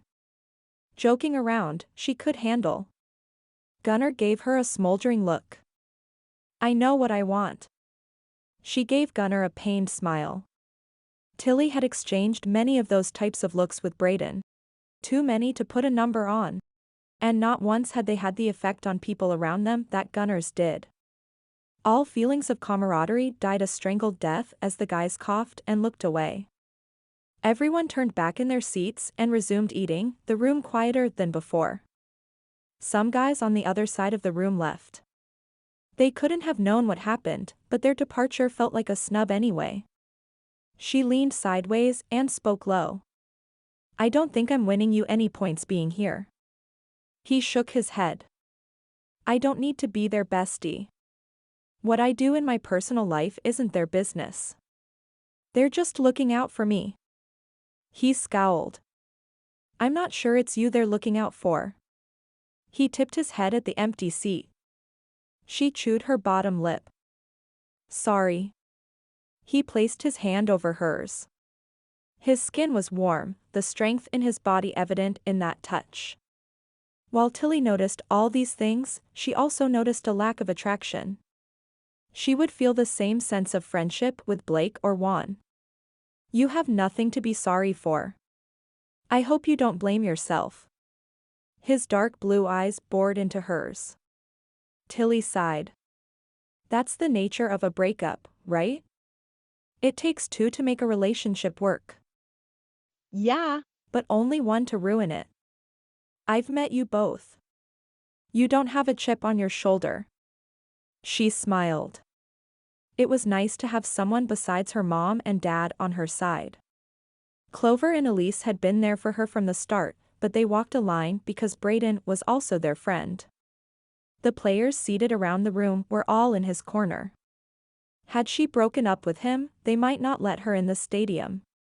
She turned her hand over and squeezed Gunnar's fingers before letting go. Thanks. I needed to hear that. Gunnar's pronouncement had built up her resolve. She was going to move on. It might take years to get Brayden out of her system, but she had to try. Chapter 19. The Redrocks lost the game 6-2, setting the whole team on edge. No one liked to lose. No one. Some of them took losing harder than they celebrated winning. Brayden was one of those kinds of guys. But it wasn't the game that had him grinding his teeth all morning, it was seeing Tilly walk into the team dinner with Gunnar.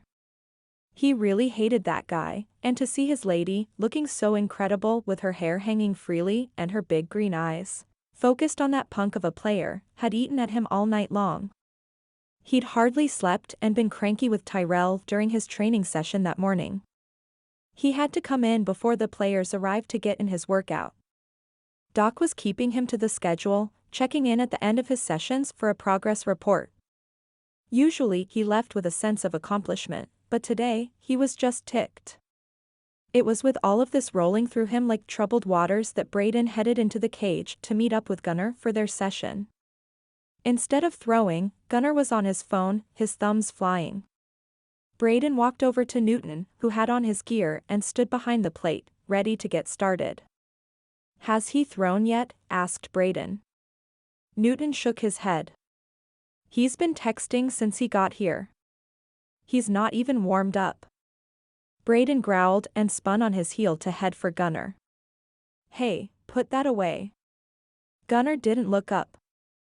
"I'm talking to my real estate agent." Brayden glared. "Do that on your day off. I don't want to lose this house." "Maybe you should." This brought Gunnar's head up. "If you don't start throwing better, you won't have a paycheck to pay for it." Gunnar rolled his eyes. "You're as temporary as I am.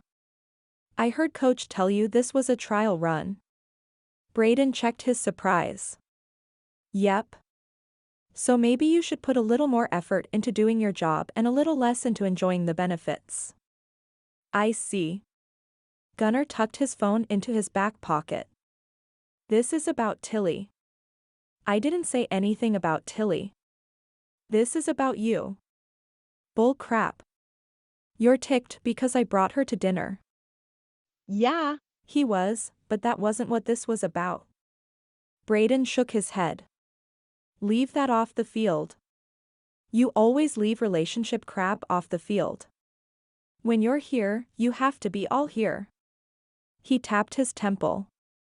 "If things are gelling in your personal life or if they're in the toilet, you change out of that mindset when you change clothes in the locker room. Every guy has to learn to do it." "Right. And you're the poster child for that.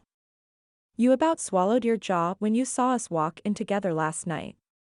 Gunnar swiped a ball off the dirt and began tossing it in the air in front of him. "That was last night. Face it. I'm the competition and you're eager to rag on me." Brayden's chest expanded. He looked down at Gunnar. A guy who was a couple inches shorter than him, 20 pounds lighter, and full of himself. "You are not my competition. Please. I have exactly what you lost." He tossed the ball again. Brayden snatched it out of the air, crushing it in his hand. From day one, Gunnar's attitude had rubbed Brayden the wrong way. He dealt with a lot of big personalities and even bigger egos on a daily basis. But Gunnar's accusation brought things into focus, and he realized why he hadn't liked him. He stepped closer, towering over the punk. "Let's get one thing straight. If I didn't have 2 bolts in my neck, you wouldn't be here." He paused to let the words sink in and watched as the weight of them settled in Gunnar's eyes. He shoved the ball into Gunnar's chest, and Gunnar grabbed it out of reflex as Brayden continued, "I'm a better pitcher than you will ever be. As long as I can remember how to pitch, I'll always be better. So don't think you've taken one thing from me." The words felt so satisfying coming out of his mouth. Empowering. He still had what it took to be great. Yeah. He may not be able to rotate his arm correctly, but the greatness was inside of him. Pitching had been the outlet, the way to show the rest of the world the lion that lived in his soul. But there were other ways. Coaching was one of them. Inspiring kids to find their inner lion was another. He'd felt some of that the other day when Tilly's tour has surprised them in the locker room. He should talk to Sheila about doing some school visits. His message had been good for preteens before, but maybe he could talk to teens about the way life throws you curveballs and you have to swing at them. His thoughts jumped to Tilly.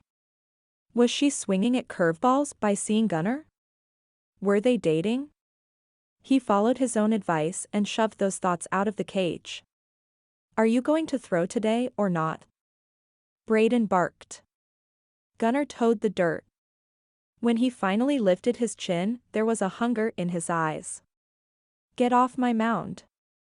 Brayden bowed slightly, spreading his arms wide as he backed away. "Own it," he told the punk. Own it was his phrase, the thing he'd told himself on the walk from the bullpen to the mound. Owning it meant he was in command of the game. He was ready to set the pace. He was all in and focused solely on the next pitch. Newton squatted behind the plate, his mitt out in front of him. Gunnar threw an easy ball for warm-up, even though his muscles were wound tight. Brayden glanced at the bucket he usually sat on during these sessions. He folded his arms and spread his feet apart. There would be no sitting today. A man didn't sit when there was a lion roaring in his chest. Chapter 20.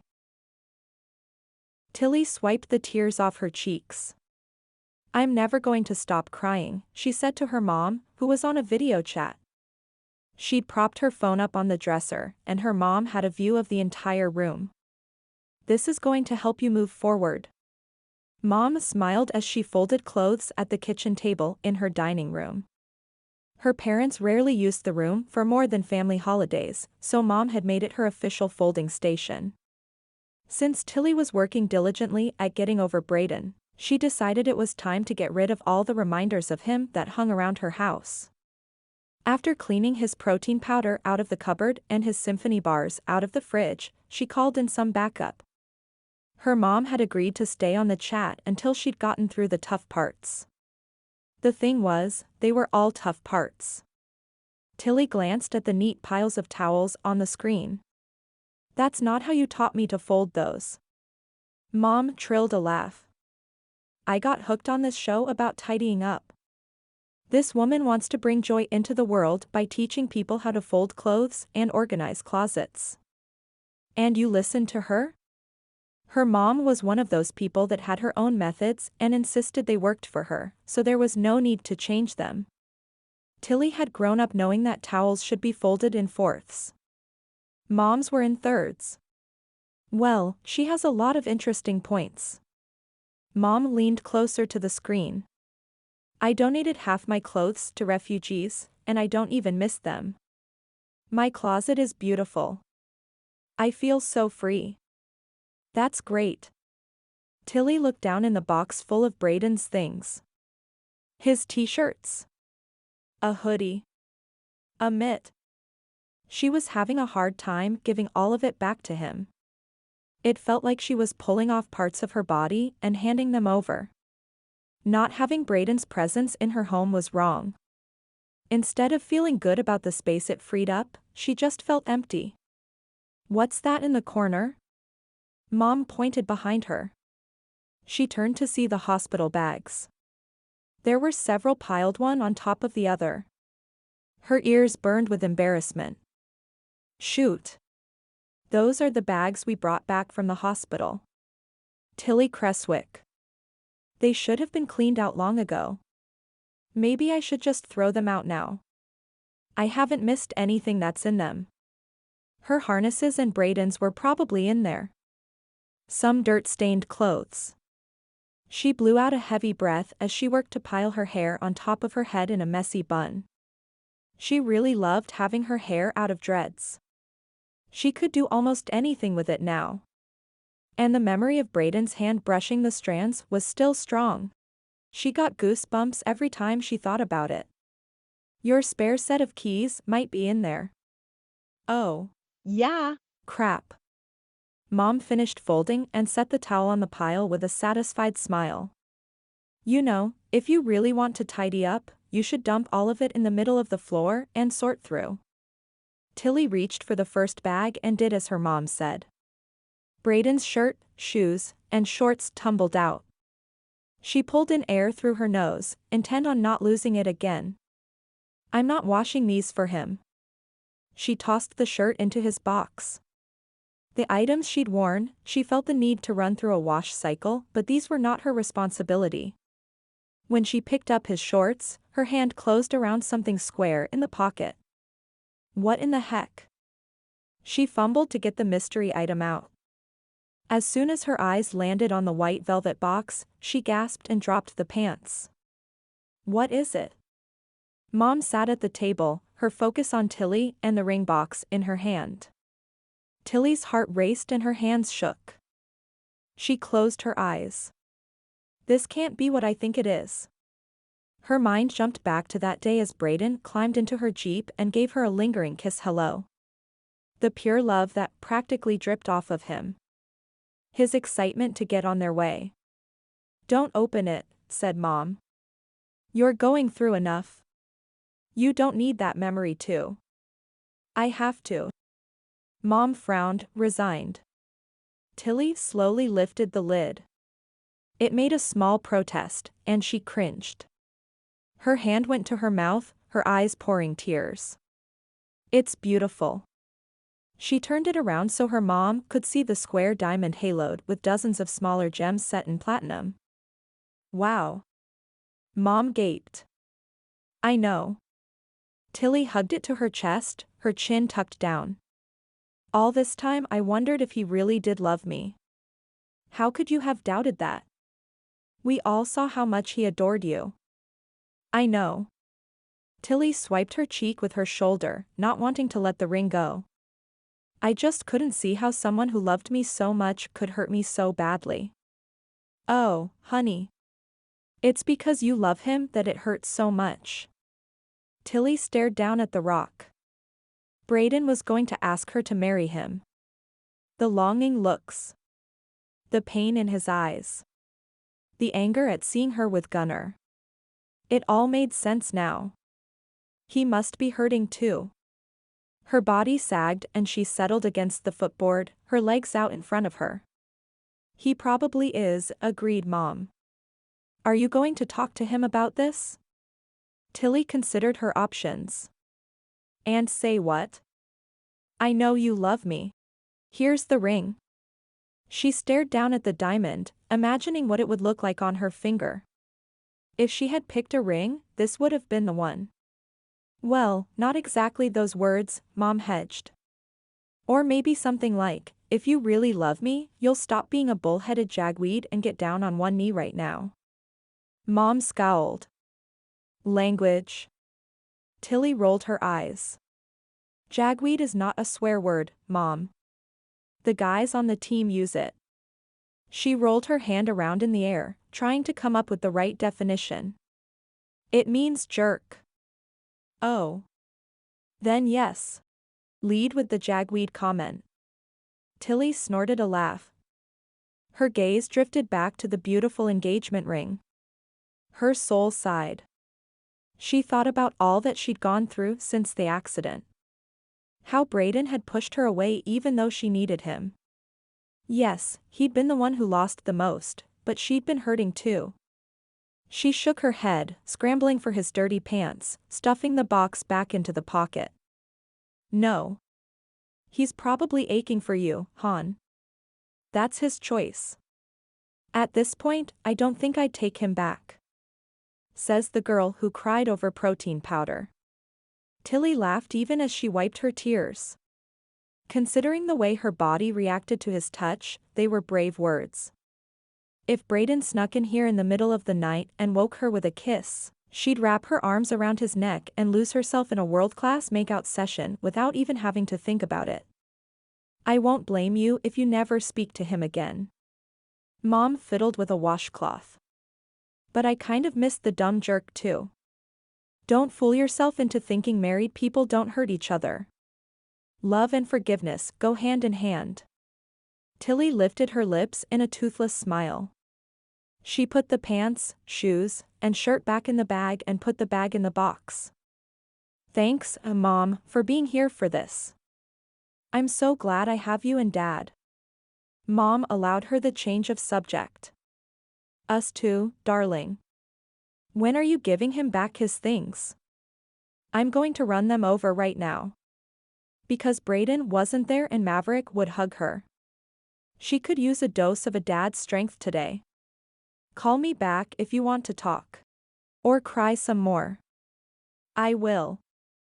Tilly blew her mom a kiss and ended the call.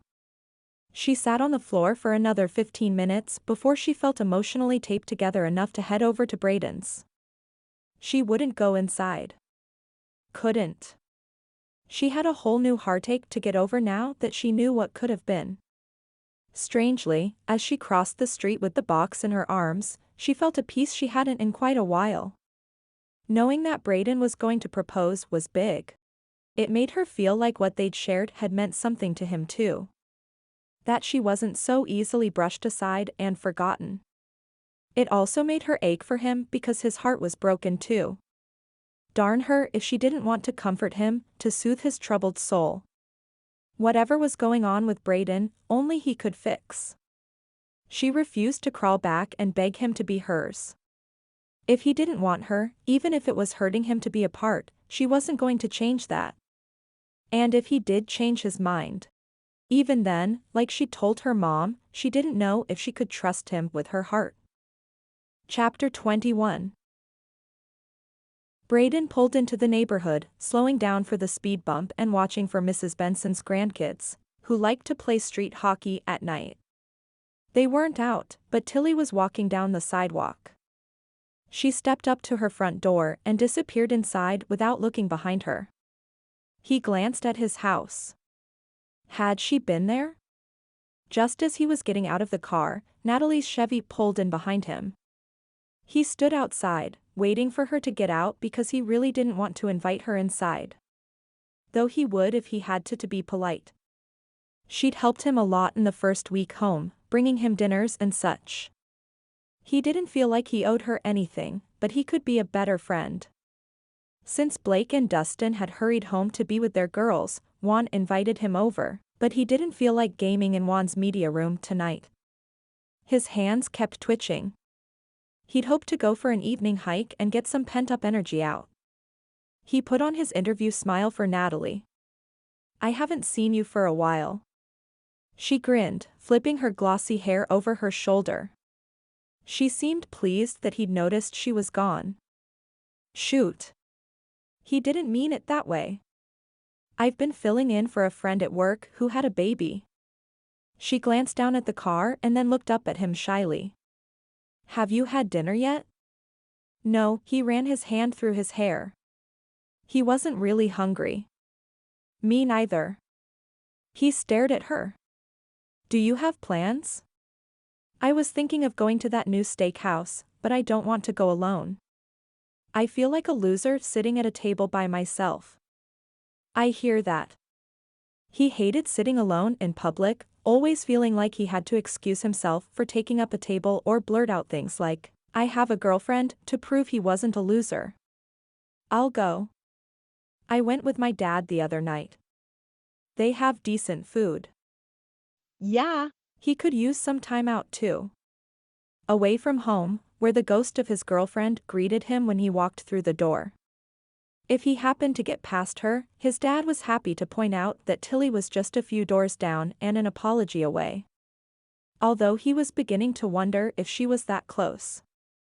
He didn't think an "I'm sorry" would be enough to bring her back into his arms.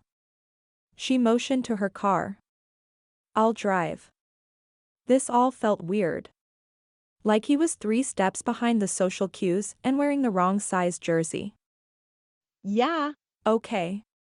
Her car was low to the ground and he had to adjust the seat to fit. Once he was settled, they headed over to the restaurant. They were seated as soon as they arrived and ordered quickly, both getting steaks. Tilly would have tried something new, and he would have ended up eating half of her meal. She had a gift for finding enticing flavors. He usually ended up ordering that item the next time they visited the restaurant, and the cycle continued. When the server placed a steak in front of him, his taste buds sighed heavily. He cut a bite and glanced across the table. Natalie was staring at her plate, her head bent. He wasn't being a gracious dinner companion. The thing was, he didn't ever have to try with Tilly. From their first date, they'd had 110 conversations going on and could jump from one to another seamlessly. Like right now, if he said of fried chicken, she'd smile up at him and ask if he wanted coleslaw with that. Then they'd laugh, because she knew he hated coleslaw. No one would think that was funny but the two of them. Or, they could eat in silence for a while. Comfortable enough not to have to talk. Natalie wasn't like that. He could see the color on her cheeks and the furtive looks at the people around them. "So, you're a nurse." He threw another bite in his mouth to keep himself from saying something else that sounded stupid. She bounced up in her seat. "Yep." When he didn't jump right back in, she kept going. "I used to work in pediatrics, but that was too hard on my heart. I would go home crying. My supervisor suggested I move over to the trauma wing. He nodded to keep her talking and ate faster. The sooner they were done, the sooner he could get home. She prattled on for a few more minutes and then asked, "What are you doing now?" "Coaching," he choked out. The word was foreign on his lips as an identifier for his life. He took a sip of water and set his cup down. When he did, Natalie's hand touched his, lightly, hesitantly, as if she was asking permission. He froze. "Brayden, you've been through so much. You're in a fog right now. I can see it in your eyes.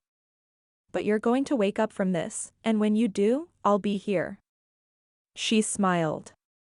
"I'm excited to see you attacking life." He pulled his hand away from the glass and hid it under the table. "Thanks. I'm feeling better and getting stronger every day." "I can see that." Her eyes danced over him. That signal he got. "Listen, Natalie. I hope I haven't given you the wrong impression. I'm not looking for a girlfriend. I have one. Had one." She nodded slowly. "I understand. I'm not looking for a boyfriend either." "Oh. Good." He relaxed. Their server rushed by, carrying a tray full of empty cups. "Can we get our check?" The guy nodded. Brayden smiled at Natalie. "I'm beat. You know, still trying to get my energy back." "Of course." She grabbed her purse. "I'm going to run to the restroom and I'll be right back." That would work. He could get up and wait for the bill up front, pay, and be ready to go as soon as she got back. Perfect. She blinked at him and he realized that he'd said the wrong thing. Shoot. He wasn't trying to be a jerk, he just wasn't interested in her and didn't want to lead her on. "I'll get the check." She smiled and hurried off, running her hands over her hair. He paid for dinner, because he did feel like a jerk. A few minutes later, she pulled into his driveway and moved to get out of the car with him. He stopped her with a touch on the arm. There weren't fireworks or electricity or a growing heat in his body when he touched her. There was just the coolness of her skin on his fingers. "Thanks for the ride." That should let her know that he wasn't looking for more. "I'll see you around." "Sure." She grinned, perky once again. Crap, he shouldn't have touched her. But he told her he wasn't looking for more than a friend. He'd been honest. That was the best he could do and the most anyone could ask for. Yet she still had a hope in her smile that made him nervous. He ambled up the front walk, being sure he didn't turn around to watch her go. He jumped when he almost bumped into his dad. "How long have you been standing there?" From the way Dad shifted his weight, it may have been a while. "Not that long." Dad looked down at the large box in his arms. "Here." He shoved it at Brayden. "What's this?" Tilly dropped it off. Brayden set it on the ground, carefully. He still wasn't all that steady when it came to bending over. It's amazing how much the head and neck do to maintain balance. He was getting there, squatting was easier, because he could keep his spine straight. He lifted the flap and saw his old t-shirts, folded perfect. Only Tilly could fold t-shirts like that. She had a gift. A white plastic bag had the hospital logo on the front. His mouth went dry. He stuck his hand inside and felt around until he found the small square box. His fingers tingled as if he'd been shocked, and he jerked away. He pulled out a pair of Redrocks socks. On him, they reached mid-calf. On Tilly, they went up to her knees.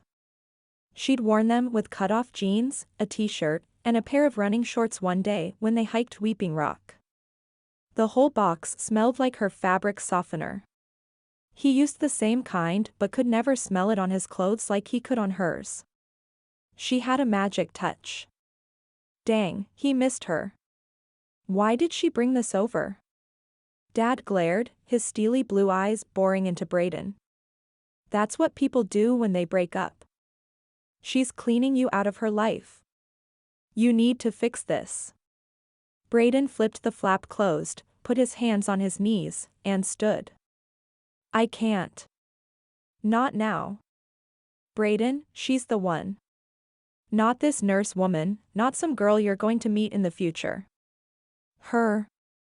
Dad rarely lectured. He was more of a sit down and talk things through kind of parent. To see this much raw emotion, directed like arrows right at his chest, was unnerving. Brayden could see the ring in his mind, the large center stone surrounded by a halo of smaller stones. He'd pick that one because it reminded him of the two of them, his arms wrapped around her. Even though he was technically the bigger-sized person, she was the brightest. Her happiness filling his life. He'd broken up with her to protect her. Why was that so hard for everyone to grasp?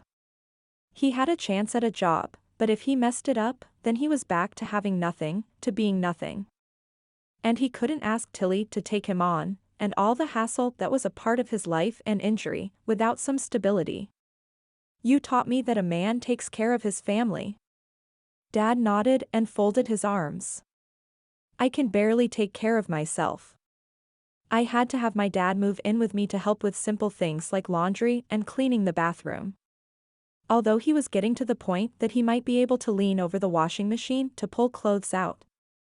So, how can I take care of Tilly if I can't do simple things like empty the dishwasher? There's more to taking care of a person than cleaning up after them. It's more important to take care of their heart. Brayden shook his head, the weight of what he'd lost lying heavy on his soul. She was beat up, Dad. That week before you got here, she hobbled around, favoring her side. It killed me to see her in pain, and I couldn't do anything. I couldn't even get out of bed. He kicked the box into the corner by the front door. I have film to watch. He headed to his room, where he had a desk and a computer set up to watch game film. He had baseball in a much different capacity than he'd had before, but he still had it. And he could coach because he knew what he was doing on the field and could share that knowledge. But he had no idea how to be half the husband he'd planned to be, or half the man she'd planned on having. He knew what Tilly wanted in life, how she wanted to raise active kids who loved the desert and the sun and the sand and the wind as much as she did. Was he supposed to wait in the car while she led their family on adventure after adventure? There wasn't a backup to marrying Tilly. There was only letting her move on, no matter how much it killed him to do so. Chapter 22. Tilly breathed in the smell of a full ballpark on a late summer afternoon. Hot dogs. Super sweet lemonade. Buttered popcorn. Sunscreen. Grass. They all mingled together with the symphony of sounds. Baseball smacking gloves. The players' chatter on the field. The fans talking to each other and calling to the players. Tilly adored it all. She especially loved the heat that baked everything together. It hit her arms and the top of her head with a force that was both undeniable and comforting as she worked the section behind home plate. From here, she had a great view of Gunnar on the field. He'd been brought in for the 7th inning. The Redrocks were behind by 1. His job was to keep Atlanta from getting a hit and close out the inning. If he was nervous, he didn't show it. Brayden would be proud of his reluctant protege. Rumors floating around the front office were that the two of them butted heads more than they collaborated on pitching. Which was a shame. Gunnar could use a little more Brayden in his delivery. Hey, beautiful, called the guy on the 3rd row from the top. He and his group of 3 friends had already asked for 2 bottles of water, provided free for the expensive seats. She'd given them her spiel about ordering drinks and snacks for delivery on their phones, all the while feeling their eyes on parts of her she'd rather they didn't admire. Maybe they wanted nachos. Her hand connected with the walkie-talkie at her hip, ready to call in the order herself rather than lean over one of their screens. What can I help you with? The guy didn't get up. His wolfish smile sent a cold chill down her neck. I saw you giving out sunscreen. Another perk of paying to sit here. She had a bottle in her small apron and had squirted some into a mother's hands, who then applied it to her children's necks and ears. Would you like some? She fished it out of her apron. You bet. He yanked his shirt over his head. Right there, baby. He jerked his chin over his shoulder, indicating she should start rubbing it into his fleshy skin. No. His buddies snickered. Tilly's ears burned as she took in the thick layer of hair on the man's pasty white shoulders. Nothing in her job description said she had to do this. She wasn't going to touch him. The son of a jack-in-the-box could throw a fit, she didn't care. Come on, beautiful. I haven't got all day. Sir, she began in a purposeful tone. Put your shirt back on. Brayden, her heart whispered with a gusty sigh. She longed to lean against him, to let him be her knight in shining armor and to reward him with a kiss. Yes, she was an independent woman. Yes, she could handle this guy on her own. And yes, she was kind of upset at Brayden for stepping in like he had a claim on her. But she was also in a pleasant state of shock that he'd come to the rescue at all. Just like he'd done when they were together and that guy who had too much to drink had put his hand on her thigh. Oh my heck, exclaimed the man sitting next to shirtless Joe. It's Brayden Birks. He stood up, his hand outstretched. This is so cool. Brayden ignored the hand and the man who smiled like one of the kids on her field trips. I said, put your shirt on. This is a family park. Shirtless Joe about swallowed his tongue. I didn't mean anything. Brayden put his hands on her arms, and Tilly's knees went weak. Her traitorous body responded to him as if they hadn't spent a month apart. Scratch that. It responded as if it had been thirsting for Brayden for a month and had finally gotten a drop of him. She licked her lips. So thirsty. Tilly's not a pretty face here to entertain you. His hands kneaded her arms. Heaven. Treat her right, or you'll have to deal with me. They looked him up and down, their soft bellies quaking.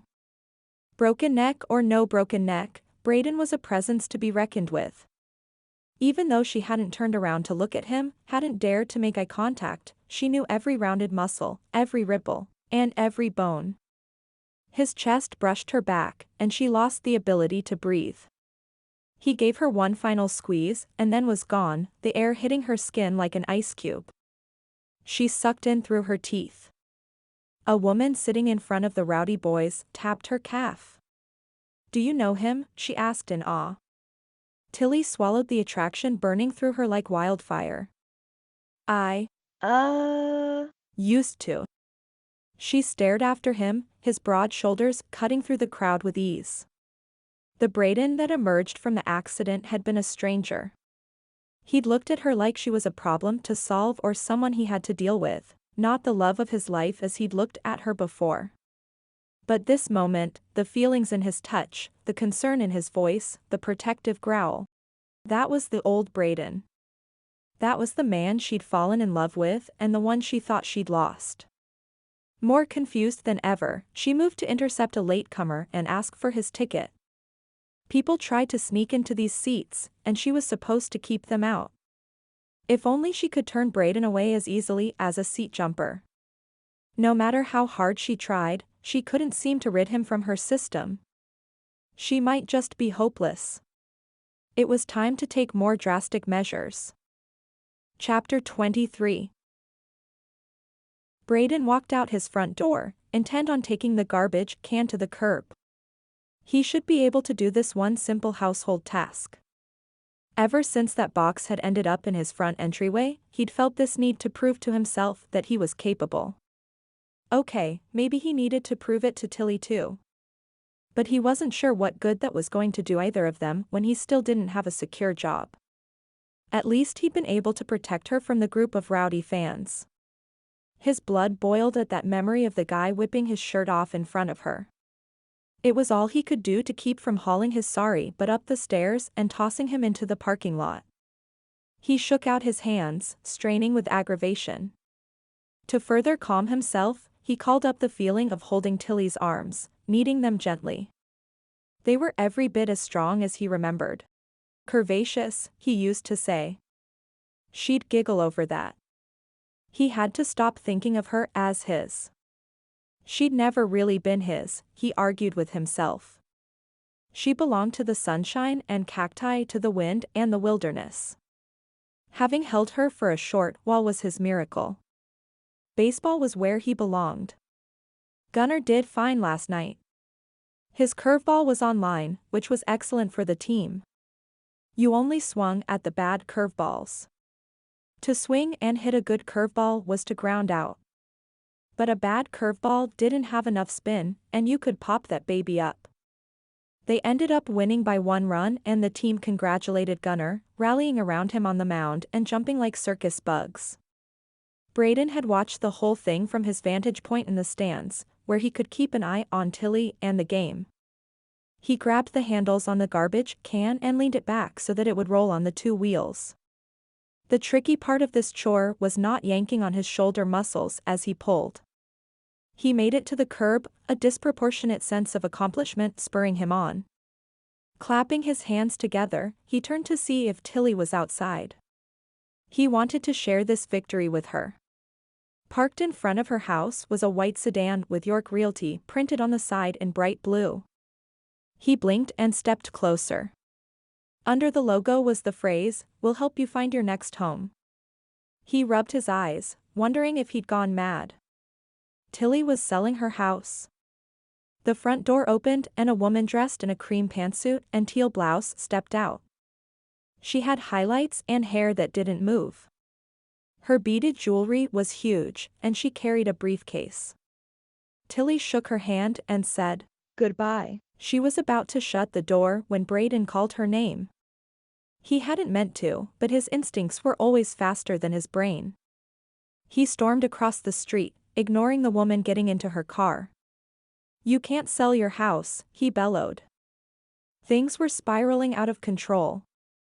First the box of his things, and now Tilly was moving. He stopped at the bottom of her steps and planted his hands on his hips. Tilly, this isn't healthy. You can't sell your house because you're mad at me. Her mouth fell open. You love this condo. Heck, I love this condo. His voice dropped to normal conversation levels. I'll leave. If it will make you happy, make all this easier, I'll sell. She held up a hand. I'm not selling my house. Geez. Ego much? If you haven't noticed, I'm doing fine. His hands fell to his sides. Then what's with the real estate agent? She pressed her lips together, and he could imagine her running her fingers over them as if she were zipping them shut. Talk to me, Tills. Her nickname fell from his lips as easily as his hands had gone to her arms the night before. He was as drawn to her as he'd ever been. Things between them could be so easy. I miss our talks. You're my best friend. I was just a girl you dated. No, he cut his hand through the air. That's not right. It is from where I'm sitting. She swept inside and shut the door. Brayden stared at the door for a while. He wasn't sure how long he stayed there before he found the ability to head back home. Tilly took a shaky breath. When Clover had said she was going to send someone over to pray with her, she was expecting an older gentleman, maybe the pastor who had taken Clover in for a while. She certainly didn't expect a middle-aged real estate agent. Sherry was so kind. And her ability to form a beautiful prayer was a gift. Tilly had relaxed into the words that were as much poetry as they were a supplication to the Almighty on her behalf. She'd opened the clamped shut parts of herself in the peace that followed. It was that peace that held her together in the wake of Brayden's desperation that she not sell her house. His offer to sell his instead was so sweet, so selfless, so heartbreakingly wonderful that it made her ache for him all over again. And could she forget about that ring? No. It haunted her like the ghost of boyfriends past. One day she would be able to look at Brayden and not want him. For now, she'd rely on the Lord to get her through. She pushed away from the door, noting that she wasn't in a heap on the floor in tears. That was progress. Squaring her shoulders, she headed for the yoga mat in the corner of the room. Centering herself seemed like an appropriate thing to do at the moment. Chapter 24. I understand why they call this place the torture chamber now, Brayden bit out through gritted teeth. He lifted the weight out to the side with a straight arm. Elise smiled easily. Look at you. 90 degrees and counting. Huge progress, considering where he'd begun. If he could raise his arm vertically, he'd have hope of rotating his shoulder. That would be a miracle. Sweat dripped off of him, creating a puddle on the black padded floor. You don't feel bad at all about putting me through this, do you? Elise laughed, lifting his hand a fraction of an inch higher. There was an uncomfortable tug. Nothing that would cause him harm, but that much more motion. Nope. Okay. Other side. He did as instructed, the puddle of sweat getting bigger. He'd have to drink a gallon of water after this session. Push it, Brayden. Don't get soft on me now. Sometimes I think you hate me. She narrowed her eyes, avoiding eye contact. He puffed up his chest. I know. I know. When is everyone going to get over me and Tilly breaking up? When people see a wrong, they want to make it right. Stop thinking and focus on that arm. He gained a quarter of an inch. There still wasn't the pull that indicated he'd reached his limit. His hand began to shake. I'm doing the right thing by her. She deserves better. You mean someone who can throw a baseball? That's funny, because I thought Tilly was in love with you, not your pitching speed. You don't know what you're talking about. He dropped the weight. It landed with a loud thud and a clang, bouncing once. She'll be happier without me. Are you happier without her? No, happy enough. Elise swiped the weight off the floor. He opened his mouth to explain himself when he saw movement in the doorway. He turned his body, because his neck just didn't work like that anymore, and saw a flash of long, silky hair disappear. He cursed under his breath, wondering how much Tilly had heard. Tilly had heard enough of Brayden and Elise's disagreement to send her running. She didn't want to hear that he thought he was doing the right thing. That was bull. Elise had it right, and Tilly was glad someone had finally told Brayden. She was also thrilled that it wasn't her. But she didn't want to be there to hear him say that Elise was wrong or that Tilly was really that shallow or any other rebuttals. The truth had been laid in front of him. If Brayden couldn't grab onto it, then there might not be any hope for them. She was walking fast and not watching where she was going when she bounced off a hard chest. Big arms wrapped around her back and kept her from stumbling backwards. One large hand splayed across her back. She lifted her eyes to thank her rescuer and blinked several times. Instead of the Redrocks red uniform, this guy was wearing Atlanta blue. She looked around at the gray walls and realized that she'd strayed into the visiting team's area of the stadium. I'm sorry, she mumbled, placing her hands on his chest to create some space. A nice chest. A strong, fit chest. She slowly lifted her eyes to find Rowdy Fuentes looking down at her with a sexy mixture of curiosity and interest. She bit her lip. Dang, he looked sexy when he was confused. He smiled and his face transformed into the boy next door. No wonder he was known as baseball's sweetheart. He dipped down so he could whisper into her ear. I'm not complaining. His voice was smooth, like the soft leather of a brand new ball. Tilly giggled as she disentangled herself from his hold. He didn't seem to be in a hurry to let her go. What's your name? He asked. Tilly.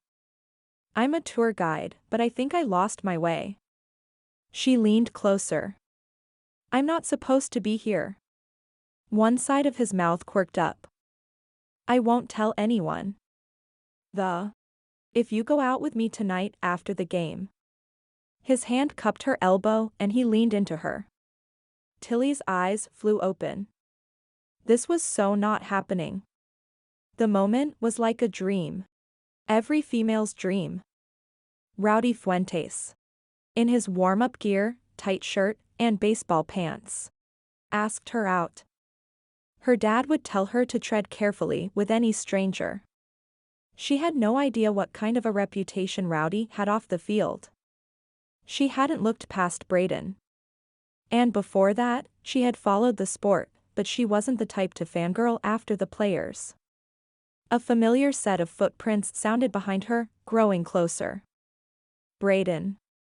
He may be happy enough without her, but she wasn't happy. She wanted someone in her life. I'd like that. His grin grew. Tilly felt warm, her face was hot. It wasn't the same kind of reaction she had to Brayden, but they were like chemicals together, always causing an explosion. Rowdy's eyes flicked over her head.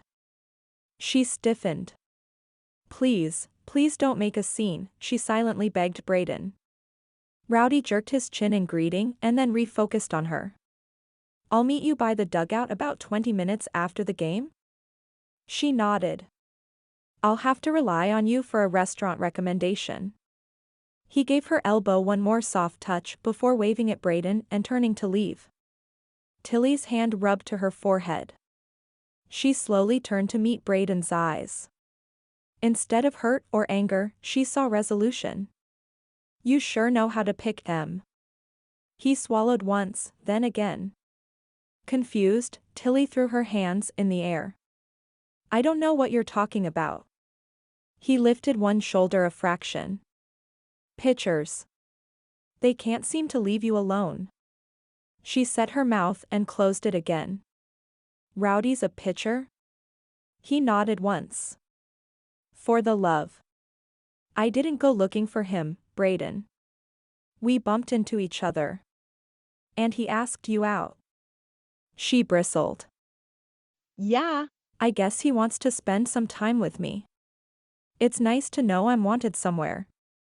She moved to brush past him, but he put out his arm, blocking her path. This close, she could smell his body wash, the slight tang to it making her head fuzzy. He glistened from his workout, his muscles shiny. Oxygen was difficult to come by in the small hallway. I never said I didn't want you, Brayden said gravely. Her head tipped and her eyes drifted shut. It would have been a lie. His hand left the wall and found its place at her hip. He'd rested his hand there countless times. His palm fit just right over her hip bone, his long fingers wrapping around to her lower back. Her breath hitched and her chest rose and fell in rapid succession. She lifted her chin to meet his gaze and tumbled into his deep brown eyes. He pulled her to him, pressing a kiss to her hair. What do you want, Brayden? She barely managed to get out. The sensations running through her body were too strong to fight against. She craved him and was barely able to keep herself from cutting off his answer with a kiss. Lifting to her tiptoes would be too easy. The question seemed to slap Brayden across the face. His hand jerked away. I want you to be happy. The loss of contact was jarring, giving life to the pain that she'd spent the last 4 weeks tamping down. So you broke my heart? She had to hear him say it. Not overhear him, but have him look her in the eye and tell her why. He stepped backward. I'm sorry, Tilly. I really am. Sorry doesn't cut it, Brayden. There's not enough sorry in the world for this. She fisted her hand and pressed it over her heart. I know. He backed away. No, she half shouted, bringing his retreat to a stop. You don't get to walk away from me this time. She hurried past him, careful not to make contact. The last thing she needed was another chemical reaction going off. I get to leave you. His face lined with pain, and her heart lurched. What was she doing? Nothing inside of her said it was okay to hurt him. Causing Brayden pain was the opposite of the reason for her existence. She softened her rigid shoulders. Never mind. It's not. He reached for her, but she pulled away. I can't, Bray. It's too hard. He nodded. I know. She wanted to scream out, then why? You told Elise you were happy enough. Are you really? She squinted at him. I'll never be fully happy without you, but you deserve someone who can do all the things you want to do. I'll never be able to lift my body weight, Tilly. She closed her eyes. He was worried that he wouldn't be able to climb with her? She locked gazes with him. What do I care? I haven't been climbing since. You should be. You should be climbing with someone who can match you rope for rope. You want to raise your children to love the desert sun as much as you do. He dropped her gaze. Our children, she whispered. That's a future we dreamed up together. I can't ask you to do that alone, and I can't stand on the sidelines in my own family. Especially after being pushed aside in baseball. You belong in a harness. I don't. So many arguments ran through her head at once. She wanted to convince him that he was wrong, but she understood what he was saying. Understood it in a way that she never thought she could. And in a way, not being together made sense. Which scared the living daylights out of her. There shouldn't be a world, or a universe, or a reality that didn't have the two of them together. He took a couple steps backward and then paused. With a cheeky quirk of his eyebrow, he said, Am I allowed to leave now, or did you want to go first? She smacked his arm and laughed at his teasing. That felt right. That was the way the world was supposed to turn. You jagweed. There. She'd tell her mom she said it to his face. She'd be so proud. He winked, and her heart sighed. I'm going first. She lifted her chin and flipped her hair over her shoulder. Her attitude included a bounce to her steps that she hadn't had in ages. Strange, but she felt more like herself when she was with Brayden. He mumbled something that sounded like, Good view back here, but she ignored it and kept right on walking. Her steps slowed as they reached the big double doors. The right led to the front office where she needed to go, the left to the coaches and players. It didn't feel right to just walk away, not after a moment like they'd shared.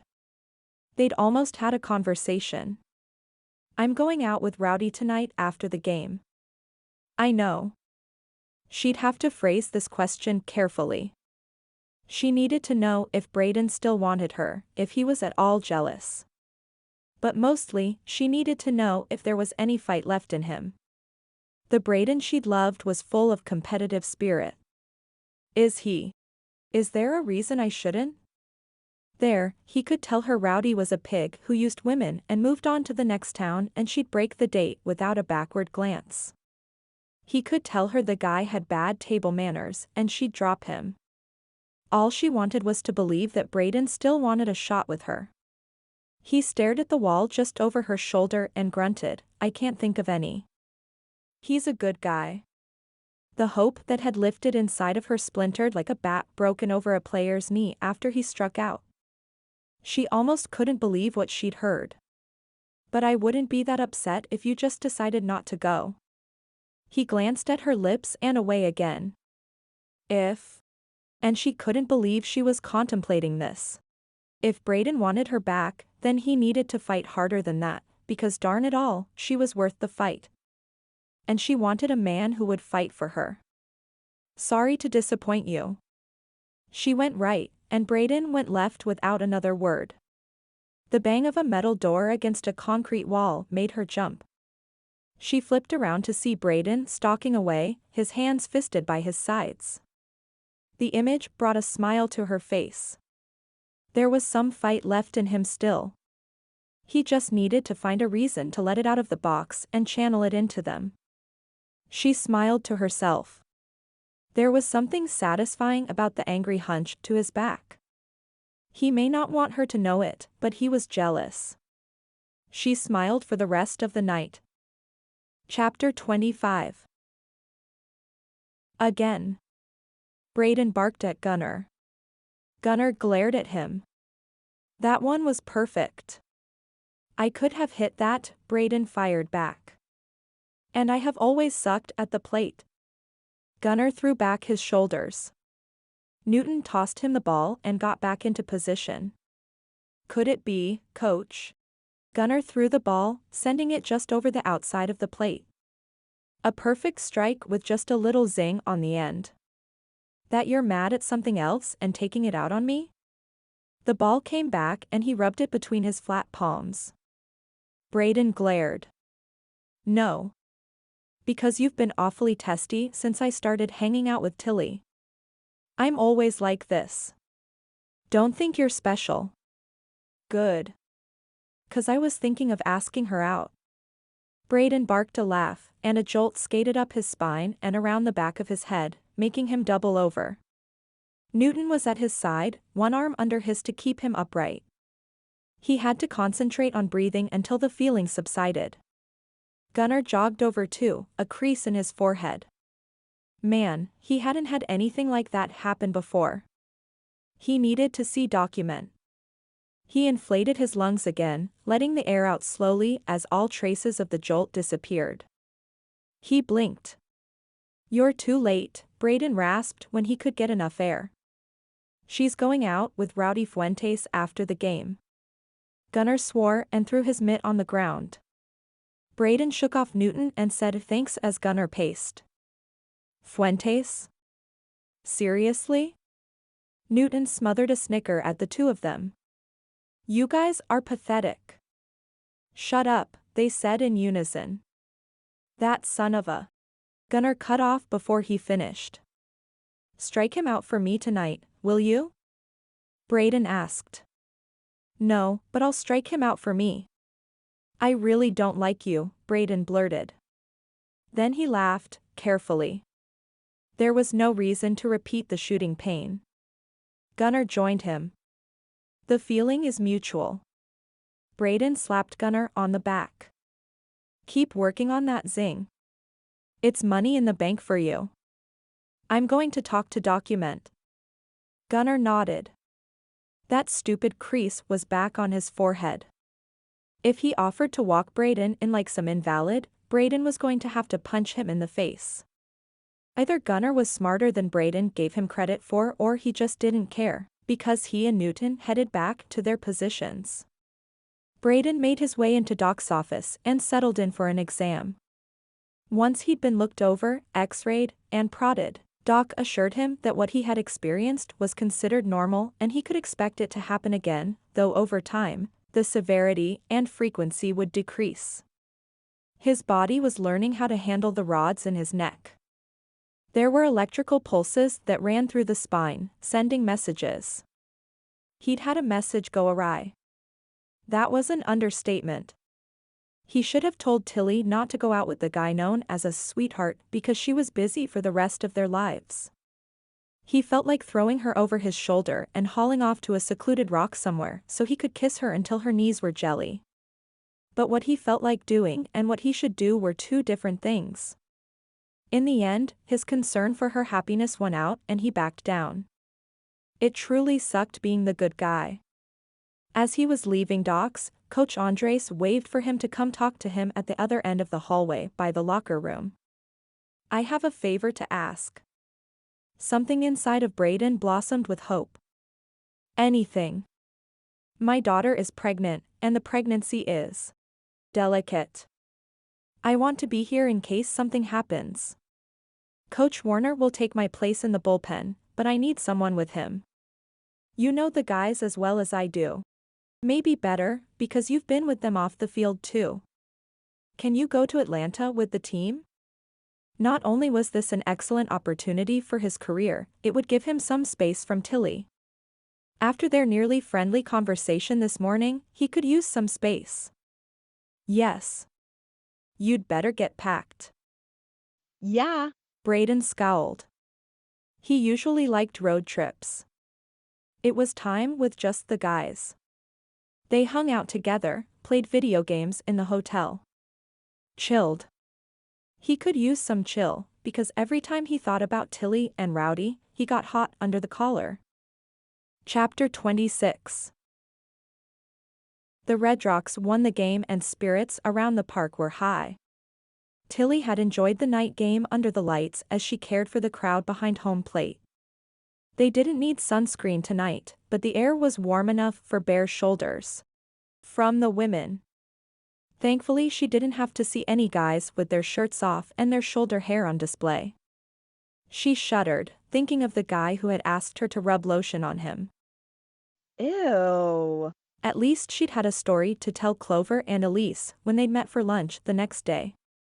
No matter how things ended up with her and Brayden, she would always be friends with those two.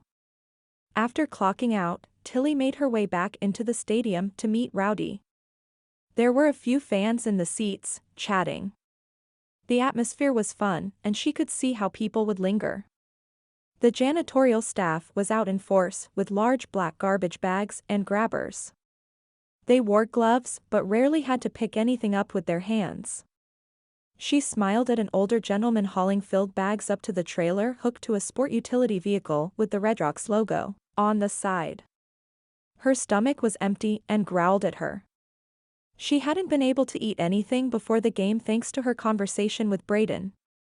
Hopefully she'd be able to put on a passable show for Rowdy. If she could get a few bites down, she'd feel much better.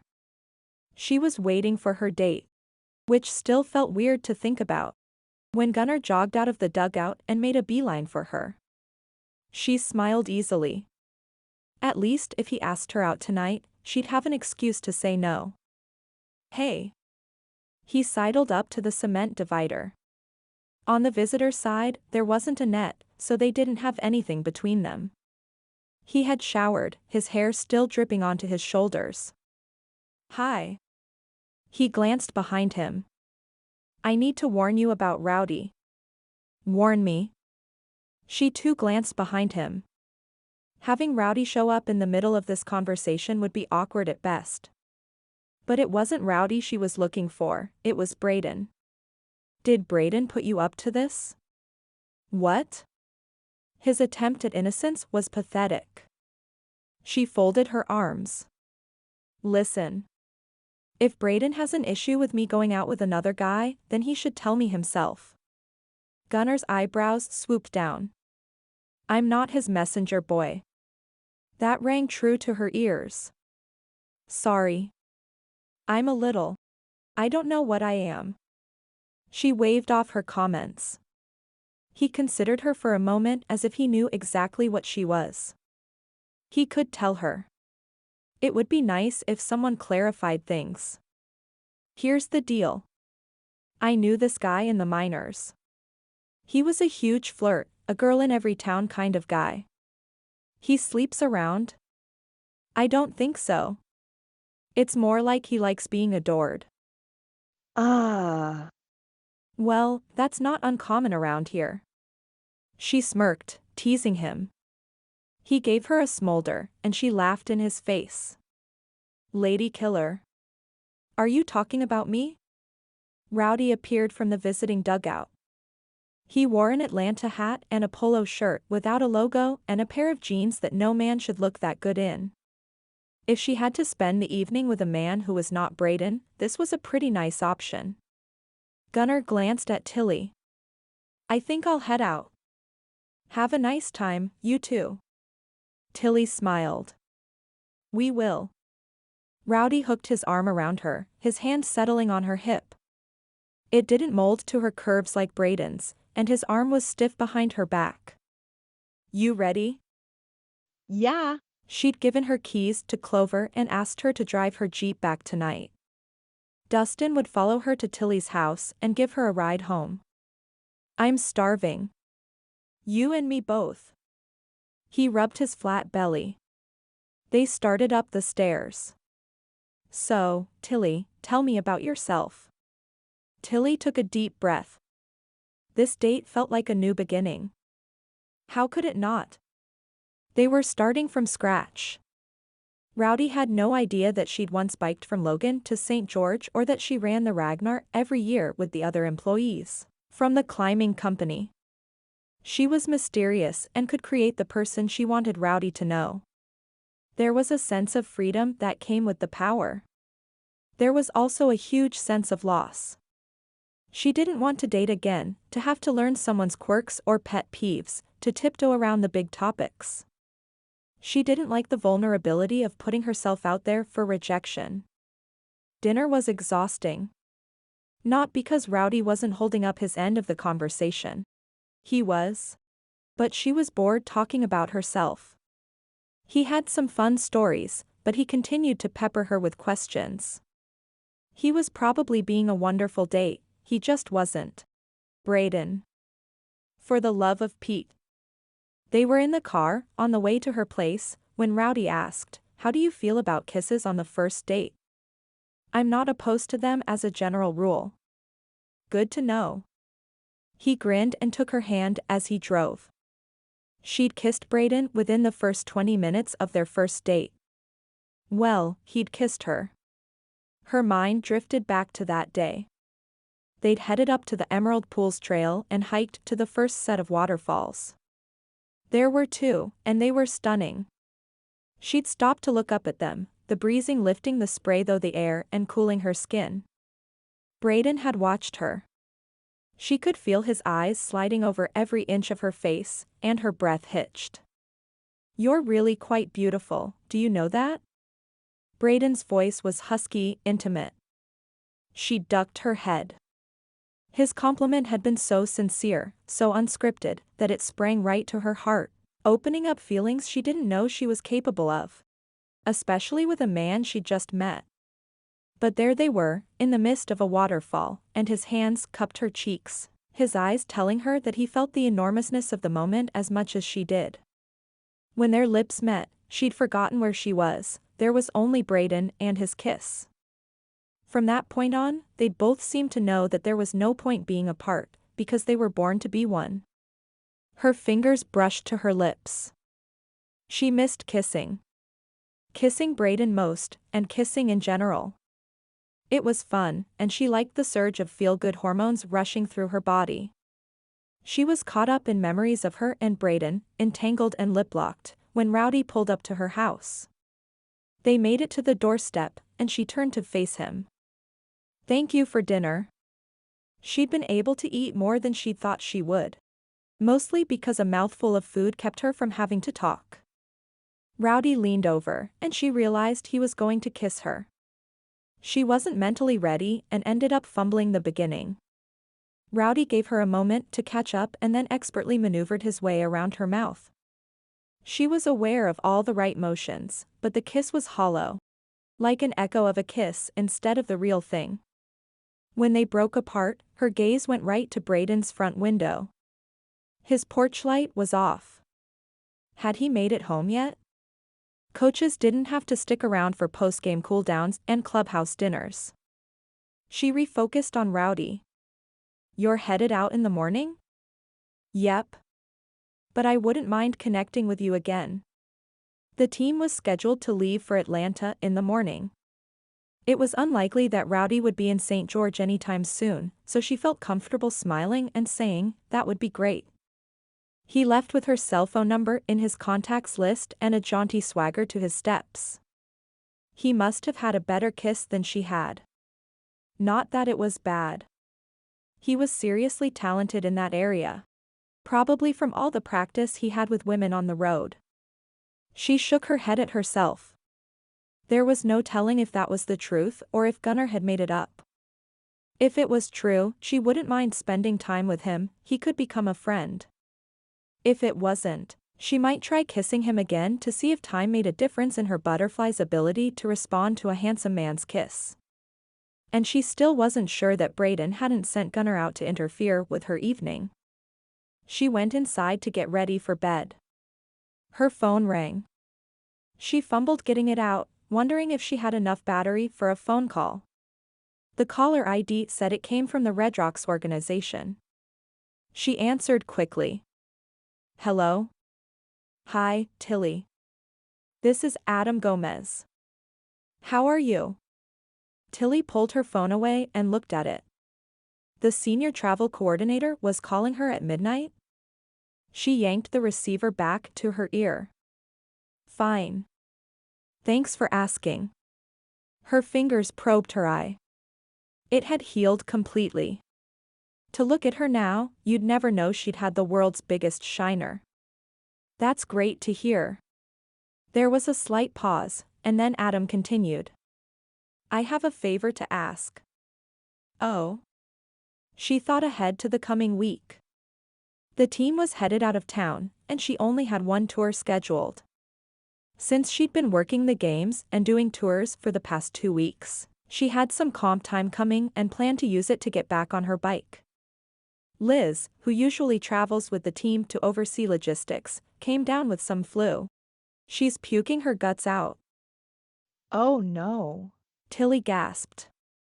It's horrible. So I need someone who can handle hotel reservations and talk to food vendors, and Mrs. Wolf recommended you. Are you up for a road trip? She ran her hand through her hair.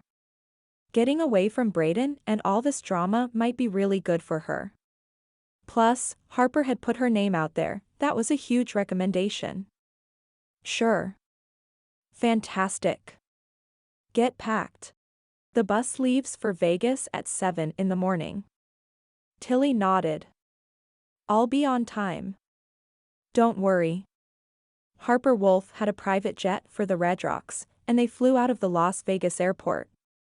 Tilly had driven Brayden into Vegas a couple of times just so they could spend another hour together before he left for a couple days. She'd hated saying Goodbye to him, but it made saying hello all the sweeter. Besides, sometimes it was nice to have some space to herself. She always scheduled an expert climb during his time away. It kept her brain busy and worked her body hard enough that it didn't yearn for him. Okay, it always yearned for him. Heck, she yearned right now. That would eventually go away, right? Adam gave her a few more instructions and promised to send all the information she would need to her cell phone. When they hung up, she fell into bed, exhausted. She'd pack in the morning. As she was drifting off, her mind peeled back to the memories of kissing Brayden. Goodbye. They were always slow kisses full of I love yous and I'll miss yous and then more kissing. She used to think that no one could kiss like they could. Hours would pass and she'd have no idea. She drifted off, the memory of Brayden's lips on hers carrying her to a place where she didn't have to yearn, because she was there in her dreams. Chapter 27. Brayden pulled into the parking lot and cut the engine. He hadn't driven himself to the bus for a road trip since he'd met Tilly. She'd always brought him here. They'd leave early enough that they could take their time saying Goodbye. He'd make her park in the back of the lot so they wouldn't be interrupted. He smiled. Those were good times. Leaving her sucked. He jerked himself off that train of thought. Leaving today sucked. He'd never had to wonder if Tilly was out with some other guy. Or kissing some other guy. Yeah. He'd seen the kiss. He'd been in the kitchen, heating up the plate Dad left for him in the fridge, when headlights swept through his living room. He'd known it was her and Rowdy, and he'd bolted for the window, hiding like some jealous boyfriend. Then he'd slammed around his house like a bull, so angry he didn't care if he knocked a hole in the wall. He hadn't. His walls were safe. But he'd wanted to. The kiss itself had been chaste. He could easily say that he and Tilly had better. What was killing him was wondering if she would say the same thing. There were a couple reporters in the lot. The Redrocks were on a 3-game winning streak, and for them, that was newsworthy. One of the reporters, probably the kid from the college paper, saw him coming and trotted over, his phone held out like a tape recorder. Brayden Birks, how's it going? Better than I expected, he said, giving his standard response. The guy smiled. I hear you're doing some coaching. How's that? It's good. He was surprised to feel like the answer was true.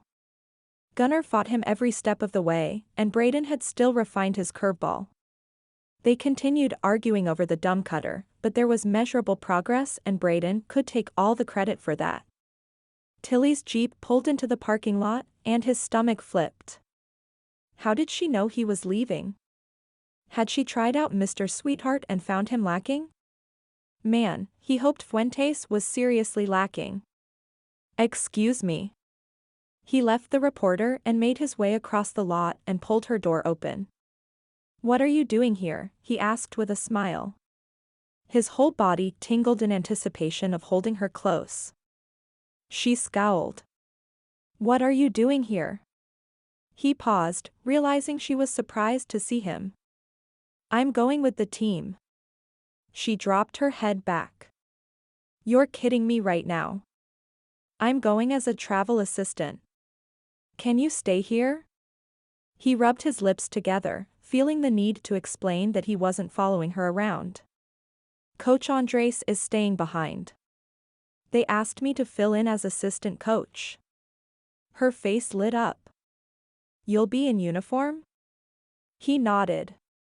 The idea of putting on the jersey was exciting, and the fact that Tilly understood just how exciting it was to him lifted his heavy heart. I didn't know if I'd ever get a chance again. She bolted from the car and wrapped her arms around his neck, holding on just like she'd used to. If anyone but a doctor came close to his neck, he cringed away. But with Tilly, the trust ran so deep that he didn't wonder if she'd be gentle. She was. Always. I'm so happy for you. He dropped his duffel bag on the ground and gathered her close, burying his face in her neck. She smelled of cactus flowers and wind.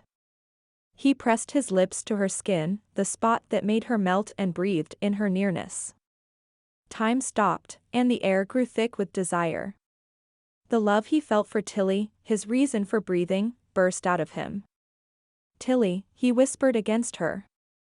She whimpered, her body trembling next to his. For a moment, he forgot why they'd been apart. It was just him and her and their never-ending need for one another. Like a beautiful song written by the breeze, their notes danced in and around one another, building higher and higher still. Excuse me? Asked the reporter, almost on top of the two of them. He stood so close. Time caught up with them. Tilly scrambled out of Brayden's arms just as quickly as she jumped into them. She scowled at the blacktop, though Brayden wasn't sure if she was mad at him or mad at herself. Maybe a little of both, considering the way she shook her hands out and glared at him. Brayden smiled at the college reporter. Yes? I had one more question. His eyes darted to Tilly, who was unloading her bag from the back seat. I didn't mean to interrupt. No worries, Brayden replied.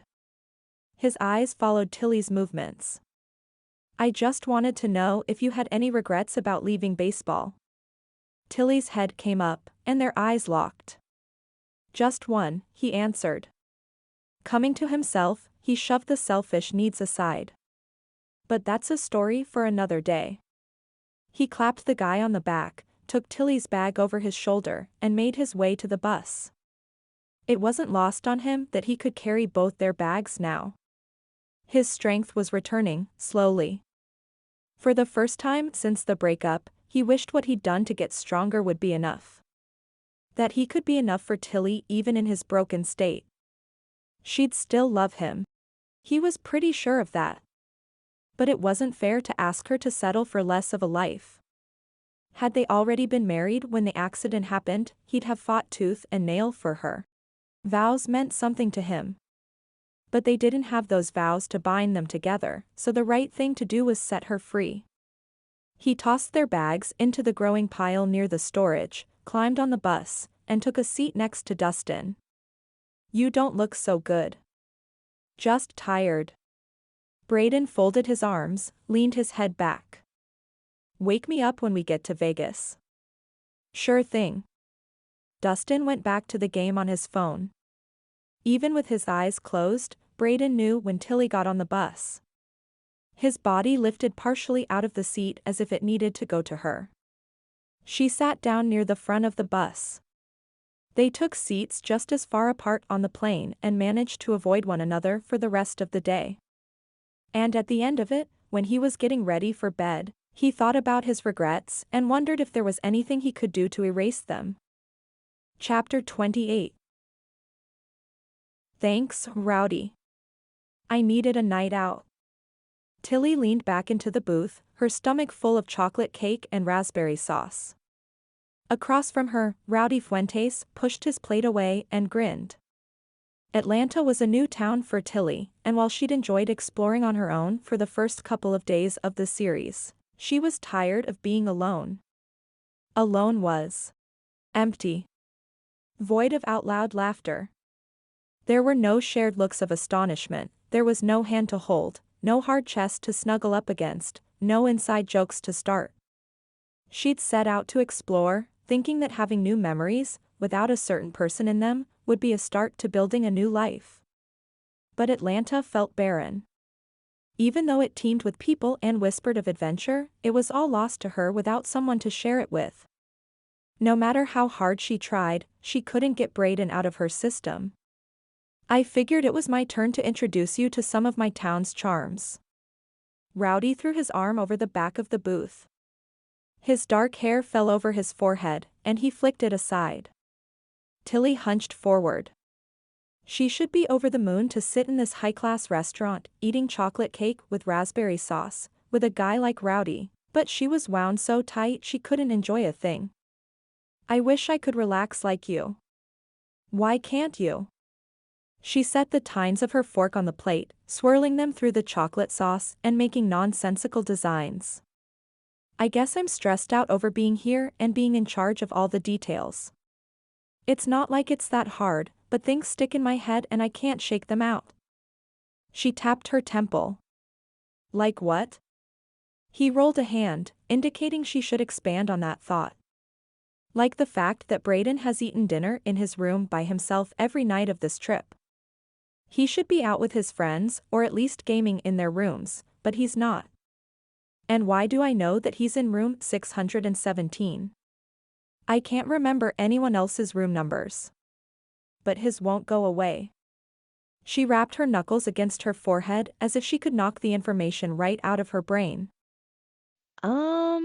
Rowdy shifted in his seat.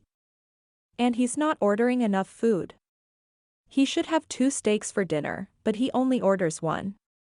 I guess he's not using calories like he used to, but still, the guy has the appetite of a hippopotamus. She'd teased him about that often enough. Her mental state was Harper Wolf's fault. No doubt the Redrocks owner had decided to play matchmaker and get her and Brayden on a road trip together. More thoughts tumbled out of her. And when he's in the bullpen, he stomps around too much.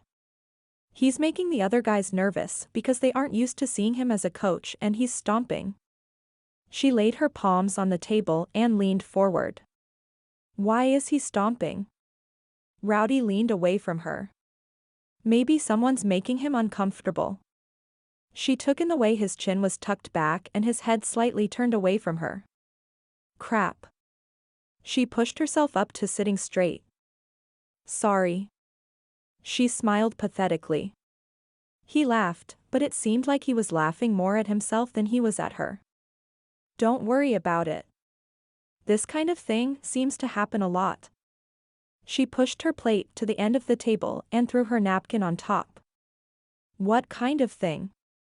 I always pick the girl who's unavailable. I'm drawn to them, and I can't seem to shake the curse. I find them all over America. Gunner's comment about Rowdy having a girl in every town came to mind. Oh no.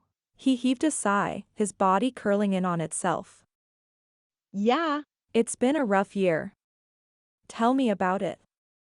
He smirked. No, really, tell me. She leaned her elbow on the table and her head on her fist. I have no desire to go back to the hotel and spend the night tossing and turning. Distract me with your tales of woe. He smiled, mirroring her posture. Since you asked so nicely. The aching in Tilly's stomach lessened as she listened to Rowdy bemoan his social life. They laughed over the woman in Texas who'd asked him to drive past her ex's house so she could stalk him without the guy knowing. Did you do it? No, he ducked his head. I got out at the top of the street and let her borrow my car. She laughed. You're too nice. My ex says I have a Superman complex, that I'm always looking for someone to save. It drove her nuts. Did Brayden do anything that drove you insane? She paused, considering the question. No. No way. It's true. I mean, he left his socks in the living room. But if anyone drove anyone nuts, it was me. I was always borrowing his t-shirts and hoodies and not giving them back. I left my yoga mat out for days and he'd have to step over it. He never said a word. She felt herself doing that yearning thing again. Do you want me to beat him up? Tilly giggled. If you'd asked that question a month ago, I probably would have said yes. But not now. No. I'm through the anger. Then you're halfway there. Yeah. Except she wasn't sure where she was going, because when she made a turn, Brayden was there and she fell for him all over again. I'm not sure I can get away from him. It's like my heart doesn't beat strong enough unless he's around. Rowdy sighed wistfully. We could have been good together, Tilly. She smiled at him, thinking of his skills as a kisser. If only our stars had aligned. I should have played for the Redrocks. You still can. The owner owes me a favor. Harper owed her big after the stress this road trip had brought into her life. Not to mention the setback it had caused in getting over Brayden. I could put in a recommendation. Not that you need it. You have a wicked change-up. He tipped his head back and laughed. I'd actually consider it if you were part of the bargain. I'm not going anywhere. Maybe I'll see you in Utah next season. She sipped from her straw. That would be cool. They made their way out of the deserted restaurant. The poor staff was right behind them, sweeping under their table and hauling away dishes so they could go home for the night. Tilly hadn't realized how late they were. Brayden. Brayden sat in the hotel lobby, his elbows on his knees as he watched the front door. He couldn't stand the thought of Tilly kissing Rowdy again, so he'd set himself up as sentry. No matter how uncomfortable it would be, he'd hover until Rowdy left, sans kiss.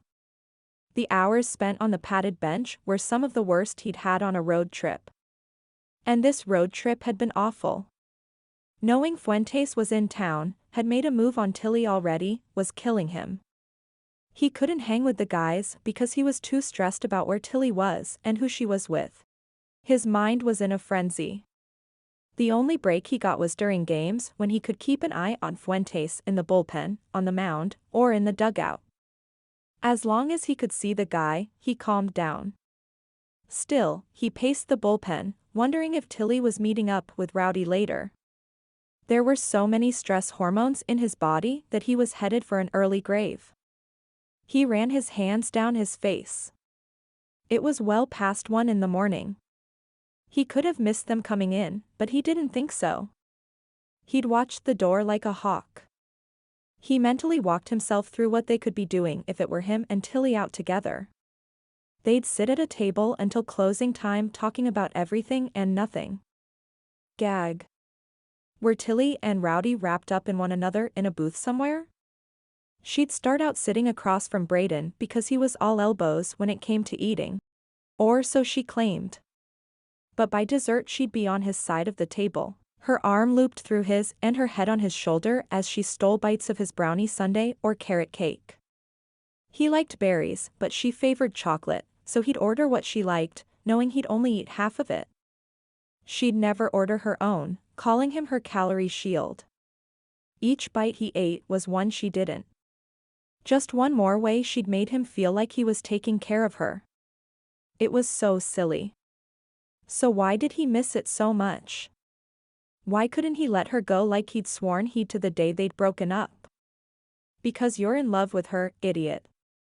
He told himself to shut up. He couldn't go there.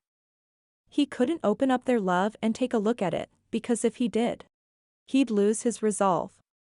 He'd forget all about what Tilly deserved in this life and he'd be selfish in his love and keep her for himself. She needed to find someone who could make her happy, give her all the things she'd ever wanted, including family climbing excursions and camping trips in the desert. He'd always imagined carrying a baby in one of those backpack things as they hiked. Even researched them online to find the best one. With his neck. He added that dream to the rest of the lost dreams in his heart. Tilly's laughter floated through the revolving doors, hitting him square in the chest. He looked up to see her arm hooked through Rowdy's, her eyes alight. This was not happening. He was on his feet before his brain realized that his legs were moving him towards the happy couple. He couldn't grab onto a thought and had no idea what he was going to say. His blood pressure was through the roof, and his hands were numb. "I had a great time," said Rowdy. Tilly smiled at him. "I did too. Let me know if you come to Utah soon." "I will. I'd love to see those falls you told me about." Falls? Rowdy couldn't be talking about their falls. The ones they'd kissed under. No way. Tilly wouldn't. Then again, who was he to claim the spot? The mountains and the red rock and the trails belonged to her more than him. If they'd split things up in a divorce, she would have gotten all of the outdoors and he would have the Redrocks. It was time to end this little dating adventure. "Hey, you two just getting in?"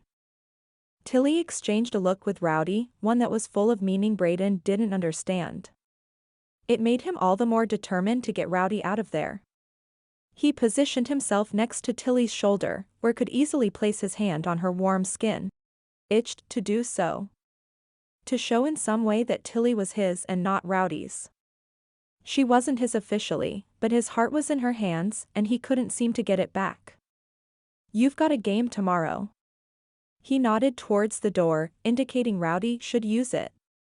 Rowdy worked to stifle a smile. The smugness leaked out of him. "I thought I'd stick around, maybe see Tilly up to her room." Tilly was better at controlling her face, but her lips twitched. Yeah. "You can come up." "No. He can't," Brayden said through clenched teeth. "He's pitching. And you wouldn't want to be accused of messing with his game, would you?" Tilly gave him a saucy look that said their late nights hadn't messed with his game. If anything, he'd played better after holding her for an hour or two under the stars. She filled him up. "Not that he's right, but I should get going."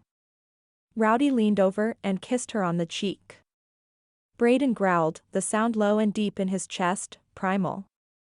"I hope you sleep well." Tilly grinned at some shared secret. "I'm sure I'll sleep better tonight. I'll see you tomorrow." "Night." He patted Brayden on the back. Brayden and Tilly watched him go. When the glass door circled around, Brayden turned on Tilly, who was slipping her heels off right there in the lobby. Even in a posh hotel, she was still a desert gypsy. "What do you mean, you'll see him tomorrow?" "At the game. He's pitching." She headed for the elevator doors. Her air of unconcern was concerning. "Are you going out tomorrow night too?" She lifted a shoulder. "I don't know." She pressed the up button and the doors slid open immediately. They stepped inside. "Are you going to wait in the lobby?" "I might. Someone needs to watch out for you." He sighed with relief at being alone with her. He stood close, his arm brushing hers, needing the contact. "Brayden." Her voice held a note of warning. "Don't get like that. I'm allowed to care about your welfare." Tilly stood in front of him, blocking his way out of the elevator should the doors open. "Do you care?" she asked quietly. The raw question packed a punch. Brayden's head got light. The full force of Tilly's mint green eyes boring into his, probing right into his innermost thoughts, his soul, was too much to keep out. he couldn't keep her away from her. His hands journeyed to her sides, his fingers sliding around her back. "You know I do." His voice was gravely real. The walls of the elevator disappeared, time slowed, and his brain hit the pause button. Tilly lifted up on her tiptoes, her mouth almost brushing his. She held herself there, as if she was allowing him the opportunity to pull away from her. But he knew that if he did, this would be the last time. The warm brush of her breath on his lips made his body jelly. Tilly closed the distance, her shoes dropping to the floor and her arms winding around his neck as their lips came together. Brayden walked her backward until her back pressed against the wall. He pressed his body against hers, his lips drinking her in. His fingers worked their way into her hair, and he was undone with the feel of it sliding against his skin. Tilly let out a soft moan, and it was as if he could suddenly feel. Really feel. Again. Her sunshine broke through the clouds that had built up inside of him, his mind. The emotions swirling between the two of them were too strong to fight against. His arms wrapped around her tighter, pulling her closer. She gasped his name, her breaths coming heavy and fast. He moved his hand to the back of her head and tipped her chin so he could trail kisses along her jaw. She sagged against him, and he felt strong in being able to hold her up. Stronger than he had felt in weeks. She bracketed his face with her hands and brought their lips together once more, drinking him in. The elevator doors opened with a loud ding that caused them both to jump. Brayden gasped for breath, wondering if he'd truly breathed at all since he'd lost Tilly. He looked into her eyes, blazing with love, and he saw his future. Though not any future he'd ever pictured before. This one was harder but beautiful still. She stumbled out of his embrace and out of the elevator. "I have to go. Tilly." He reached for her, but she slipped through his fingers and the doors shut tight. He pressed his head against the cool metal. "What have I done?" He pressed the button for the 6th floor and wandered down the hall, banging on Blake's door. He needed clarity. He needed someone who could and would help him see things in their true light. Blake finally opened it, wearing only a pair of pajama bottoms. His hair was a fuzzball on his head, and he had pillow lines down his cheek. "You look like crap," he said to Brayden. "I made a mistake. A huge mistake." Brayden fell into the room and landed on Blake's couch. Tilly's kisses had taken the strength out of him. Blake slowly shut the door. "You're lucky I'm not in the lineup tomorrow." He threw on a shirt and sat on the end of the bed, across from Brayden. "This had better be about Tilly, or I'm going back to sleep." Brayden grinned. "It's most definitely about Tilly." Chapter 29. Tilly managed to avoid being alone with Brayden for the rest of the road trip.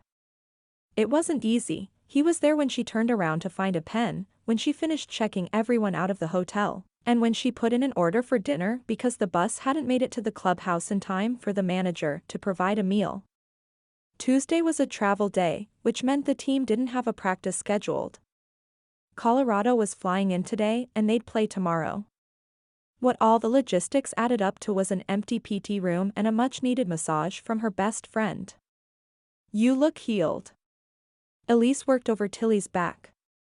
"The bruising is gone and you're not tender anymore." If she could see my heart. She was more tender than ever when it came to Brayden. That kiss. That kiss. "How was your date with Rowdy?" She said it like Rowdy was a piece of forbidden fruit. Tilly tensed. "How did you know about that?" "I think Brayden told Gunnar, who told Juan, who told everybody." Tilly laughed. She gave Elise a quick rundown of events that had happened while she was away, including the kiss from Brayden. "So Sparks?" "I didn't say that." "I can tell." "How?" Tilly demanded. Elise hesitated. Your whole body blushed. "Oh my gosh.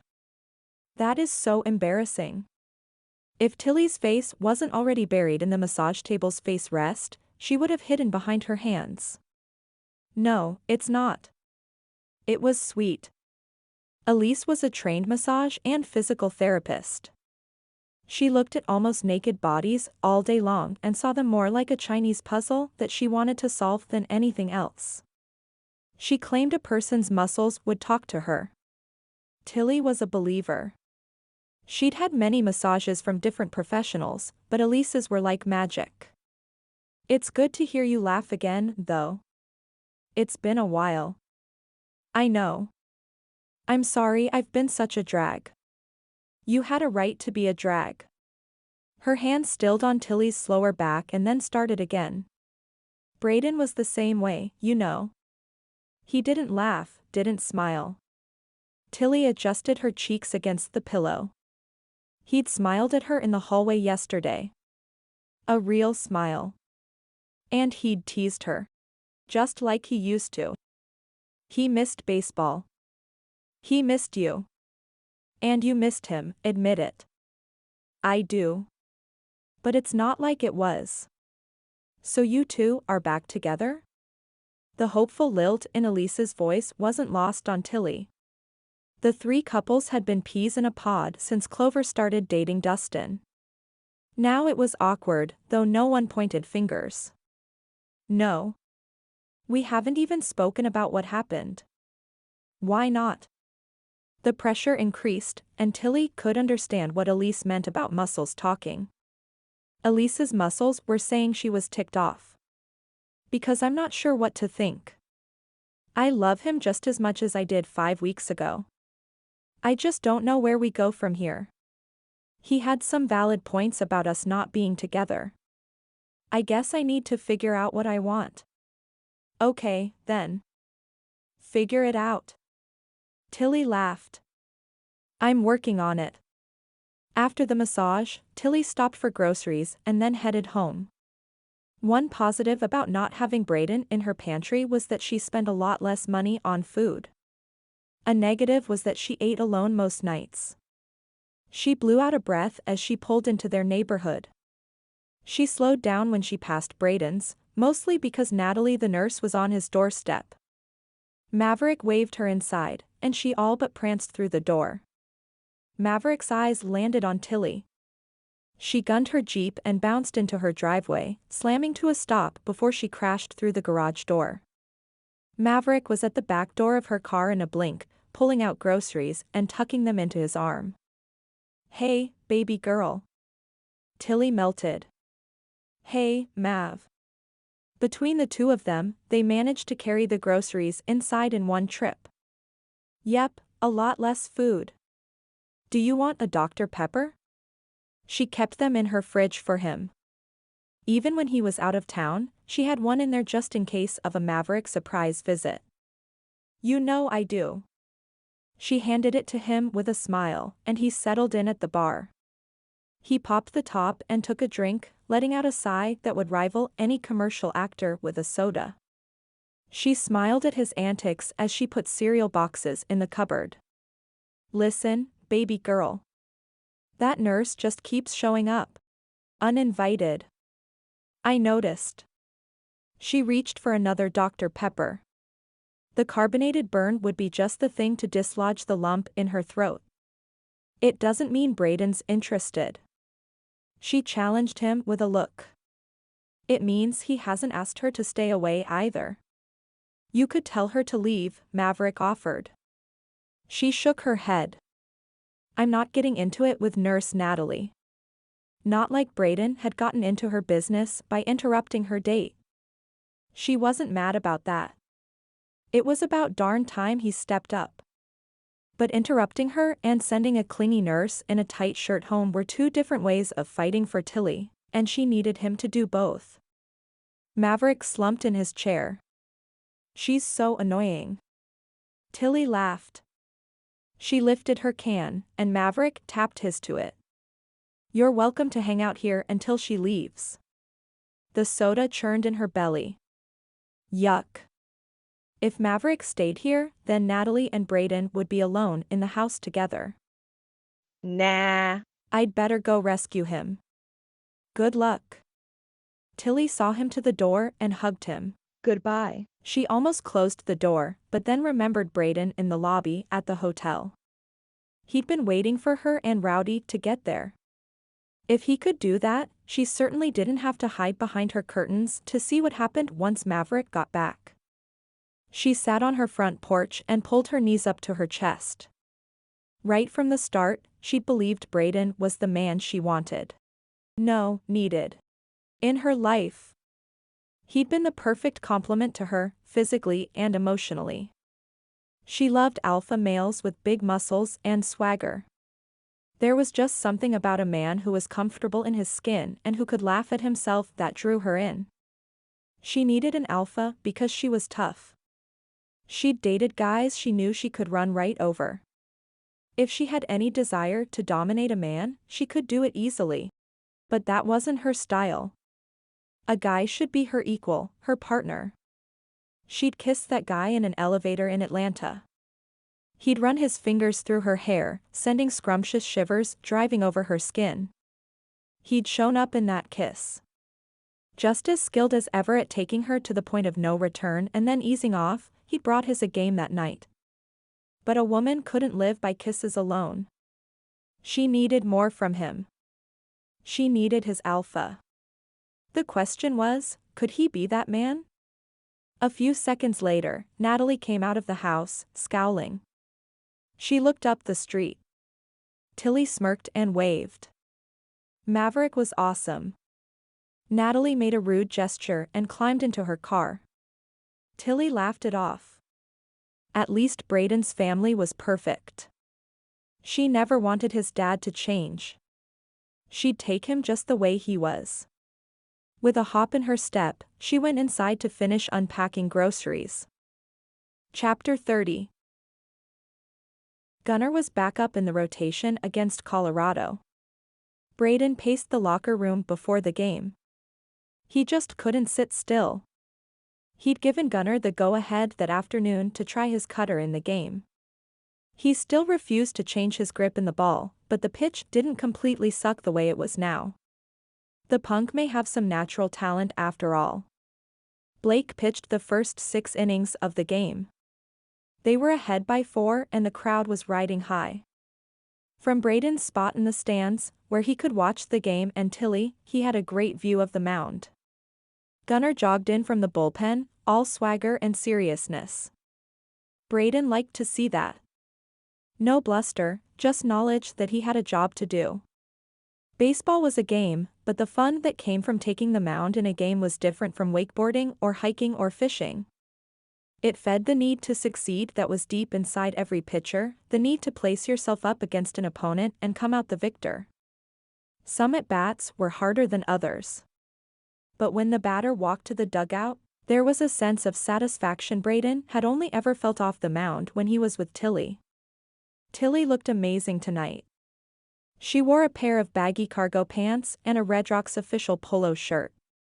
Her hair was pulled up in a high ponytail, swinging with the sway of her hips as she made her way up and down the stairs. Man, she was beautiful. He was having a hard time concentrating on the game with her around.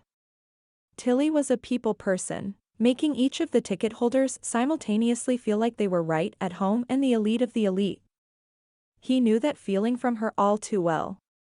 Gunnar went through the windup and released the pitch. A fastball. It sailed into Barnes's glove. The crowd cheered. Brayden folded his arms. This batter, Tetrick, always took the first pitch. Always. Gunnar could have lobbed it over the plate like a pumpkin and Tetrick would have let it fly by. He didn't even bother to watch it. He just took it and stepped out of the box, adjusting his gloves. Barnes signaled the next pitch. Gunnar shook it off. Brayden ground his teeth. Come on, punk. Take the sign. Barnes was 40 years old and on his last season. He was the best catcher Brayden had ever thrown to. He spent hours studying each batter. He knew what they could hit. He knew what they swung at and missed. He knew what they had for breakfast. Okay, maybe not the last one, but batters hated coming up against him. He was a legend. Brayden still wasn't sure how he'd ended up on the Redrocks when he could be making 3 times as much on a team back east or even in LA, but he'd been too grateful to have the guy on his side to ask. Gunnar shook off the next one too, and Brayden dug his hands into his hair to keep from screaming across the stadium. Gunnar finally saw a sign he liked, "Wound Up," and Tetrick popped it out of the park, where it disappeared into the sunset. He took off around the bases, throwing his gloves to the first base coach and tipping his hat as he ran over home plate. Gunnar's head dropped. Brayden swore. He'd give anything to be able to walk onto that field and tell the punk what he needed to do to fix this. They were still up by 3, but if Gunnar didn't keep it together, then it was going to fall apart fast. The next batter hit a double. The batter after that another double. Brayden smacked his hand against his leg. "Come on. Get it together," he yelled. He heard a sharp intake of breath, and his eyes connected with Tilly's. She must have heard him yell and turned to find him standing there in plain sight. He was usually so careful. Although how he heard her gasp from this far away was something of a mystery. Then again, he'd always been in tune with her. Always. She twisted her lips, and he knew she was worried about Gunnar, about the game. He lifted both his hands, telling her there was nothing he could do about it.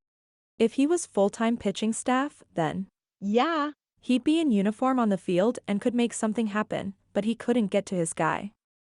Brayden's frustration mounted as the game trudged on. A knife twisted in his gut with each run Colorado scored. And when he caught Tilly watching him, he fought against the tidal wave of need for her. They lost by 6. Gunnar blew a 4-run lead. Blake wasn't going to be happy. Heck, if it had been Brayden that started the game, he'd ignore the guy for 2 days, because you just didn't do that to your starter. The second the game was over, he made a mad dash for the private staircase that would drop him just outside the locker room. His feet thumped down the stairs. He barely registered that his neck didn't hurt with the jarring. Juan intercepted him as he barreled through the doors and physically forced him down a side hall using his forearm as a battering ram. Hey. You need to get it together, man. You can't lose your stuff on him right now. He's down. He's, like, way down, and you can't pile on. You know? But I know you know, because you've been there. Remember the game against San Antonio? Brayden glared. Okay, I shouldn't have brought that up. That's on me. That's my bad. But you gotta know what your guy's going through. You know? Brayden relaxed enough that Juan took his forearm off his chest. Give him a half an hour. Just a half hour to get through, and then you can have at him. Brayden nodded. I'm going into the dinner. Yeah. Man, that's a good idea. Get some food in your stomach and you won't be so hangry. You know, like... Grrr. He made his hands into claws. Brayden shook his head, a smile tugging at his lips. Juan, I don't even know what to say to you right now. Juan gave him a 1,000-watt smile. That's okay. You can thank me later. I got your back. Brayden stalked into the dinner laid out by the clubhouse manager. Tonight was taco night. Great. He sat at a table alone and chewed every bite thoughtfully, biding his time. The half-hour came and went. The room filled and emptied again. No one sat by him. Anger radiated off his shoulders, and they didn't want to get singed. Blake didn't eat with the team. It was a slight not aimed at anyone but Gunnar, and they all knew it. He hadn't seen Gunnar come through the line, so he set out to find him. His need to chew the little punk out had calmed considerably, and he'd even come up with a bullet list of things they could work on. The first one being that he should listen to the catcher. Okay, so maybe he still wanted to yell. He found Gunnar sitting alone in the locker room. He had a bat over his knees and was rolling it with flat palms, his eyes unfocused. That was not what he needed to be doing.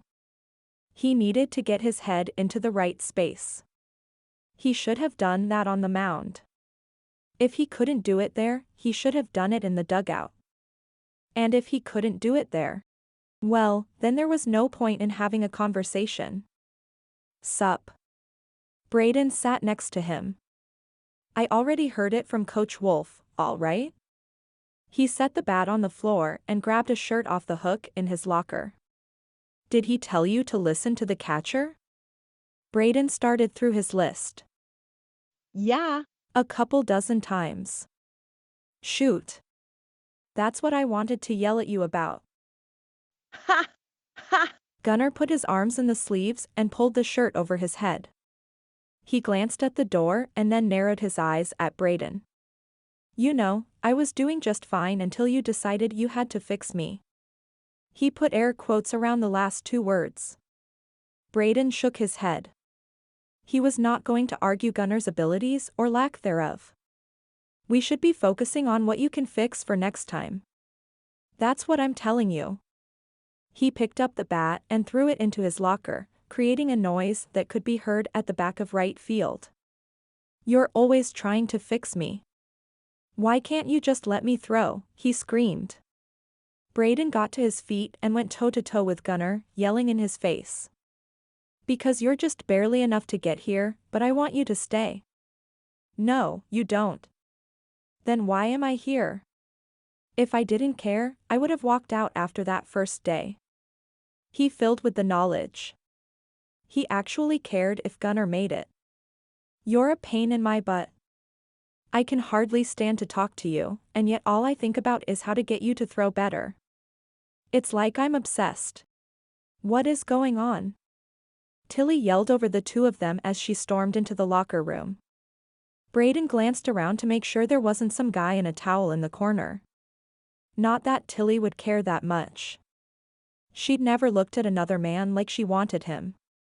Not even Rowdy, now that he thought about it. She pushed her way between him and Gunnar and shoved them both back a step. Brayden placed his hand over hers on his chest, captured it, really. The connection between them was as strong as ever. Gunnar looked back and forth between the two of them. He suddenly glared at Brayden. Me or him, he demanded of Tilly. What? Tilly flipped her head to look at him, her hair flying out and then dancing into place. Brayden tickled the ends with his free hand, and she shivered. He smiled but whipped it away before she flipped back to him. You're fighting for me? Behind her, Gunnar nodded his head in an over-exaggerated motion, silently telling Brayden to say yes. Brayden opened his mouth and closed it again. He couldn't bring himself to lie to Tilly, even if it meant getting her back. Which he wanted to do.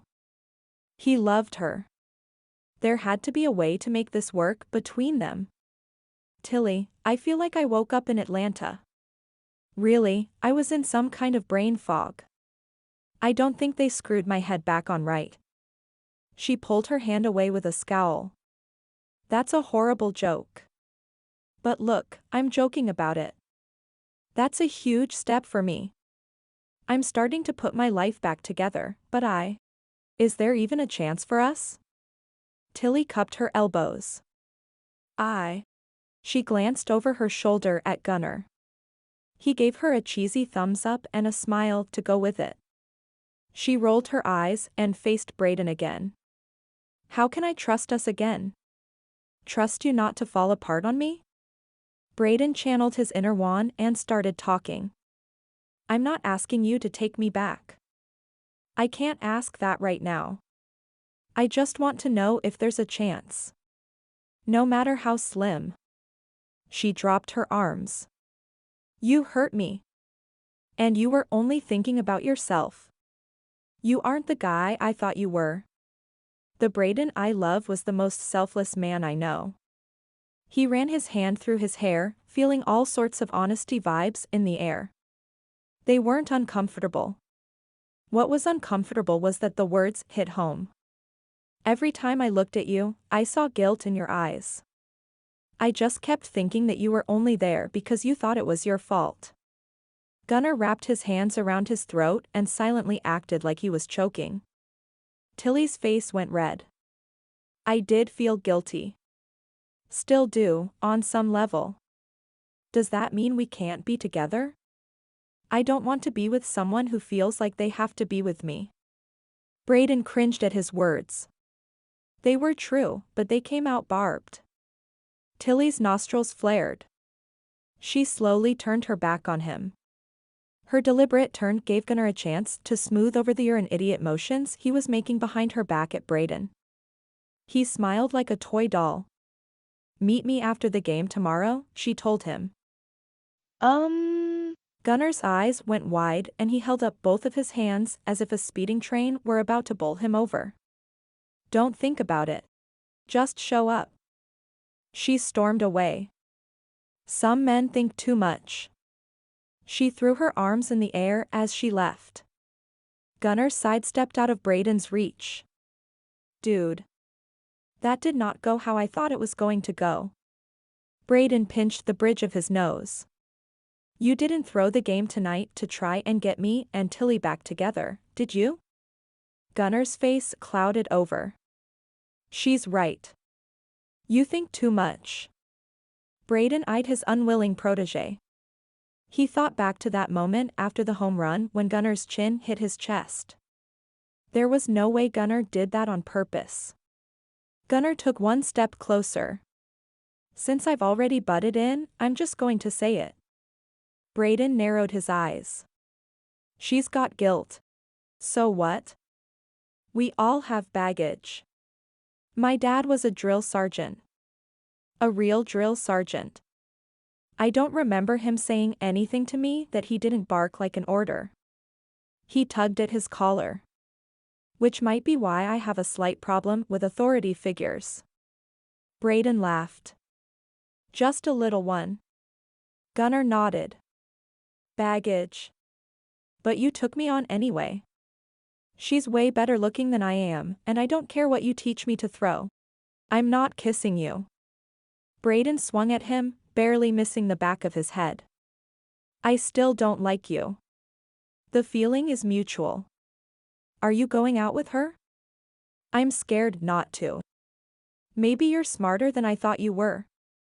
But if you kiss her, I will kill you. Duly noted. Gunnar pulled his shoes out of the locker. So, are you going to fight for her?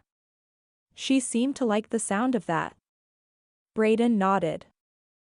Yeah. I am. So seriously. I will kill you. Gunnar backed away slowly and then darted for the door. Brayden wasn't that worried about Gunnar making a move, but he'd sure as heck be waiting in his front room when Tilly came home, just to make sure she was alone on the doorstep. While he waited, he'd figure out how to dig himself out of this giant hole. He'd get Tilly back no matter what he had to do. Chapter 31. Tilly pulled into the players' parking lot after the afternoon game had finished and she clocked out. The guard waved her through without a pass or even a hard look. Maybe the news of her breakup with Brayden hadn't gotten this far down the organizational chart, so he wasn't that worried about letting her in. She didn't care why she was able to enter the restricted area so easily, she was just thankful that she was able to park there and wait for Gunnar. Her cheeks flushed as she thought about walking in on him and Brayden fighting over her. That was so dumb. And yet Swedish. If Brayden wanted to get back together, he should have talked to her, not Gunnar. And since when did he want to get back together? Since they'd kissed? Was he just looking for some lip action, or was there more to the new light in his eyes? He'd said he'd been asleep. Numb, even. Since the accident. She could attest to the fact that he hadn't been himself. Was he really just waking up from it all like someone waking up from a nightmare only to discover they actually did fall out of bed? And then there was the ring. If he'd been about to propose, he'd been ready to spend the rest of his life with her. They'd talked about so many future details that a proposal wouldn't have been a surprise. But it would have made her giddy. He'd been on the edge of a big change when he fell. His life altered that day, just not the way he'd planned. That could have sent him into a state of shock. She set the parking brake and climbed out of the Jeep, needing big skies and lot of air as her mind replayed what had happened between her and Brayden over the past 6 weeks. Gunnar came out of the nondescript door, a bag slung over his shoulder. He saw her and changed his direction, dropping the bag at his feet and leaning against the Jeep. "Sup?" Tilly chuckled. "I'm sorry about last night. I kind of put you on the spot. If you don't want to hang out tonight, I understand." He scuffed his shoe along the pavement. "Well, I could go home." He lifted his eyes and gave her a once-over. "But you look like you could use a good time. And I'm all about having a good time, so." He pumped his eyebrows. She laughed and shoved his arm. "I didn't even plan anything because I felt awful for roping you into this. Come on. I'll drive." He tipped his head towards his Dodge truck, all shiny and pretty. "I've got an idea." Tilly dropped into the passenger seat and buckled up. The truck was large enough that she'd had to hop to get in, and yet the inside was cozy. The gray leather was warm against her skin. "How was practice?" Gunnar pulled a sun reflector off the dash, folded it, and stowed it behind his seat. "Brayden put me through the ringer." She cringed. "Is he still mad about last night?" "He started the truck and pulled out of the lot. I think his plan was to wear me out so that I would be too tired to go out with you." Butterflies fluttered in her stomach. She clasped her hands together and put them in her lap. "Sounds like him." They chatted for a few more minutes. "We're here." Gunnar pulled into the parking lot of an indoor rock climbing facility. The climbing crew brought first-timers here for lessons before heading out. She tightened her fingers and they turned white. "I can't climb." "Sure you can." Gunnar hopped out of the car and came around to open her door. She sat there, unmoving. "Gunnar, you don't understand. I can't climb." "That's not what I hear." She pressed her clenched fingers to her mouth. "Gunnar, if I break you tonight, Coach Wolf is going to kill me." She gasped. There was something missing inside of her. The need to test herself against Mother Nature was not there, pushing her. She blinked, trying to decide if she should be freaking out. Gunnar didn't give her a moment. "You're not going to break me. This is an indoor facility with a padded floor." She gave him a no-way look. "Fine. I won't climb. But you need this." He held out his hand. She stared at him, sizing him up. He wasn't going to back down. But then, she wasn't sure what was happening inside of her. Maybe going in would help her figure things out. "Do you promise not to do something stupid?" "Cross my heart." He made an X on his chest. She took his hand, and he pulled her out of the vehicle. They strolled inside, and a redhead with a curly ponytail greeted her by name and pulled her in for a hug. "It's so good to see you." "You too, Robin." The smell of chalk and sweat hit her nose and unkinked some of her muscles. Her skin itched all over. "I didn't bring my harness." "No problem. We've got you covered."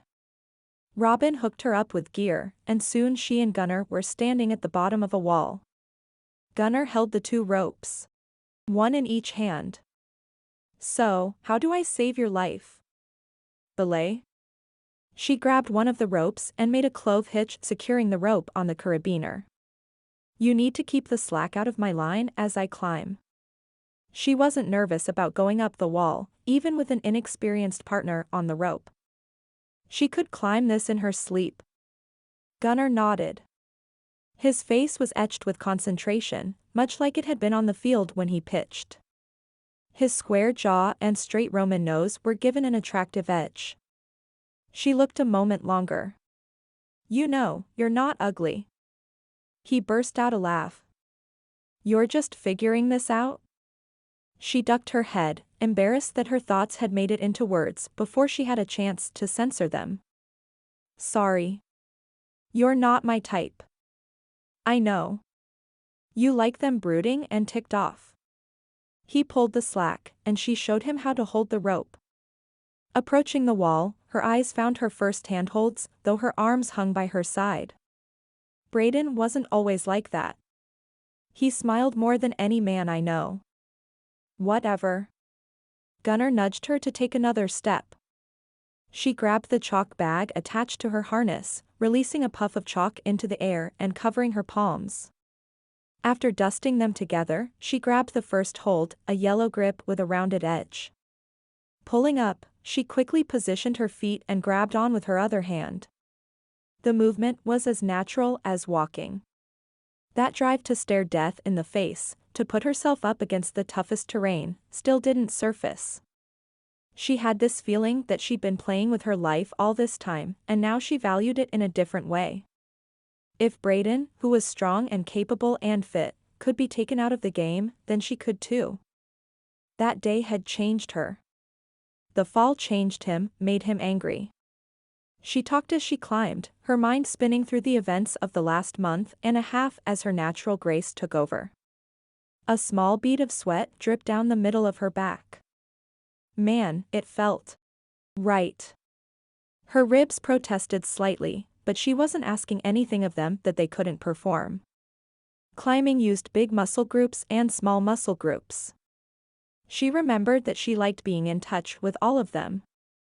That was part of what had drawn her to climbing, the almost spiritual connection she gained with her body. I think it scared him too. Why? Gunnar called up to her.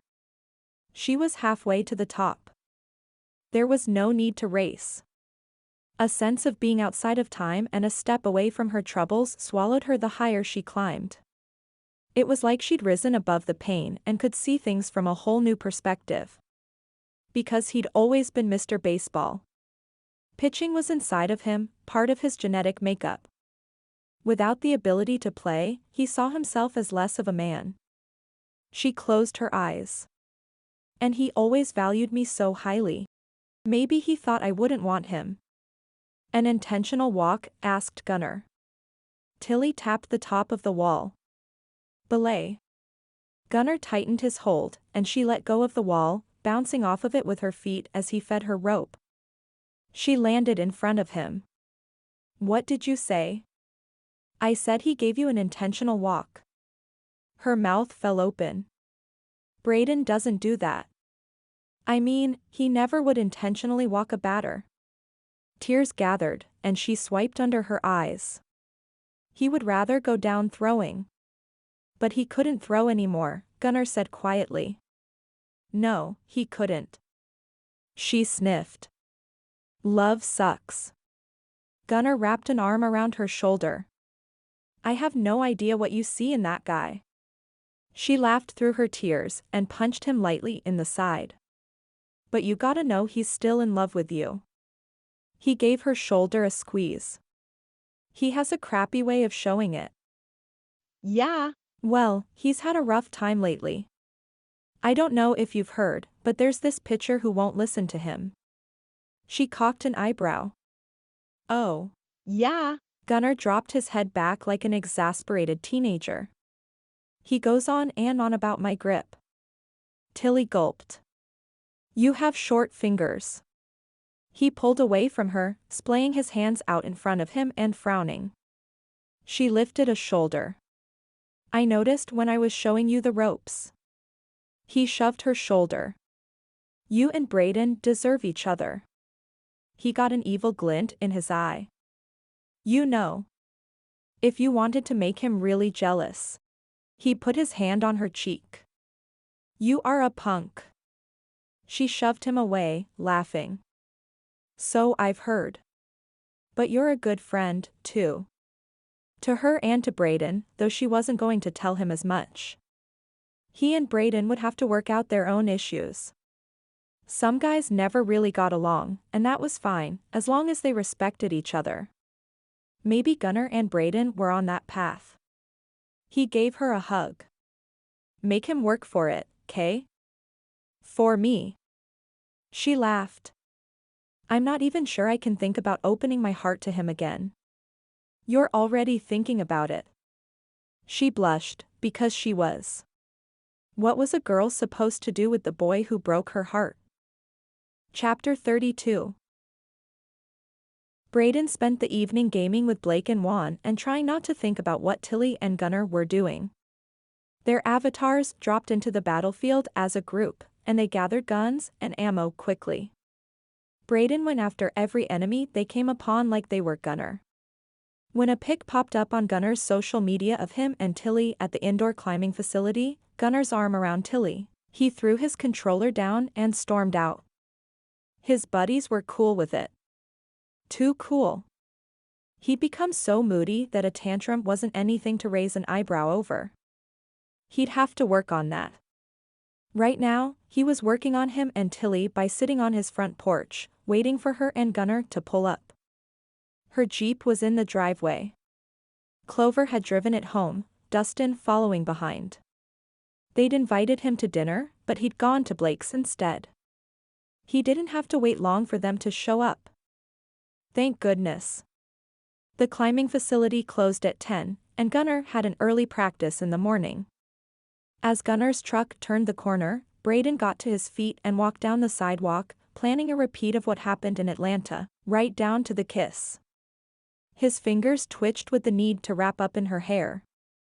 Gunnar hopped out of the truck and opened Tilly's door. At least he had the decency to treat her right. Still, it irked Brayden that it was Gunnar who had taken her climbing, Gunnar who put his hand on her lower back, and Gunnar who ignored him as they headed for her front porch. He picked up the pace.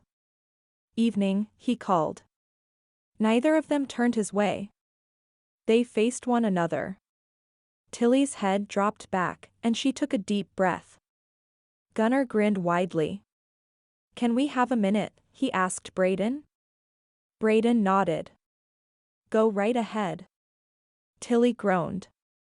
Brayden, get off my property. He rolled his eyes. Fine. In 3 long strides, he was on the public sidewalk. He folded his arms and smiled. I'm sorry, Tilly said to Gunnar. Like she needed to apologize to him for anything. Gunnar hugged her, and Brayden thought of a dozen pranks he could pull on the kid. Starting with shaving cream in his cleats. Gunnar took his sweet time saying good night, whispering. With every second that ticked by, Brayden added another lap to his workout. Finally. Finally. Gunnar drove off, and Tilly turned to look at him. Dang, she was beautiful. Her hair was slightly disheveled from climbing and her cheeks were dusted with color. He wanted nothing more than to take her in his arms and stop time with a kiss. Can I come in? He asked. I'd like to talk. Even from where he stood, he could see the confusion swirling in her gaze. It was like watching the laces on a baseball as it spun towards the catcher's mitt. Instead of landing true, the ball spun away from him. No, she flipped, sending her hair flying, opened the door, stepped inside, and then slammed the door. The sound echoed up and down the street. Brayden stood there for a moment more before making his way home. He wasn't sure what he'd expected, but it wasn't a closed door. Ball 1, he said to himself. For balls, and he'd have to walk. Not because he wanted to, but because those were the rules. 4 balls. Chapter 33. Brayden threw a polo shirt in his duffel bag. His dad stood in the doorway, his arms folded as he watched Brayden pack. That nurse called. She wants to stop by and see you off. Brayden groaned. I don't have a lot of time. She'd better be quick. Dad moved his hands to his pockets. I think it's time I head home, son. Brayden stopped everything he was doing, all his thoughts piled together like a train wreck. What? You're so much better. You can get around, shower, you're working. I think you can stand on your own 2 feet, and you don't need your old man hanging around. Brayden launched himself at his father, who caught him in a bear hug. I can't believe you're just going to go. Dad laughed, his big belly jiggling. I'm not that far away. And now that you have some flexibility in your schedule, you can come see me. I will. Brayden vowed he'd make it happen. His dad had come through for him in a big way. Not to mention what he'd done for Tilly. He'd been a confidant and a friend and a shoulder for her to cry on when Brayden fell short. He'd never be able to repay that. Bring my baby girl with you, though. I don't want you showing up without her. Brayden went back to packing like a whirlwind. I'm working on it. This series couldn't have come at a worse time. I hate leaving when things aren't settled between us. But it's good for you, filling in as assistant coach. It is. I don't know how to pass it up. Don't. The doorbell rang, and Dad glanced over his shoulder. Do me a favor and get rid of the nurse. I'll tell her I'm on my way out. Brayden scooted past his dad but was stopped by a hand on his arm. I mean, get rid of her. Tell her not to come around anymore. Dad's dark eyes bored into him. She's hurting your chances with Tilly.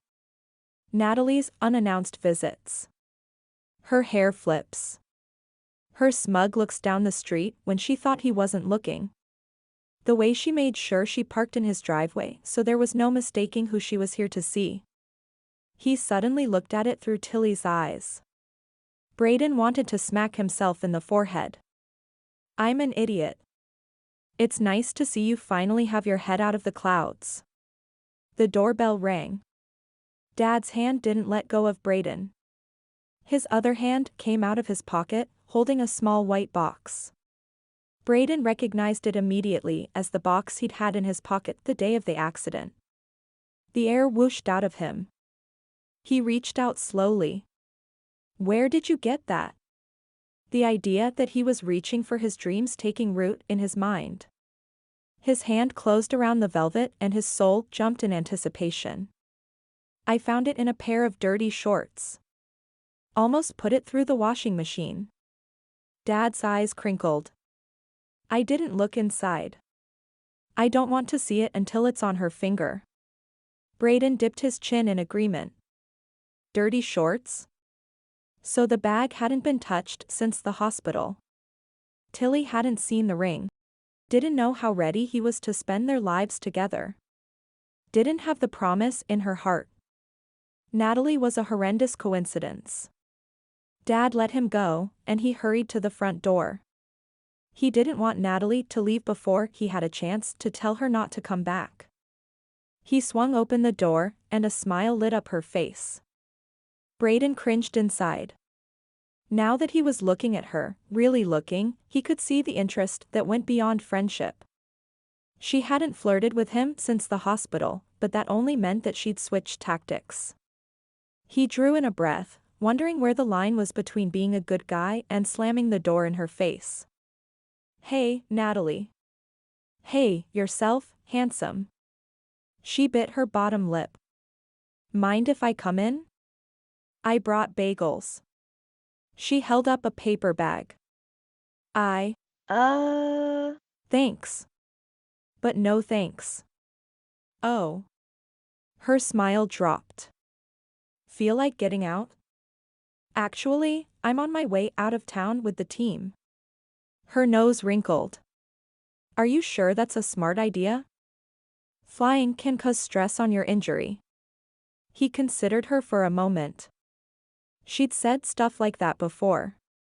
He'd always thought it was because she was a nurse and therefore cautious, but now he wondered if she'd been purposefully keeping him unsure of himself. He'd already flown and been fine. I can handle it. She shook her head slightly and stepped closer. You need someone to watch out for you who can be here. She moved to touch him, and he flinched away. Actually, I'm doing fine on my own. Oh. Her face brightened. Well, we can always have some fun together. Natalie. He held up his palm. I don't think you should come by anymore. There, he'd spit it out. It was empowering to say what he wanted. He watched her for signs that he'd been too blunt and hurt her feelings. Her face turned red and her lips puckered out as if there were a bunch of words trying to get past them, but she wouldn't let them. Finally, she ground out, "What do you mean?" "I mean, thanks for the help you've given me. You've been great, but I don't see a need for us to continue this." He scrambled for the right word. They didn't have a relationship, they barely had a friendship. Situation. Situation? She yanked open the bag of bagels and threw one at his head. He jerked to the side, grateful when he didn't feel a spike of pain. "What are you doing?" he demanded. She stomped down 2 steps. "I spend my off time as your free nurse and all you can say is thanks." She turned and threw another bagel. This one swept wide and hit his front window. If she'd kept her elbow up, she could have hit her mark. He grinned. Maybe being a pitching coach was inside of him after all. She screamed. "Stop smiling, you idiot." This time she threw the whole bag. There must have been a container of cream cheese inside, because it hit the house hard. There was movement down the street, and Tilly stepped onto her porch. Brayden's face and ears burned with embarrassment. He wished she didn't have to see him going through this. Hopefully none of the neighbors had their phones out and a My Heart channel. Natalie's antics were viral worthy. "You led me on." Natalie was crying now. Thick black lines of mascara ran down her face. "I saved you, and you tossed me aside." He was not going to put his arm around her and comfort her. No way. Besides, that wasn't how it happened at all.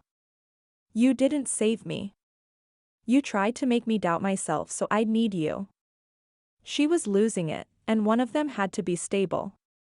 "I don't do those things for friends." You should. That's what friends do." "I loved you," she cried out. He glanced at her car, wondering if she had a dash cam. Tilly's front door slammed. It sucked that he knew that sound so well. He started walking that way. Bye. "Natalie." She screamed, her hands out like claws. Stomping her foot twice, she got in her car and gunned it out of the neighborhood. Thank goodness they didn't have any children living on their street and the grandkids were all in school. Brayden made it to Tilly's door just as the smell of tires on hot pavement faded away. He knocked. Tilly didn't answer. Didn't matter. She was in there. "Tilly?"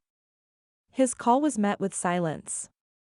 "Tilly, I've been on the other side of this door enough times to know that you can hear me, so I'm going to talk anyway. There was never anything between me and Natalie.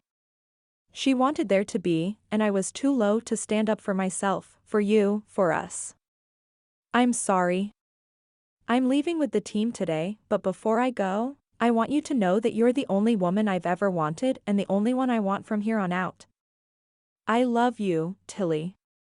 He leaned closer to the door, listening with all his might for some movement, some sign that she'd heard him. There. A shuffling. Her feet against the tile, maybe. His phone beeped to tell him he'd better be on his way to the stadium. He pushed off the doorframe. Ball 2. Tilly. An hour after Brayden's dramatic confession through her door, there was a knock. Tilly peeked through the curtains to see Maverick. She let out a sigh and opened the door with a smile. "Hi," she said quietly. Had he seen Brayden on her doorstep? She didn't want Maverick to think badly of her, and she thought he probably would if he knew she hadn't opened the door for his son. He motioned for her to come outside and then took a seat on her porch. She joined him. The concrete was warm against the back of her thighs, and she sighed into the heat. "I stopped by to tell you I'm headed back to Arizona." She leaned her head on his shoulder. "I don't want you to go. Can't you stay?" He shook his head. I have responsibilities there, too. Friends. A special lady. She perked right up. You didn't say anything about this lady before. Plus, weren't you dating someone here? He laced his fingers together, his forearms resting on his thighs. We weren't that serious before I left, but the longer I'm away from her, the more I miss her. Aww. Tilly melted against his side. That makes me so happy for you. What about you? Any chance you'll be able to smile again soon? I smile. She pasted one on to prove it. Not that smile. The one that says you love my son. He's torn up over you. She heaved a sigh. He shouldn't be allowed to change his mind like that. How do I trust that he's going to stick to his word? What happens next time we hit stormy seas? A part of you must still love him. All of me does. But I'm so angry he treated me that way. Her hands clenched into fists. She pushed them together. That's understandable. Part of her fight left because of Maverick's acceptance of her anger. It was like he swallowed it up by agreeing that it had a right to exist. So what am I supposed to do? Clover says that forgiveness is harder than staying angry, but I'm swirling in this feeling and can't get my head above the water. Maverick stroked his thumb along his jawline. There's something to that. You could try walking in his shoes. He's had to redefine who he is. That's quite the shakeup. But when the dust settled, all he could think of was you. Tilly laid her head on his shoulder again. How come he didn't inherit your sweet talkin' ways? Oh, I heard him talking pretty this afternoon. She snorted a laugh, her heart lifting. That he did. He'd sent the nurse packing. He'd even said he loved Tilly. Did he say the right things? She nodded, her cheek rubbing against the soft cotton of his shirt. I guess I need to learn to trust his words again. That'll take time. Like building your own team. We used to feel like a team. She looped her arm through his. Can we get back to that? Maybe. Maybe not. But if you can get through this, you can get to a place that's sweeter. He patted her knee. The two of you are evolving, and that always involves pain. Just don't let the pain win. She squeezed his arm. I'll try. It was one thing to work on getting over Brayden, to forgive the pain and heartache so she could say Goodbye. it was quite another to work through it so she could say hello. Look for the good in him. It's there. That will make it easier. Tilly had always considered herself a strong woman, independent, but she wasn't sure she was strong enough to look at Brayden and not feel the betrayal. Later that week, Tilly had just finished up with a tour that had her swearing off children forever when she bumped into Harper Richmond, in the hallway of the front offices. Harper winked. How are things with you and Brayden? Tilly thought about the explosive and telling kiss she'd shared with Brayden had on the set up a road trip. She couldn't prove that Harper had worked it so she and Brayden were both on that roadie, but she highly suspected the happily in love woman had made it happen. We're in a weird place, she answered honestly. Harper grew thoughtful. That explains a lot. It does. Tilly scooted closer, caught by Harper's hook. He explored a few options before accepting the latest assignment. It was almost like he didn't want to leave town. She winked. I thought you were sick or something, because he acted like he didn't want to leave you. Wait. He tried to stay behind? Tilly's hand hiked to her stomach. No way. He cares more about you than his job, but Isaac advised him to take the shot. You don't ask to sit on the bench. You know? Tilly nodded, still trying to wrap her head around this new information. Brayden was all about baseball. He'd reluctantly gone into coaching, but she'd seen him in the bullpen. He was a natural. And the way he'd gotten through to Gunner, who put up one heck of a fight, was admirable. Maverick had told her to look for the good. Prioritizing her over his career was a big plus sign in his favor. She understood why he had to go. She would have told him to leave, even though they weren't settled. Baseball was different than any other career choice in the world. It was a way of life. And yet the crazy schedule, adoring fans, and stardom all felt natural to her. Being with Brayden was natural. Harper's secretary joined them, ushering Harper away to some conference call. Tilly hardly remembered to say Goodbye. because her thoughts were so focused on Brayden. If she was looking for some good, she'd found some. A small tear in her heart stitched together. She wasn't better, but it was a start. Chapter 34. The practice facility in Denver wasn't terrible. There were some ballparks that barely provided the basics. Others went all out for visiting teams. This one was the middle of the road.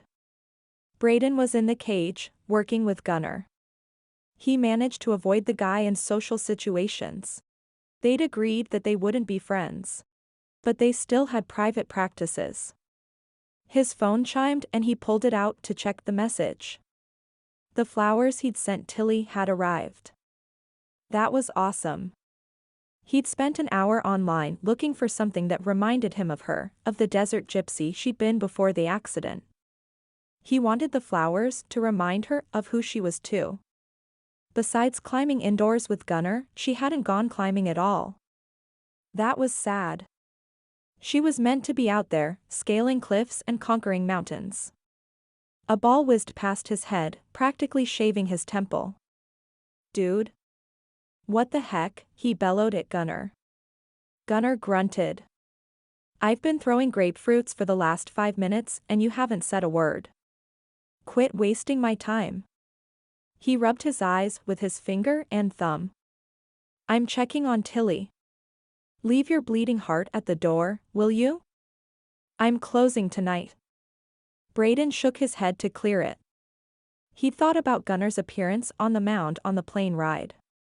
You could confuse them with a cutter. He dangled the information out there. No one's seen you throw a decent one yet. Gunnar chewed on the information. He glanced up. Show me the stupid grip. Brayden jogged over, too excited for this to happen to care if he should be running yet. Gunnar glared. Before you get all Field of Dreams on me, I'm only doing this because Tilly said my fingers were short. Brayden paused. Honestly, she's too much woman for you. She'd eat you alive. Gunnar swore. Shut up and show me what you're talking about. Brayden showed him how to move his finger over the laces, just enough to give him more leverage with his middle finger when he threw. Pronate that finger and you're golden. Get out of my way, old man. Gunnar sat, waiting for the Newton to take his place. He threw, and the result was a beautiful cutter that sank over the back corner of the plate. Strike, yelled Brayden. Gunnar smirked. Don't let it go to your head. Too late. Brayden bobbed his head. Now throw 20 more. That night, Gunnar took the mound in the top of the 7th with the Redrocks behind by 2. The Colorado players and fans were ready for the game to end. There was a steady stream headed up the stairs and to the parking lot. Brayden was in the bullpen, in the red uniform he loved, watching from under a lowered brim. Gunnar twisted his hat and set it square on his head. He took the sign from Barnes with a nod. He went into the windup and threw a fastball. The batter let it go. He stepped out of the box, reset, and stepped back in. Gunnar wound up and threw a cutter that would make angels cry. The batter swung and missed. Strike 2. Gunnar threw another cutter and earned the 3rd strike. Dustin smacked Brayden on the back. Good job, coach. Brayden couldn't stop the smile that spread across his cheeks. He glanced up in time to see Gunnar tip his hat towards the dugout. Brayden nodded in response. Gunnar's performance and confidence on the mound changed the momentum for the game and the rest of the series. The Redrocks swept Colorado. Brayden took it as a sign. He was only down by 2 pitches with Tilly. He could do this.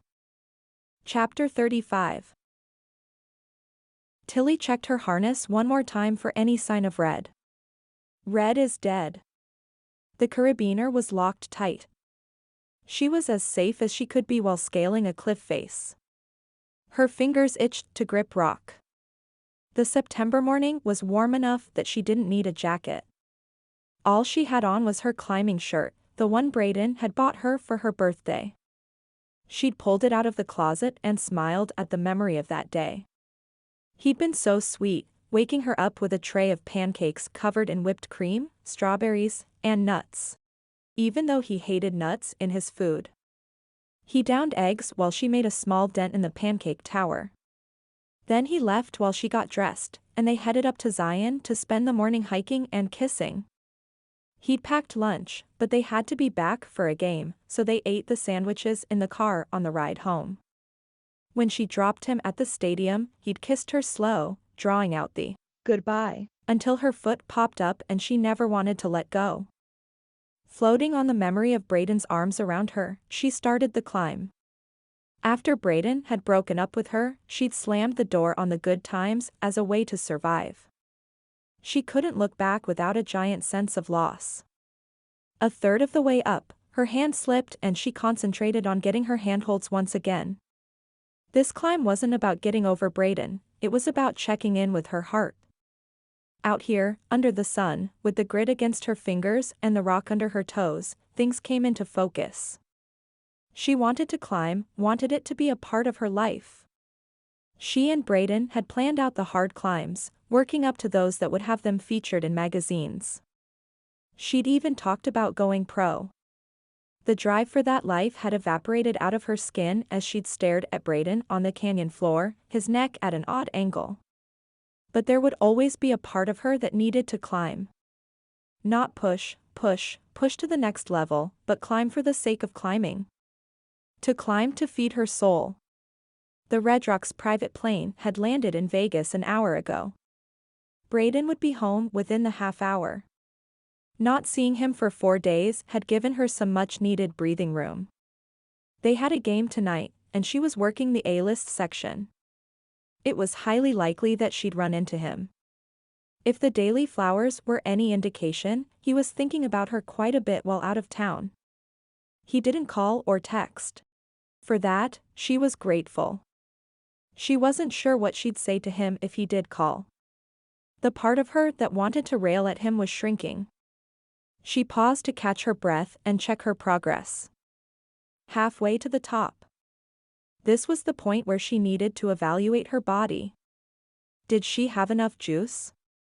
Some of the hardest parts of the climb were still ahead of her. In some ways, she felt the same way about her and Brayden. Tipping her chin up, she looked for the lip of the rock and couldn't see it from where she was. Did that mean she needed to quit? No. She knew the edge was there, that if she pressed forward, she'd reach the summit and have one of the best views in the entire world. She'd feel the sunshine on her face and the wind at her back. With a grunt, she half jumped, half flew to the next hold. She would see the climb through. And she'd see things through with Brayden. No matter how it turned out. There was no quitting. Tilly's arms ached in the best way possible. When she wasn't helping a guest order food on the Redrocks app or finding the cotton candy vendor for the darling 3-year-old in pigtails, she massaged her triceps. The crowd was happy to welcome home their winning team. The Redrocks were officially on a winning streak. The media loved it. They had fallen for the underdogs of baseball, claiming that they had finally risen to their potential. Coach Wolf got the lion's share of credit. He deserved it. Brayden had told Tilly about their previous coach. He had a way of tearing down the guys and not building them back up. None of the players had been friends outside of the dugout. And even then, it was forced. The Redrocks family had become an official thing. There were even t-shirts that said, "Member of the Redrocks family," in the fan store. The season was winding down, and it was great to go out on a high note. They had 3 games left, and then the stadium would be a ghost town. There were whispers of trades and bringing in new guys. Tilly tried not to pay too much attention to it all. If Brayden was still playing, then she'd be right in the thick of it. That had been the one drawback to dating a baseball player. He could be traded at any time and she'd have to pick up and move. But it was nice knowing that he wasn't going anywhere. Heath Darcy ground out 2 short, and the inning changed. A few of Tilly's charges got up to leave. She smiled at them. It was impolite to move around when a batter was in the box, especially if you sat behind home plate, as it could distract the pitcher. A general murmur in her section drew her attention to the other side of the row. Brayden was down there, signing autographs. Tilly sighed. That's all she needed to do tonight, crowd control. She jogged up the steps, feeling the bounce in her overly tight muscles, and over to Brayden, waving off several fans who were making their way down from the higher seats.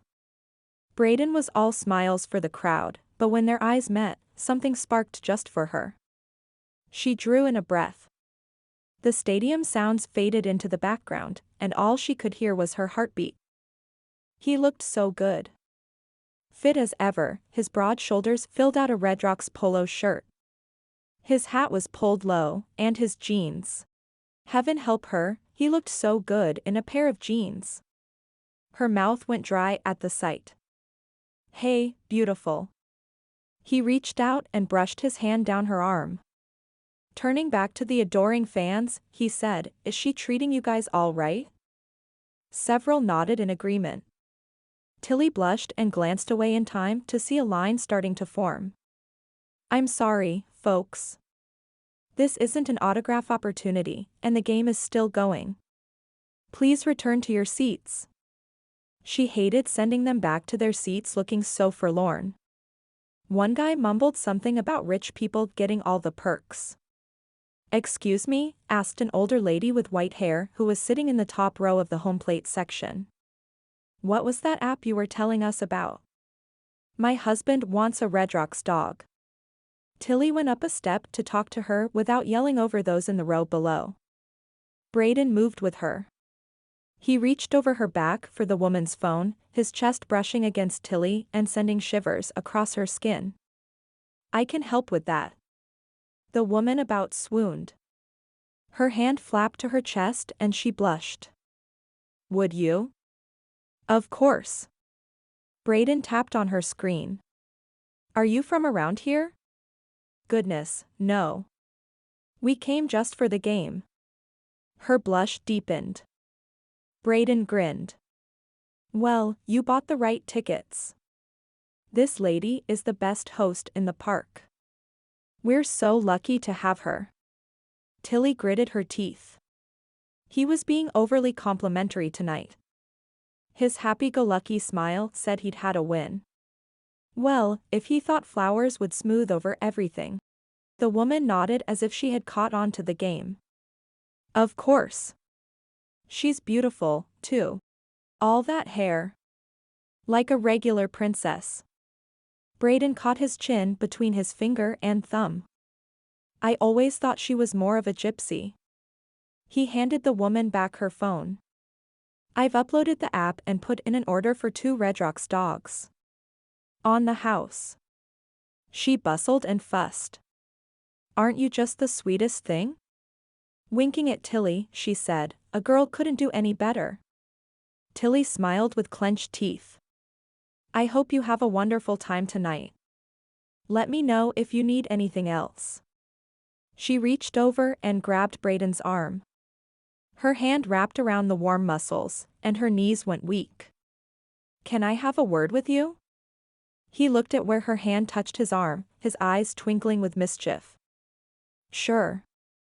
Before the accident, she would have hauled him into a corner for a makeout session after one of those looks.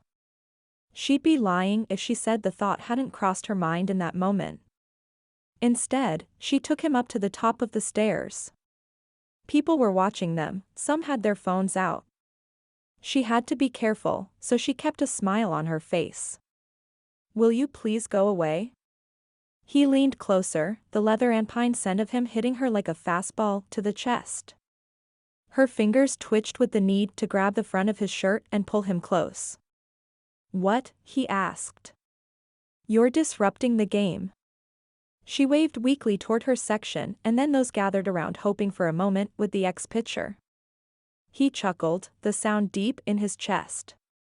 With a shake of his head, he reached out and cupped her cheek. "I didn't mean to." She sighed, fighting the urge to lean into his touch. "I know." His eyes sparkled. "I got the job, Tills." Her heart tripped with nerves. She hadn't heard of any job. Arizona? LA? Where was he going? What job? Assistant pitching coach for the St. George Redrocks. His chest puffed with pride. She let out a breath she didn't know she'd been holding. That was his win. And he'd come out here to share it with her, probably right after he got the news. Really? His other hand came to her other cheek. "You're the first one I told. The only one I could think of when they offered me the contract." She laughed breathlessly, her body shaking. "They didn't give it to me because they feel bad for me either." She hadn't thought that for 1 second. She opened her mouth to tell him so, and his thumb brushed her bottom lip. She couldn't speak after that. "I taught Gunner to throw a darn good cutter. If I can teach that little jagweed, then I can teach anyone." He pressed a kiss to her head. "I had to tell you," he said lowly. "I'm so happy for you." She lifted her chin. Their eyes met, and she was overwhelmed with the love pouring out of him. "I gotta go to work." He kissed her head once more. "But I'll be loving you the whole time we're apart." He let her go and walked away, a swagger in his step. Tilly stared after him. He'd done well for himself. Found a new way to have baseball in his life. He'd climbed a mountain. And the first person he wanted to tell was her. He'd shared his success, wanted her to be a part of it. That was something. She leaned against the railing for support. "Honey, if you like it, you'd better put a ring on it," said the lady with the white hair. Tilly glanced down to find her entire section staring up at her. She laughed easily. Ah. "No.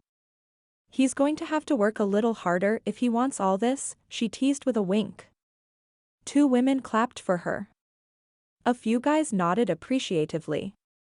The white-haired woman gave her a shrewd look. Playing hard to get is a smart move. She brushed her palms together. "You're smart. I like you." Tilly grinned.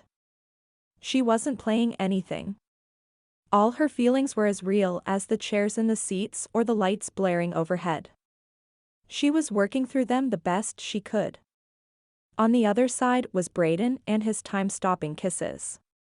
That was enough motivation for her to keep going, even though it was work to take down her walls. The feeling is mutual. That's it, George. She smacked her husband on the leg. He about jumped out of his seat in surprise. Unlike his wife, he'd been watching the game. "What, woman? We're getting season tickets." "Fine by me," he grumbled. Their food arrived, and Tilly spent a moment showing them how to hook the trays into their cup holders.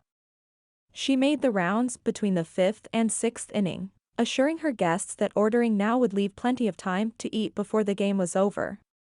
It looked like the Redrocks were set up to win another game.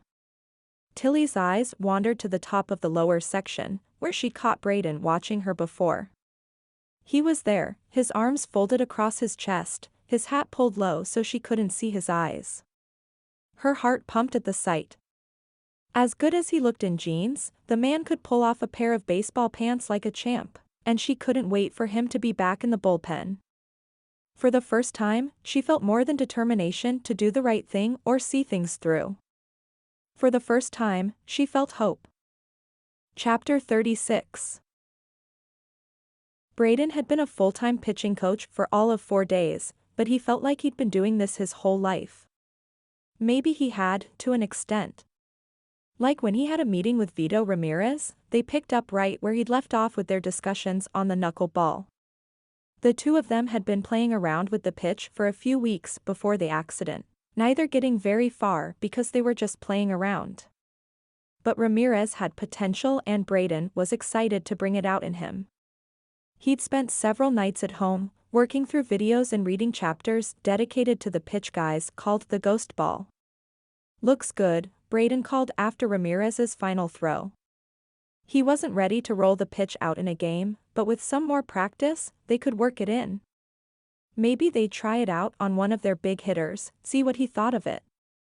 "Thanks, man. It's good to have you back. I missed this." Ramirez wiped his face and neck down with a towel. "Me too." Brayden fist bumped him and then headed out. He was due for a grueling PT session that he wasn't looking forward to. Life was good today, and Elise could make it ugly with just a few exercises. He headed to the locker room to change for his torture session. As he passed the PT room, he saw Tilly sitting in a chair, Elise massaging her neck. Her eyes were closed and she was focused on breathing in as Elise worked a knot, and then breathing out as the acids were pushed through the tissue. He put his finger over his lips, telling Elise not to say anything. With shooing motions, he got her to slide over, and his hands were soon working the muscles he knew better than his own. Tilly was always a sucker for a good neck massage. Elise winked and made herself scarce. "Juan. You got all the skills." Tilly moaned with appreciation. Her lips tugged up at the edges. Brayden jerked his hands back. "What?" Tilly giggled. "I knew it was you." She reached up and grabbed his hands. "Don't stop." He glared but got back to work. He wasn't going to complain about her teasing if she was letting him touch her. And she was teasing him. Which was huge. "I should tell you to go away, but this feels way too good."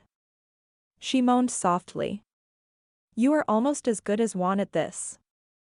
I'll take that as a win." She sighed, but the sound was content, not frustrated. There was so much between them that it felt as if he was standing on the other side of the room. He needed to make his way to her. He needed to see if she would let him near.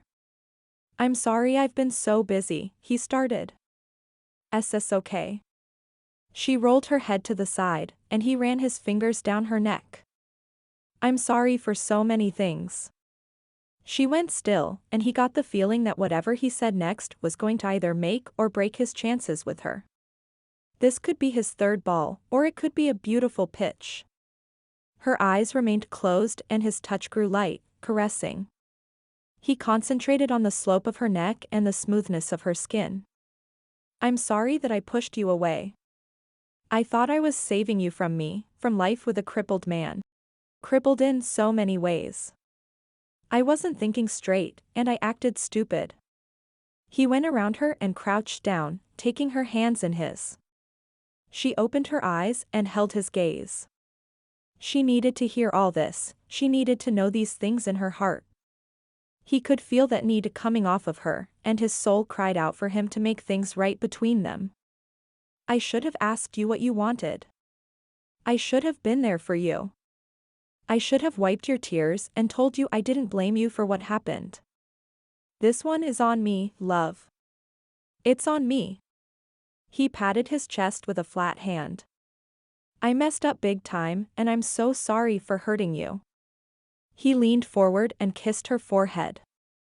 Her scent of cactus flowers was so familiar that it warmed him and set his blood to boil for this woman. Her breath sped up, and as it always did when he was close to Tilly, when she became his whole world, time slowed down. "I'm going to kiss you now." He ran his thumb along her bottom lip. "It doesn't mean you forgive me if you kiss me back, you know." She nodded slightly, her eyes heavy and her cheeks flushed. She wanted his kiss as much as he wanted to give it. When their lips came together, color and light exploded behind his eyes. She was warm, her hands eager to dig into the hair at the back of his neck. He pulled her to the edge of the chair and wrapped his arms around her back. They were lost in one another, a mixture of pain and apology, heartache and healing. She tore herself away, tears gathering in her eyes. "Please don't cry." He pulled her to his chest. "Tell me the truth. Tell me what hurt the most, and I'll fix it. I'll fix them all."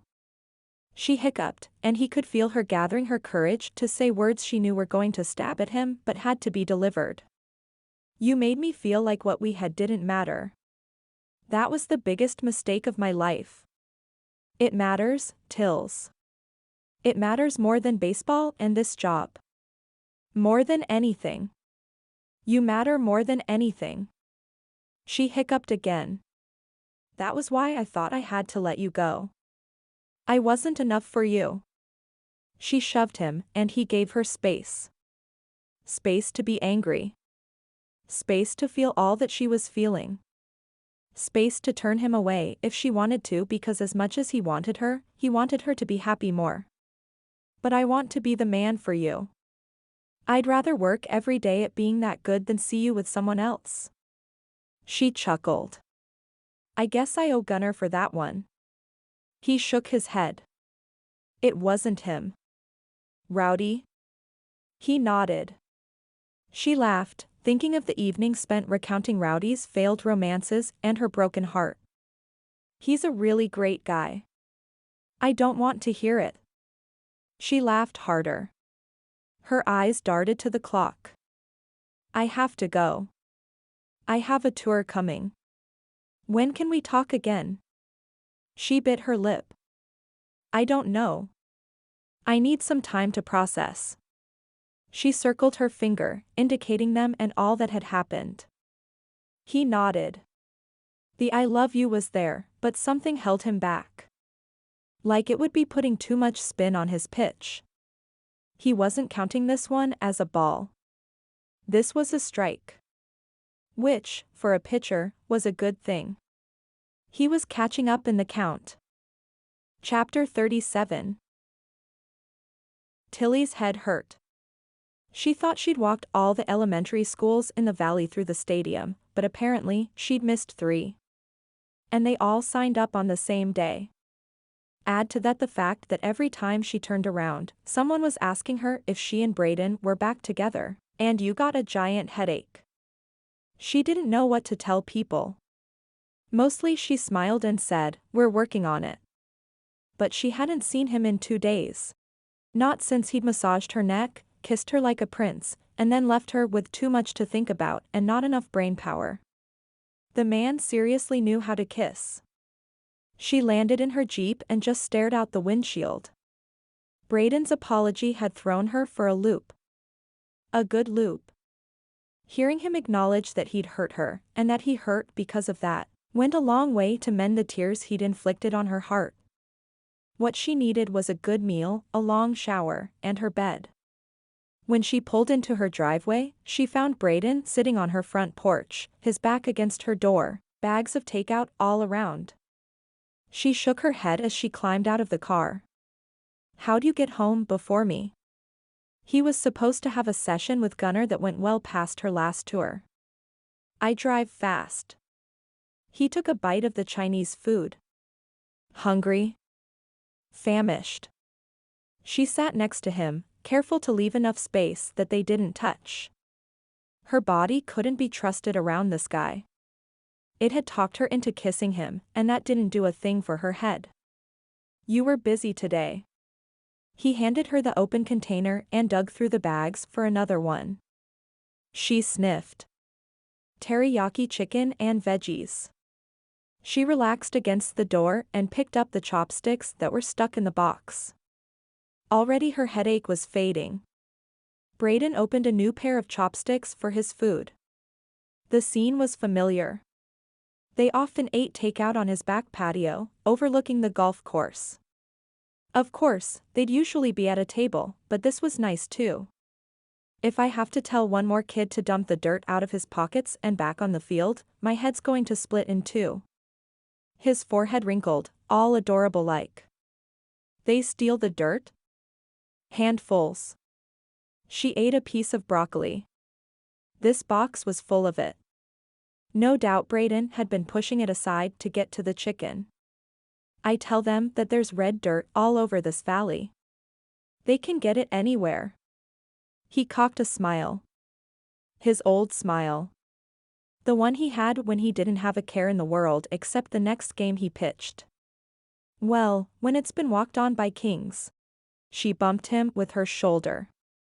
Whatever. They ate in silence for a while, taking their time. It was a good silence. Not the kind that pressured her into filling up the space or said that there was anything wrong between them. Just a quiet that she could relax into and let the stresses slip away. He offered her rice, and she took it, dumping some on top of her teriyaki chicken. This is nice. Thanks. He nodded. You looked like you could use dinner. I didn't even see you today. When were you around? About 10. And you thought I could use dinner then? She chuckled. Yeah. It was that kind of day. I wish you'd stop being wonderful. It makes it hard to stay mad at you. One side of his mouth quirked up. You inspire me. Gag. She elbowed him. They settled again. A thought had plagued her for days and she had to ask, but asking could do damage. Once words were out, they couldn't be put back in. Were you, at all, trying to punish me for what happened? He dropped his white container beside him and reached for her hand. No. Not at all. Never did I blame you. I blamed me, she whispered. His face contorted. Please don't. You're amazing. I kept wondering if I'd checked everything.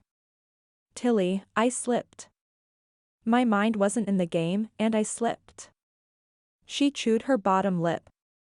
His mind wasn't on climbing because he was thinking about proposing to her. She couldn't say that out loud or even ask for confirmation, because, well, you just didn't blurt out I know you were going to propose. I'm sorry, Brayden. I'm so sorry you had to go through all this. She hugged him close, reveling in his comfort. Before she lost herself, she stood up. You're an amazing man. Coming through all this the way you have, working so hard in PT. I'm proud of you.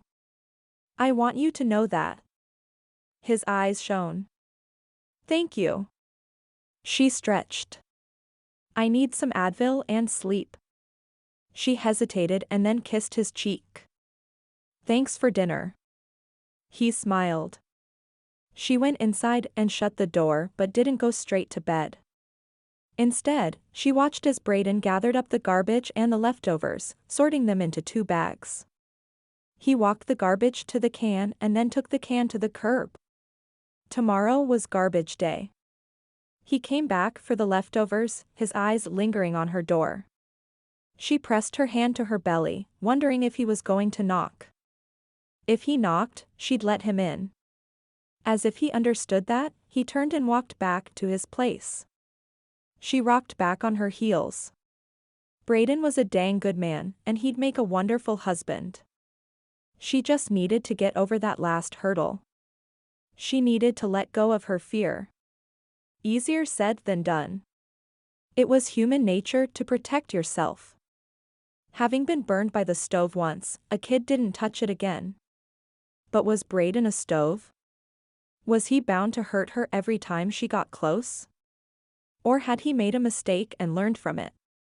She hoped it was the latter. She wanted to believe he'd come out a better man. Her head pounded, reminding her that she needed to take something soon or she would have a rough night. Not as bad as it would have been without him. Was that a sign? She wanted it to be. Chapter 38. Okay, this could go one of 2 ways, bro. It's either going to come off as creepy and stalkerish, or it's going to go big. Brayden shot Juan a warning look. It's not going to happen at all if she hears us coming. Shut it. Juan zipped his fingers across his lips and threw an imaginary key over his shoulder. Blake snickered behind him. If only it were that easy. Coach Wolf exchanged a knowing look with his wife. Behind them were Dustin and Clover and a herd of people from the front office and then a group of players. Brayden juggled the cake and the bag of plates and forks. Clover held tight to a bouquet of balloons. They were her idea, and Brayden had to admit it was a good one.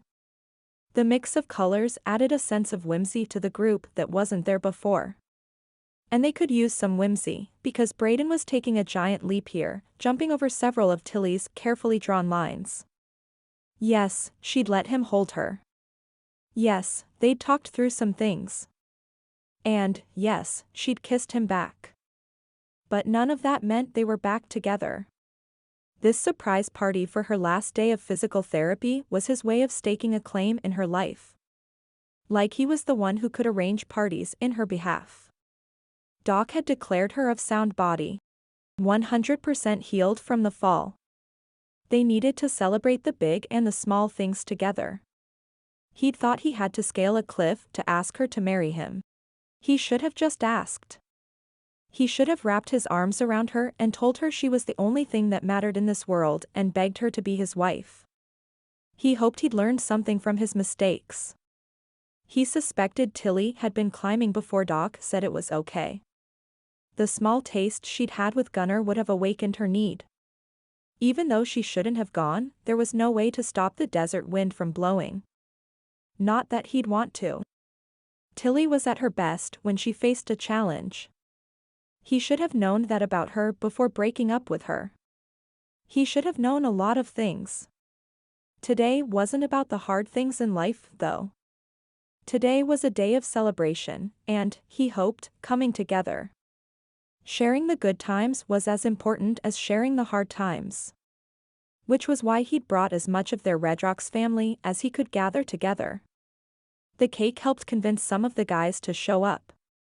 He paused outside of the torture chamber and listened to Elise give Tilly the rundown on what she could expect from here on out. Thankfully, there weren't any lasting injuries. Blake nudged him forward and they crowded into the room. Surprise. Brayden smiled wide, praying this didn't come off as stalkerish. Crap. He shouldn't have invited everyone. He shouldn't have checked into her schedule. Her eyes narrowed and his heart seemed to strain against a leash as it barked out a staccato beat. What's all this? Her gaze danced across the faces, lingering on Harper Wolf in surprise. Yeah. He'd brought her boss along. We're here to celebrate your bill of clean health. He tipped the cake, which he was balancing on one hand, so she could read the top, which said, "Congratulations. Now go climb a mountain." He'd had the cake decorator create a rock climbing scene with a beautiful sunset streaming across the icing. Her eyes softened. Brayden set the cake on the massage table and moved to put his arm around her. A possessive move, but he was sending a message today. Tilly was his. He was hers. They were a they. Not a thing. Not an item. A they. A him and a her that made up a whole noun together. He had so much going on inside of him that he needed to get it out, and he wanted the whole world to know it. Hey, everybody, listen up. Tilly stiffened. Conversation ceased. Movement stilled. Pressure built. He shifted his feet. For a while, I thought the day I fell was the worst day of my life. I lost everything. Coach Wolf's head bobbed. Or what I thought was everything. He gave them a small smile. For those of us in this room, baseball is our whole world. I think we're born with laces on our hearts. That earned him some chuckles that bolstered his confidence. I still feel that way. But I've learned something through all of this. Baseball may be in my heart, but Tilly is my soul. Somewhere along the way, I stopped playing for me and started playing for her. For us. Coach Wolf took his wife's hand, brought it up to his lips, and pressed a kiss to her fingers. She tipped her head so it rested on his shoulder. Brayden tucked Tilly closer to his side. She didn't resist. He focused on her. I'm still doing that. Even when we were apart, you were my motivation to get better, to learn a new skill, to get up in the morning. In my darkest moments, you were the sunlight. He glanced down to find her studying the floor. His stomach sank. She wasn't going to make a public proclamation of love. He hadn't made her swoon into his arms, and if he pushed her for an I love you, he'd push her away. Ball 3. Whatever the future holds for us, I want you to be happy. He kissed her head and then lifted his arm as much as it would let him. Who wants cake? He set the bag of forks down too, earning him a glare from Elise. I promise I'll clean it up. You'd better. There were chuckles all around. Brayden kept a smile on his face throughout the party. Inside, he was dying. 3 balls. He was way down in the count. This was the point when announcers started predicting a walk. He'd already done that with Tilly. Intentionally walked her. He wasn't sure what he'd do if he was throwing his best pitches and she walked anyway. Chapter 39. Brayden's words cycled through Tilly's head over and over again as she circled the room, thanking her coworkers, the players, the coaching staff, and everyone else who'd heard there was cake in the PT room. She watched Brayden as he talked to Zach Aiden. He was holding a baseball in his hand, demonstrating different grips. Aiden nodded, his eyes hooded as he concentrated. Her heart stirred seeing Brayden in his element.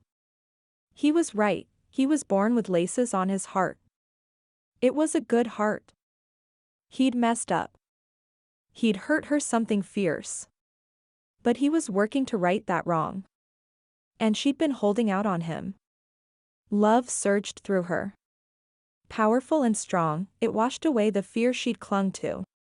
Sheila, the head of the community outreach program, stopped to chat. I'm contemplating tours in the off-season. There are enough snowbirds that fly into St. George that I think we can tap that market. They won't see games, but they'll watch them and want to wear a Redrocks t-shirt. Sheila took a small bite of her impossibly tiny piece of cake. Her eyes darted over Tilly's shoulder repeatedly as she spoke. Tilly cocked her head, listening to the conversation going on behind her between Gunnar and Brock Maddock, the center fielder. Sheila's gaze hung up on one of the men. It was all Tilly could do not to turn around and see which one of them was holding her attention. That sounds like a good idea. Her eyes flitted to Brayden. What does? Sheila blinked as if she were coming out of a haze. Tilly shook her head. One of them needed to pay attention to this conversation. Off-season tours. In fact, she angled her body so that she could include Gunnar and Brock in their conversation. Guys, Sheila was just saying that we may have fans coming in during the off-season. You two will be in town, won't you? They both gave Sheila an admiring, though wary, look. The woman was known for roping the players into spending their time off the field into charity work and goodwill campaigns. If it were up to her, she'd pack them in a van and cart them around all day long. Gunnar nodded, and Brock said, most likely. I'm still figuring things out. Sheila's smile brightened. I'll keep that in mind. She pointed towards the door where the GM had entered. Tilly didn't know him well. He kept to the front offices, but there was always a buzz of energy surrounding him. Like he was thinking 2 steps ahead of whomever he was talking to. I need to have a word with someone. Excuse me. Tilly frowned. Maybe she'd misread Sheila's interested look. She glanced at Brayden again. This time their eyes met, and she ducked quickly away, afraid he'd see her change of heart before she had a chance to acclimate to it. In a way, the party was great because it gave her time to gather her wits about her. Harper touched her elbow. Congratulations on your graduation. Tilly grinned. Elise was tougher than my chemistry teacher. They all laughed. Harper leaned in and gave her a quick hug. He's a keeper, she said, just loud enough for Tilly to hear. Tilly nodded. I know. She did know. Brayden had said no matter what happens, and it was killing her to think he was giving up on her. But then, if he was stepping aside, why throw this party? Being in limbo is difficult. Harper smiled. That's because you're a woman of action. She squeezed Tilly's hands. Take action and you'll feel much better. She planned to. But there was no harm in letting Harper think she had a hand in things. She had, in a way, by setting up that road trip. Thanks, Tilly said with feeling, hoping she understood it was for more than coming to the party. Harper said, Goodbye. to the group and then made her way to the door. Gunnar and Brock had to go too. For the next 10 minutes, Tilly was hugged and congratulated and made to feel like her victory was shared by those around her, that they had truly been rooting for her to make it through this hard time. She watched as several guys gathered round Brayden, thanking him for the cake and giving him a hard time before they too left. When they were finally alone, Brayden ran his hand through his hair and blew out his lips. I guess I'd better get this cleaned up. Only if you don't want Elise to take her anger out on you during PT, Tilly said quietly. She meant it to come out light and teasing, but there was too much on her mind and in her heart to joke around. Brayden must have caught on to her mood, because he dropped the plates he'd gathered and came to stand in front of her.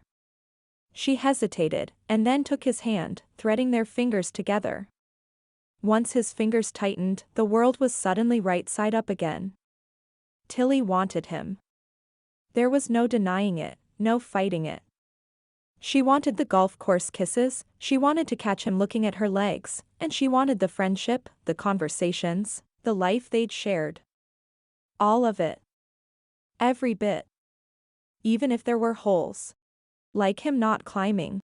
And even if there were challenges and he still had a long way to go, she wanted it all. Brayden's free hand brushed her jaw. I'm so sorry. She cupped his hand to her cheek. Me too. His intense brown eyes poured into her. Please let me love you. She nodded. He paused as if he was unsure she'd agreed. She stepped closer, bringing her body flush with his. Releasing his hand, she buried her fingers in his hair. He was right there with her, reading her movements and matching them touch for touch. I love you, Tilly. Nothing in the world can change that. She melted against him. There's no fighting against it. Not a love this strong. His mouth found hers and she gave herself over to his kiss, to him, holding nothing back. There was no fear strong enough to keep them apart, no anger deep enough to stand in their way. No matter what they faced, their love would conquer all. Chapter 40. Thanks for meeting us here. Brayden held up his glass. He and Tilly sat at the head of the table in a swanky restaurant in Vegas. Blake and Elise, with a brand new sparkling diamond on her finger, were at the end. Blake had proposed at the last game of the season, on top of the dugout, to a stadium full of fans. Elise's family was all there, every last red-headed one of them, so happy to welcome Blake into the family. But this dinner wasn't for them. On their right sat Dustin and Clover, and on their left were Brayden's dad and his special lady. Juan and Gunnar were at a table nearby, close enough that they could be a part of what was going on, but far enough that they could check out the ladies. He hadn't wanted to invite Gunnar at all, but Tilly insisted that Juan needed someone to hang with and she thought Gunnar was a good choice. If it made her happy, it made him happy. Dad and Rebecca had flown into Vegas the night before and spent the day with Brayden, Tilly, and Tilly's parents. Her dad wanted to get home, and so her parents decided to head out before the celebration dinner. I'd like to congratulate Blake and Elise on their engagement. He lifted his glass. Everyone at the table did the same. Tilly gave him a conspiratorial look over the rim of her cup. He smiled back as he sat down. Aren't you going to tell them? She whispered in her ear. Wait for it. He winked. Brayden draped his arm over the back of Elise's chair.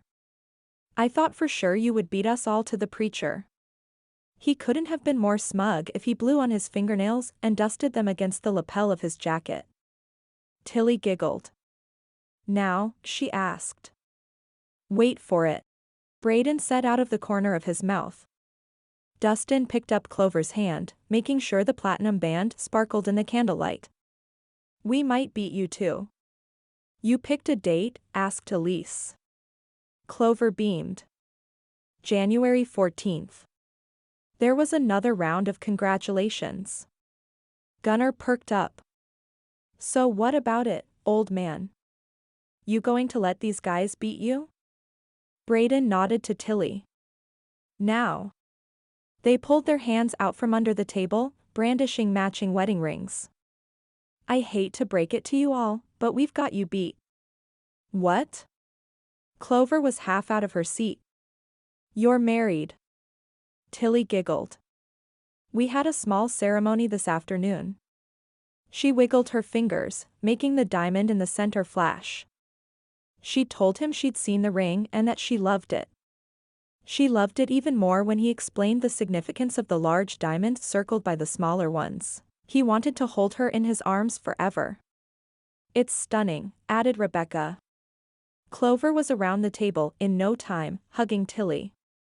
Elise was right behind her. The three of them laughed, and Brayden thought he even saw a couple of tears. He got handshakes and pats on the back. Gunnar stayed in his seat but lifted his glass. Brayden nodded in return. His hand went to Tilly's side. She spun easily into his arms and landed in his lap. He kissed her, drawing in the sweet scent of cactus flowers and desert wind. Maybe he had found a way to capture the wind and hold on to it for the rest of his life. All he had to do was put a ring on her finger and give her his heart.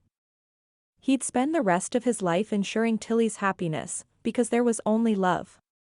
Well, love and baseball. But mostly love.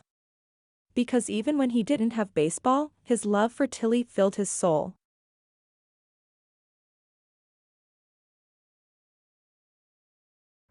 Welcome back to my channel. I hope you enjoyed Dating Mr. Baseball Intentional Walk. I would love your thoughts about Tilly and Blake. Do you think they should be together? Do you think they shouldn't? Did you get to the point at the end where you were just dying for them to be together? Oh my gosh. So let me know in the comments. Subscribe to the channel, do all those beautiful things that help the channel be found so that other people can find clean romance audiobooks on YouTube. And I will see you next week.